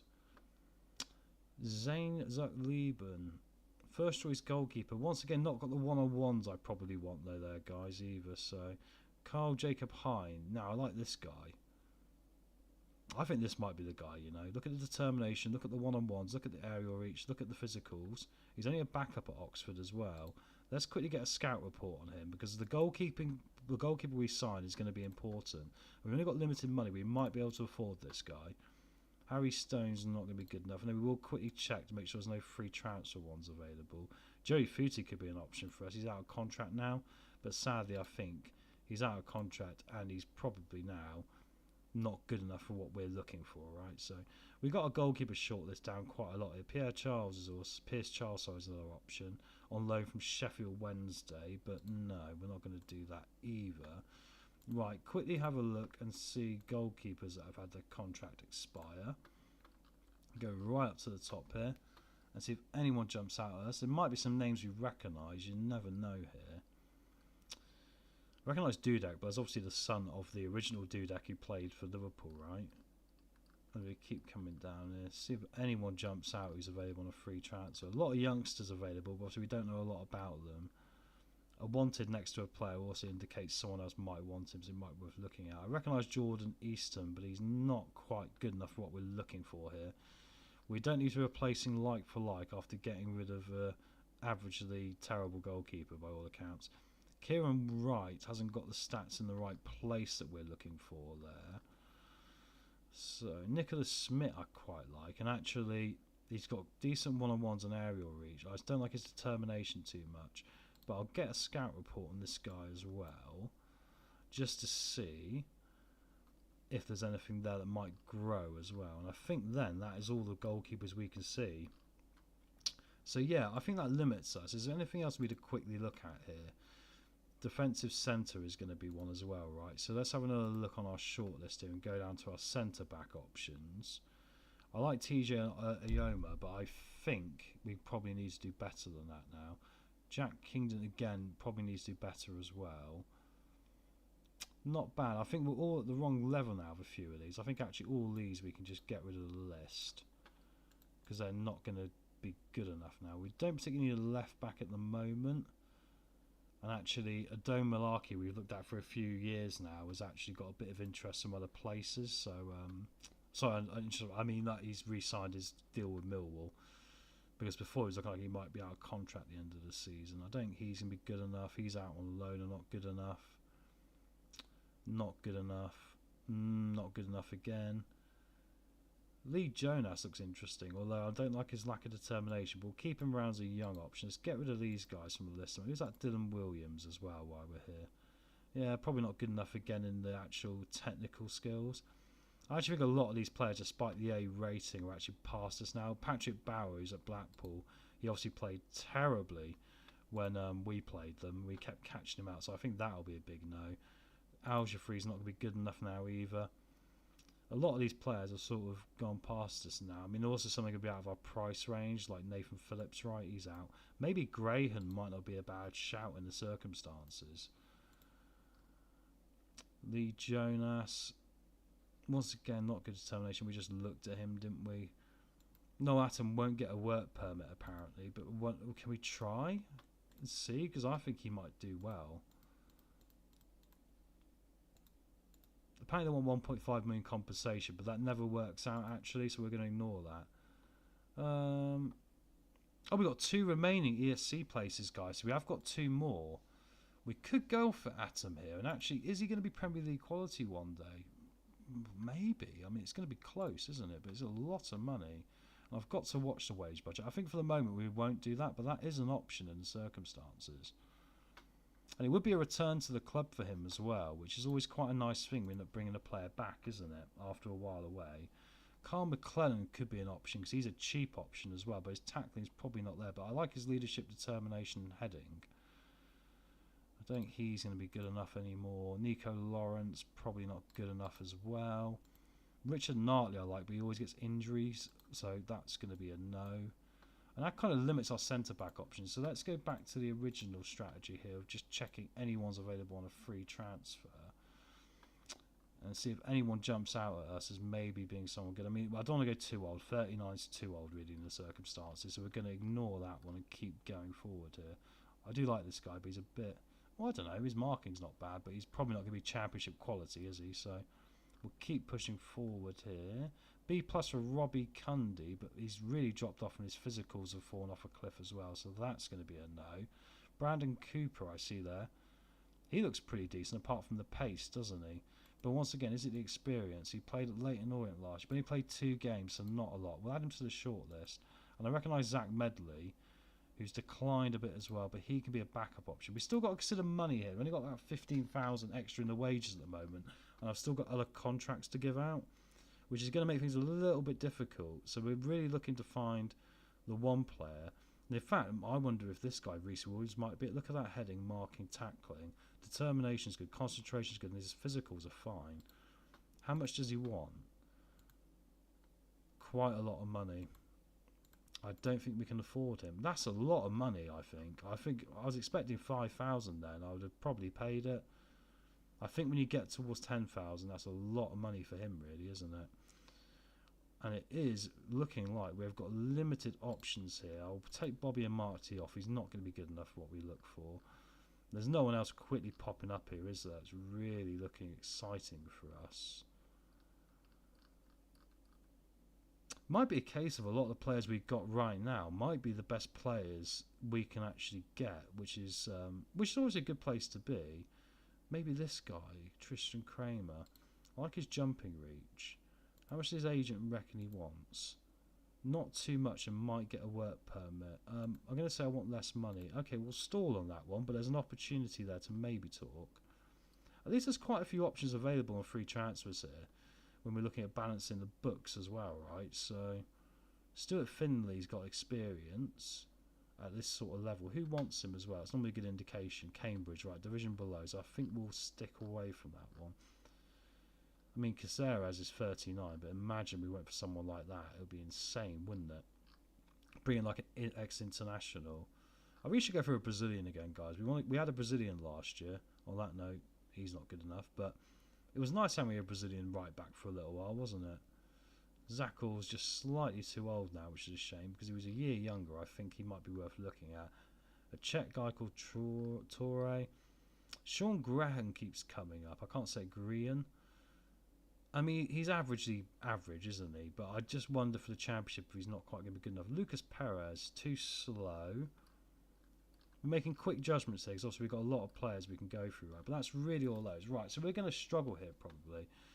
Noel Atom, I think, might be the one to go for, because I think there's long-term we can get some money back off him.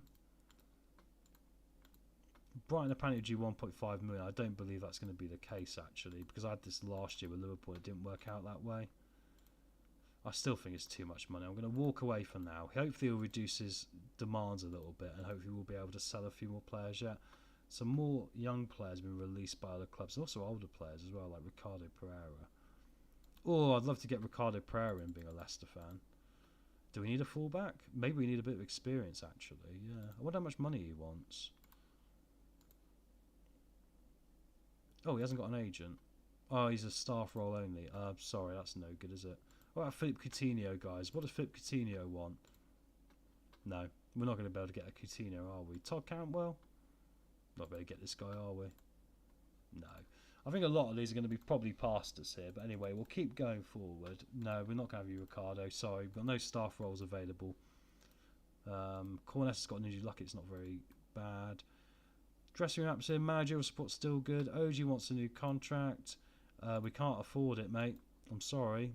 And that's good news that he listens to me, because actually, like we said, guys, we got 15,000 in wages suspended. We've still got 5,000 that about to be spent, and I still got to get a goalkeeper, still got to get a centre back, and still really got to get another full back as well, at least, and a striker. So there is a lot of work still to be done here.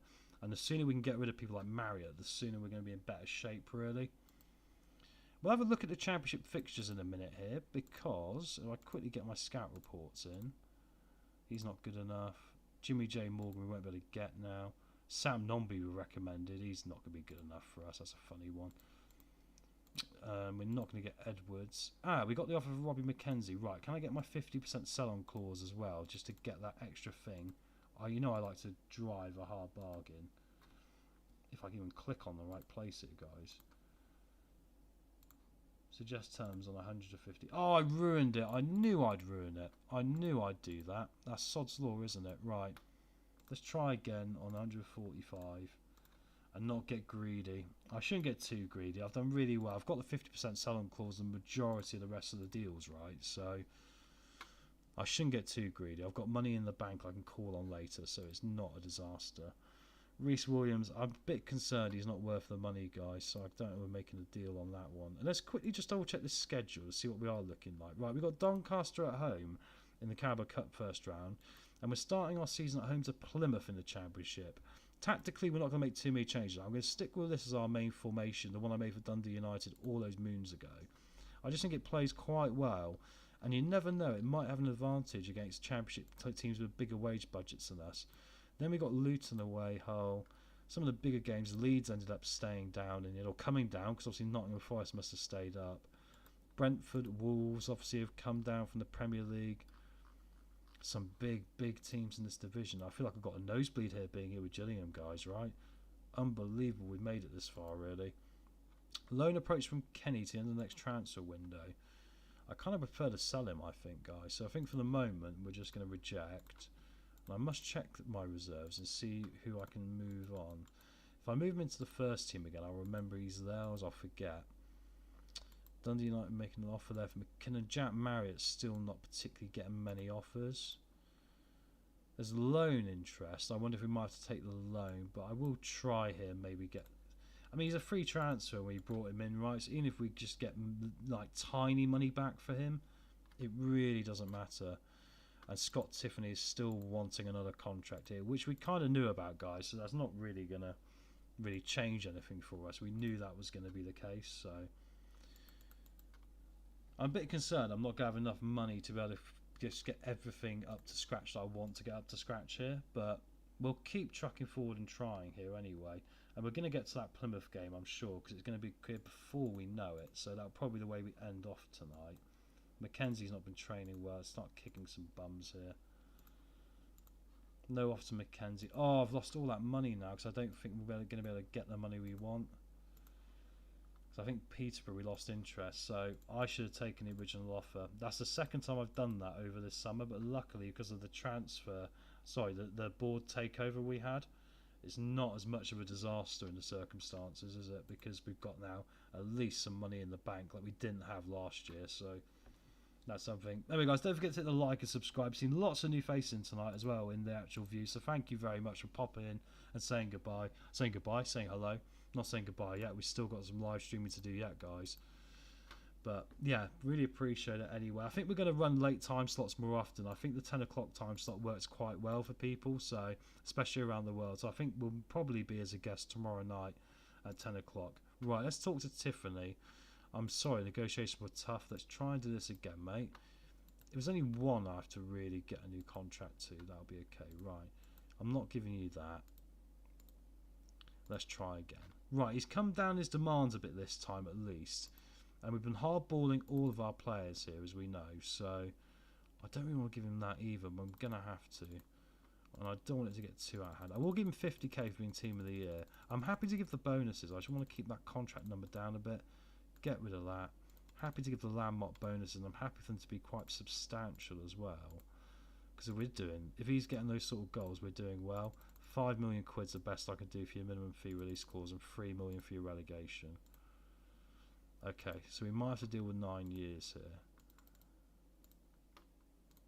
We got the deal done, guys, and ironically, that's the deal offered him last time. We threw an utter paddy, so right, that isn't ideal because it means we're going to lose another 6,000 of what is behind my head if I quickly remove the webcam, of 13,000 wage. But we can still, obviously, we got Tazand hopefully coming in as well, as you can see. But hopefully we can still do some other business and move some other players around. I think we're going to be oversubscribed in attacking mid, ironically, the way it's ended out. Jack Marriott's still not getting offers here. Right, it's going to be a cut price deal, £25,000. He's definitely worth £25,000 of someone's money. And Luke Kenny was a free transfer. Oh yeah, we'll take 60k to 85k for a free transfer, lads, won't we? That'll be utterly fine. And then we have to get back at looking for players here, I think. I just want to get that Tiffany contract done. I think that's the most important thing. And then we're going to get in and get that centre-half done. We need to get the centre-half and goalkeeping situation done ASAP, really. And I'm going to start considering loans as well. Offer made for Kenny, 76. Oh, hang on, I've got to try my thing again. Which normally gets me in trouble, but I'm not going to increase the price. Suggest. No, it didn't work. Right, okay. We'll try with this lot. Oh my god, guys, that's twice I've done that. Do you reckon word has got around the managers that I'm just really, really awful at adding on extra clauses? Do you know what I mean? Literally. And Mackenzie's cost me money with Mackenzie as well, right? Because I've been a little bit too harsh, but then I make it up in other areas, right? So there we are. Mixed music vibes though. Many FM streamers live before you. I've seen many, but you're the best so far of analysation game. Mate, really appreciate that. Thank you very much. And like I say, I like it to be an interactive thing. So please, like I say, get your stuff in the chat, guys. I'll always try my best to keep an eye on it. Obviously, if we're lucky enough that it gets bigger, it might get more difficult. But I also like to make sure we all know what's going on and we're all invested in it, right? You know, I'm playing it like, you know, just literally in silence, just with the game and just with you guys. So there's no music on or anything on the background that I'm watching, so proper engaged in this. And I think we did back-to-back promotions. Oh, we didn't get that Kamara youngster in, which is a shame. But actually, I mean, he was worth a bit of money. But I think on the wing we're kind of really subscribed well anyway, right? So it's probably worked out for the best on that one. I still want to get Tazand in here. I think that'll be crucial for this midfield, and I think that really then gives us all our winger options, right? I don't think we've got to make many changes there, guys. I really, after that, I think, we're pretty much going to be there then, aren't we? So, but it's really got to be the centre-half position. Let's have a quick look at loans already here as well, because I just wonder if, looking at the budget and the way it's going to pan out, I'm going to end up in a position where I'm going to have to go with loans before I can probably buy. So let's just have a look here. And actually, this guy might be a bad loan for goalkeeper, mightn't he? Aerial reach is good, one-on-ones are good, which are the two things I look for with my formation. Handling, kicking, communication is great. It's the pace and acceleration, he's a bit slow. But I will add him to the shortlist. And a centre-back is really important here as well. Probably want a bit more championship pedigree, although I do think with the two of them we got at the moment, we've got a bit of depth there already. I think we're going to be surprised this year, guys, with how good this team does, I think we're going to be surprised with, just how competitive they are. I like this guy as a striker, the Burnley chap. And he's only on a cheap wage as well, 2,200 a week. So we're going to add him to the shortlist and keep an eye on him here. And I recognise this guy as well, but yeah, he's a bit rounded, but probably not got the cutting edge we're looking for here. Doesn't look like there's any good goalkeepers available on loan. Let's have a quick look on the transfer list here. We're going to have to go a lot further down with only a budget of 204,000. I mean, Watmore's available, but I don't think we can do business on 12,000 a week, right? Think of that wage budget. Evan Easton. I quite like the look of this guy. I mean, he's a long way to go, isn't he? But that wage is actually quite cheap as well. It's what I like, guys, the determination. The physicals are okay. The heading can get better, but look at that tackling. Not bad. Off the ball's not great, but as long as he stood in the middle, that wouldn't be a disaster, would it? How much does he want? Only 1,800 a week. Okay, what's the minimum fee release clause? Can I get rid of it?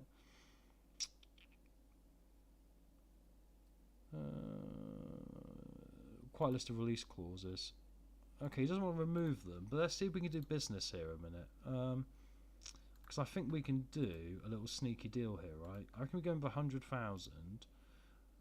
I better be careful with instalments, but I think I can pay these back off by selling some clauses, right? Because I've got all those clauses right over here, haven't I? Like these ones, and I've added about 6 more 50% ones. So I don't think this is actually being too bad, and I don't think it ruins our finances too much, because I can just counteract it in January and cover it. They're going to drive a hard bargain here. Right, 100,000, and I'm going to go 50 games. You're going to get an extra 50,000, and that's your deal. Superb. Right, sign that one in the book. So that is going to sort out the centre-half problem for me, I think. So, yep, squad player. Looks pretty decent as well, I think, guys. I think he'll do the job. And also, we've got potential to grow him as well, which is always what we like. Let's just get down to my usual of being very difficult about what contract I offer them here. That minimum fee release clause.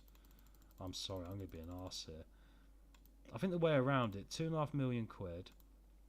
£1 million if we get relegated, but I'm going to give him £3,000 a week. And it's worked. Gave him an extra £1,000 a week, but I want that release clause. I can't have it to be at £1 million quid. That's ridiculous. If we get relegated, fine.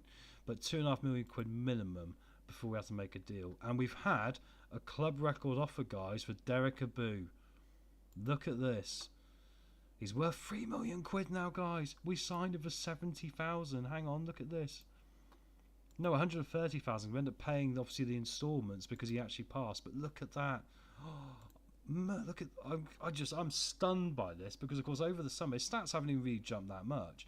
But he's got something about him where he's become really good. And like last year, he got 8 assists, 3 goals in 39 appearances. I'm going to reject, guys. I'm going to reject. Because if they want him, he might say he wants to go. Here we go. Obviously, he's wanted a new contract as well. Let's talk what money it's going to be. They weren't offering enough money. This is my price. £5 million. This would be amazing business for Gillingham, guys. He accepts. Can we get £5 million for Derek Abu And don't forget, he's got a categorically awful diving ability to get a red card. He's done it a few times now. Work permit for our new winger, hopefully, to Zand. But that would be quite a deal to get 5 million quid for a bloke like that, wouldn't it? We could go out and just completely renovate the entire team then, which is amazing. Hine is going to be a priority for us. Apparently he's extremely doubtful about a transfer though. And there's a slight interest from Smith, who's actually not looking too bad. This might be our backup option as to if we haven't got any money to get a goalkeeper. And I think we want to try and prioritise getting a good one, don't get me wrong. However, we might have to improvise again and keep doing what we've done the last 2 years, where we've been throwing a bit of, stuff at a wall, trying to see if something will stick. It didn't work with Young, but to manage to sell him to Newcastle for the money we did was brilliant. Here comes our new centre back. It's going to cost us. Oh, it's going to cost us more money than we got. Actually, I can't do that. Hang on. Oh, good, I moved it. Tip for you there, guys. If I clicked accept there when that said 210 to be deducted from 205, it might have failed the deal. It might have automatically adjusted it as well, said it's okay. There's times I've done it, said you actually haven't got enough money for the deal, and it ruins it. But we've moved the money across. He comes in from Sheffield United, potentially a Sky Bet Championship standard, but I think he's ready to play a lot of football. He's already worth £1 million, right? We've got that release clause in as well. Let's get Corness to welcome him, and then we'll quickly tell Lucas Wolf off here and have a quick look at the team again. Look, right, so Kenny's going to be going. We can forget about this guy. Unfortunately, I sabotaged myself out of about 60,000 there by being a little bit overzealous. We've got Thomas as backup goalkeeper. We're going to have another goalkeeper coming in. We've got Masterson then, who's getting better again. Easton, who's come in as a signing. He looks good. Mackenzie's going to go. Right, so we've got Oji as well then. We need another centre-half, don't we, guys? So I'm going to need to get another centre-half. Oh, I need to get rid of this guy. I cost myself money with him as well. We need to get him off the books now, just to make some money. Yeah, so I need to go another centre-half. That might be a lone one, though, right? And then I need another striker. But wingers and attacking mids here, I've got plenty. I'm happy with that. And central mid, I'm pretty happy with as well. Because I've got Zentrich as well, right? And I've got Azoro, Corness, maybe one more. Actually, the more I look at it, if you look at the registration, and we quickly auto-select, let's see here. Yeah, actually it's saying I've got 24 players, but obviously I'm not going to have Mackenzie. Kumbi's not going to be in it as well. Ewan Williams is not going to be in it because he's about to leave on a free transfer. Joaquin's not going to be in it. I've still got quite a lot of players to sell, guys, actually, looking at it, haven't I? Luke Kenny's not going to be in it. And I've got Hogarth back, but I need to sell him as well. It's time to have a quick look through this youth academy, isn't it, to see who's hanging around here. Yes, at the moment we're looking at, we've got a squad side of 18. So yeah, I've still got quite a bit of business to do here, actually. There's no doubt about it. This guy's about to go on a free transfer. I've got to worry about him. Harry Webster, I'd like to get out on loan. Let's start looking at these guys a little bit. 17 he can play. 17 he can play down here. Kumbi's got to go. Or maybe we keep Kumbi. We'll see how it goes. If we don't get the right money for him, it's got to be about $250,000 for me. If the money's not there, then I'm just going to keep him. Oh, we still got Ewan Williams till 2027. I thought he was actually gone the end of this window, but okay. We'll offer him out again. Joaquin we unfortunately didn't get rid of when we should have, but we'll try again on him. I'm moving them back in the first team, so as I'm forgetting they're in this reserves and they're taking up our wage space, right? Oh, we forgot about Joe Gabot as well. I mean, I don't think he's ever going to make it for us, is he? So let's see if we can cash him in as well and move him off the books. And now, actually, it gives me more confidence. We might be able to raise some funds here in order to be able to push on and be able to bring in that goalkeeper and striker and midfielder we're going to need here. Right, so it's still a case we're looking for more sales here. And time is ticking. We might not even get to this Plymouth game, guys. But we do need to have a good in-depth sort out. And it's always fun to do it, isn't it? Always fun. Even if we tonight end up with a team sorted, ready for tomorrow, that would be a really good place to be. Loan offer here, but it has got a permanent 50k price on it. Can you do 100% though, guys? That's all I ask. Okay, they can do 80. That's fine. And we'll get 50k back at the end of the season. That's fine. Oakley cannot. No, he's not good enough for us anymore because that could have been someone we're bringing on a free transfer there. Kumbi wanted on loan. I'm going to keep Kumbi, guys. You might get 220 back, but I want the money now if we're going to do it right. So I'm changing my mind. I think I'm going to keep Kumbi. If someone wants to come in on their own back here and offer us some money, I think that's different. But I think he'll be a fringe player for us now. Oh, we've got offers for Raheem as well to go out the door. And to be fair, I'll just accept all of them. As long as we get them off the books, I'm not too worried. I know I probably should wait and take the 50k, but if they cancel the loan and don't pay anything at the end of it, we don't get anything, right? So, see if we can get 1,000 even for Marriott, but we might have to release him. Will he do it in the Championship? I mean, he's a squad player. Probably not. He's starting to decline, isn't he, guys, unfortunately? And Joe Gabbo's not got an interest. Let's hire an intermediary. Oh, if we can get 100,000 for him, that would be good, wouldn't it? Right, I'll leave Joaquin there. If I move him to the reserves, he'll probably reject his deal. Yeah, and then it's just Mackenzie then, and Kenny and Hogarth, isn't it, guys? Right, so let's get these guys offered out again with the intermediaries. He should be gone in a minute. I don't know why he's still there. Come on, get rid of Mackenzie. I feel like I'm in the in-between, as you ever seen that. Kumbeni is upset about not being able to go to Kilmarnock. This could be good for us, because we were offering him out for 250k, but now I could probably persuade him, because I'm going to say, I can't offer you for that price, but that means the price is about to go up. I want £1 million. 900k? 950. Cool. So, if Kilmarnock now have got £1 million, which I find very unlikely, let's put it that way, then we might be able to get £1 million for him. We'll do our pitch dynamics. I'm not going to change that. Crawley also wants Joaquin as well. Fair play to them, because he was not good for us, was he? I don't want loan deals for these guys. I want them off the books now. I mean, has Hogarth got 2 years left on this deal? No, so he's ended the season, he's gone. So I need to get him out on a permanent. Otherwise he'll just walk at the end of it, right? You know, if I get the 25k back for him, that's just like, you know, the best we could probably hope for in the circumstances. But, you know, it's still really good, really good. Anyway, guys, anyone that's late into the chat, we had a bit of a jump in views there. Just to say, like, I do these live streams pretty much daily at the moment. I'm doing some off-channel content as well, which is going to be uploaded very soon, like, you know, just normal episodic stuff. But I'll also just quickly say, as I quickly try to get my percentage profit, that yeah, in every episode I always go back and I leave a comment pinned in every episode with chapters, with time breakdowns, you know, they call the timestamps. So you can go back and you can see what's happened so far. We get that £250,000 off of Kumbi, guys. So yeah, if you do want to go back and watch any other episodes, they're easy to navigate. You go in there and you'll see literal news items or games you can click on and watch, and then you can catch up. But we are currently building for the Sky Bet Championship. In our 3rd season, we've gone back-to-back promotions, winning League 2 and then winning the playoffs last year. And it's unbelievable, isn't it? What do we do with Kumbi here, guys? I'm going to reject, because I think we can get £1 million. I think if we hold on. I've still got players I'm happy to get rid of for no price here, right? Okay, so if they offer 60k, let's get the 60k.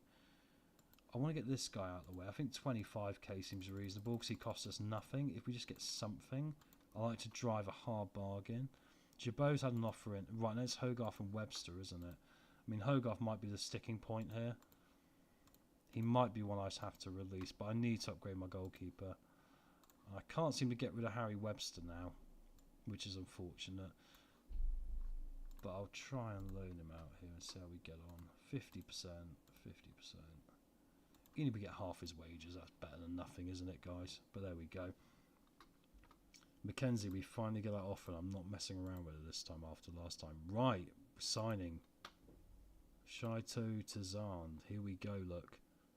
Joins the club on a free transfer from Feyenoord. Final youngster, guys. We're going up in the world. Building for the championship, and we've just brought in a championship. Look at that, good championship player. Comes in on a free. Brilliant stuff. We're going to ask Corness to welcome in here, look. Let's have a quick look at his glory. He's decent. He could play in the Premier League long term. Can he look like determination? Look, you know, he's fine. He could go the other way, I guess, as well and get worse, but I'm happy with that. Right, Marriott's still trying to get him out here. Oh, it might be a free transfer, but if we get him off the books, or it might be a loan. And once again, Hogarth. Right, guys, we're getting to that point now. I think it's going to be goalkeeper. 60,000 from Mackenzie. Happy to give him many offers to get out of here. We definitely don't need any wingers now. We definitely have got wings tied up completely for this next season, 100%.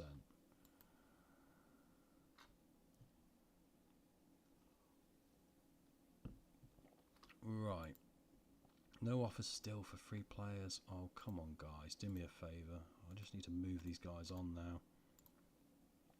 This is the boring bit where you're just trying to eke out the money and just try and get what you can for these guys. I don't think anyone's going to go for Webster, so I think I'm just going to leave him down there for the moment.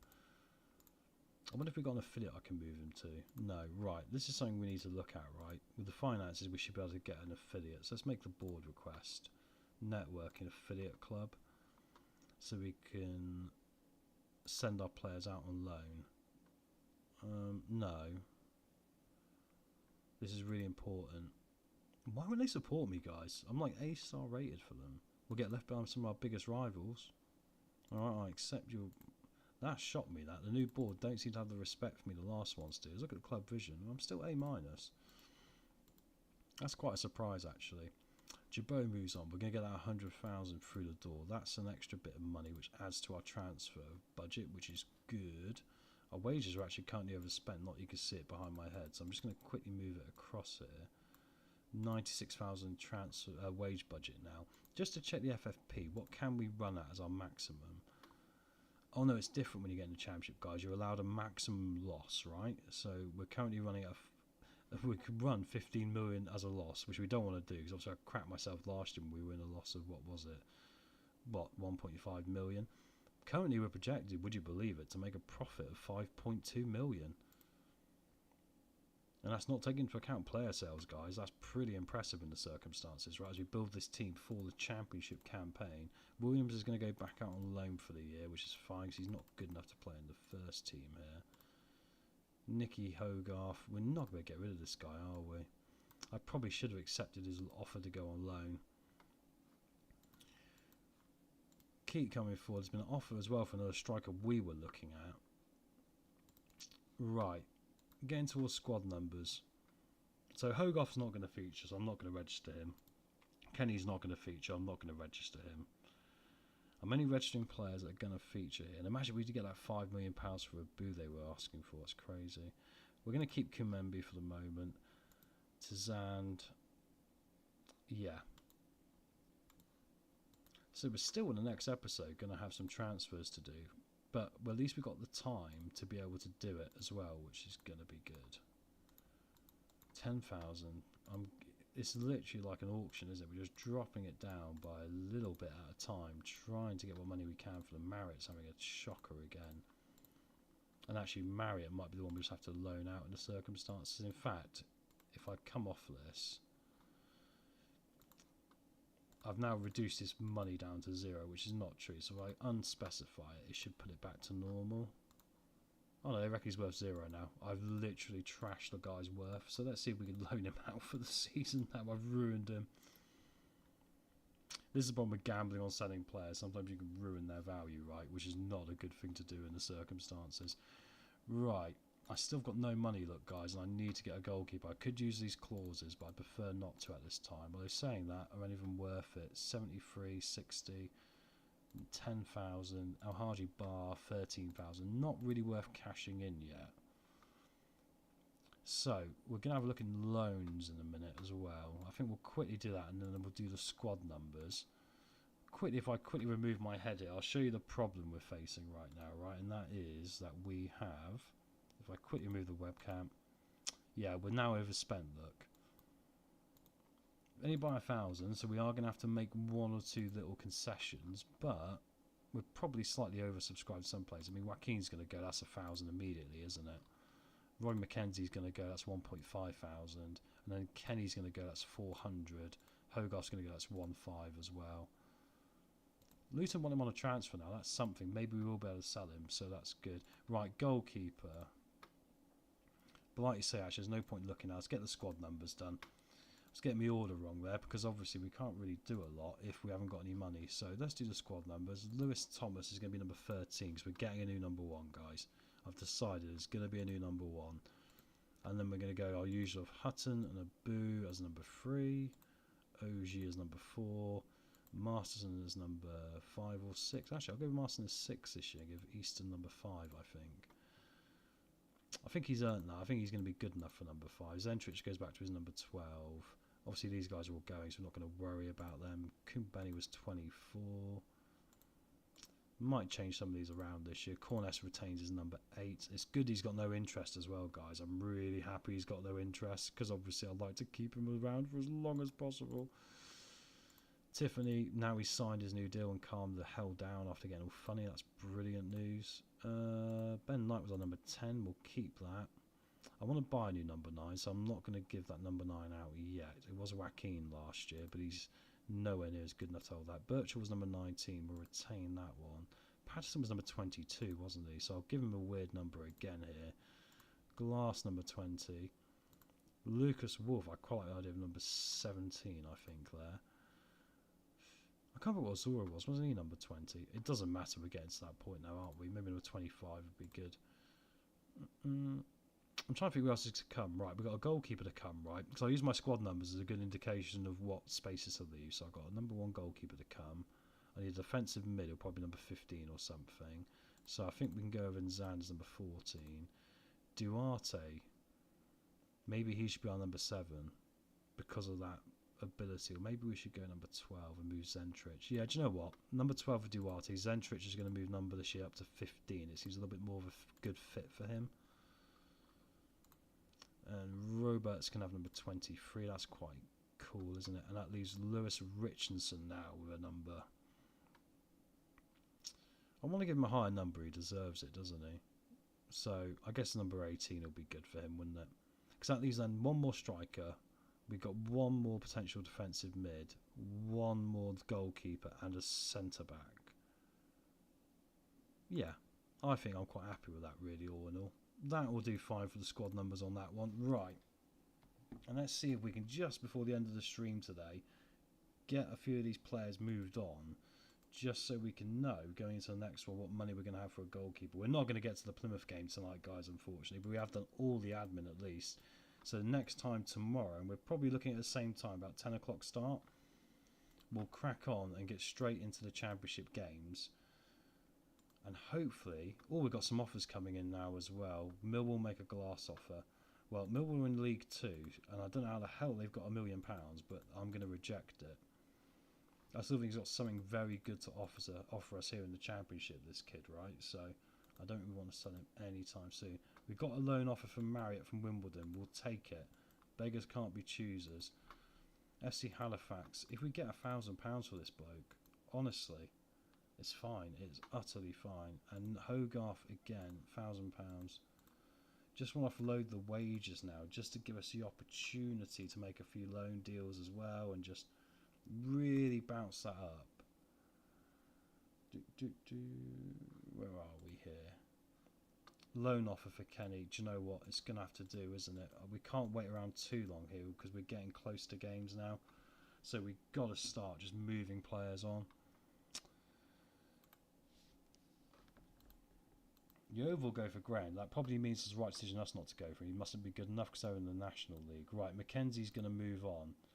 Work permit been rejected, but hopefully Crawley got one of those places.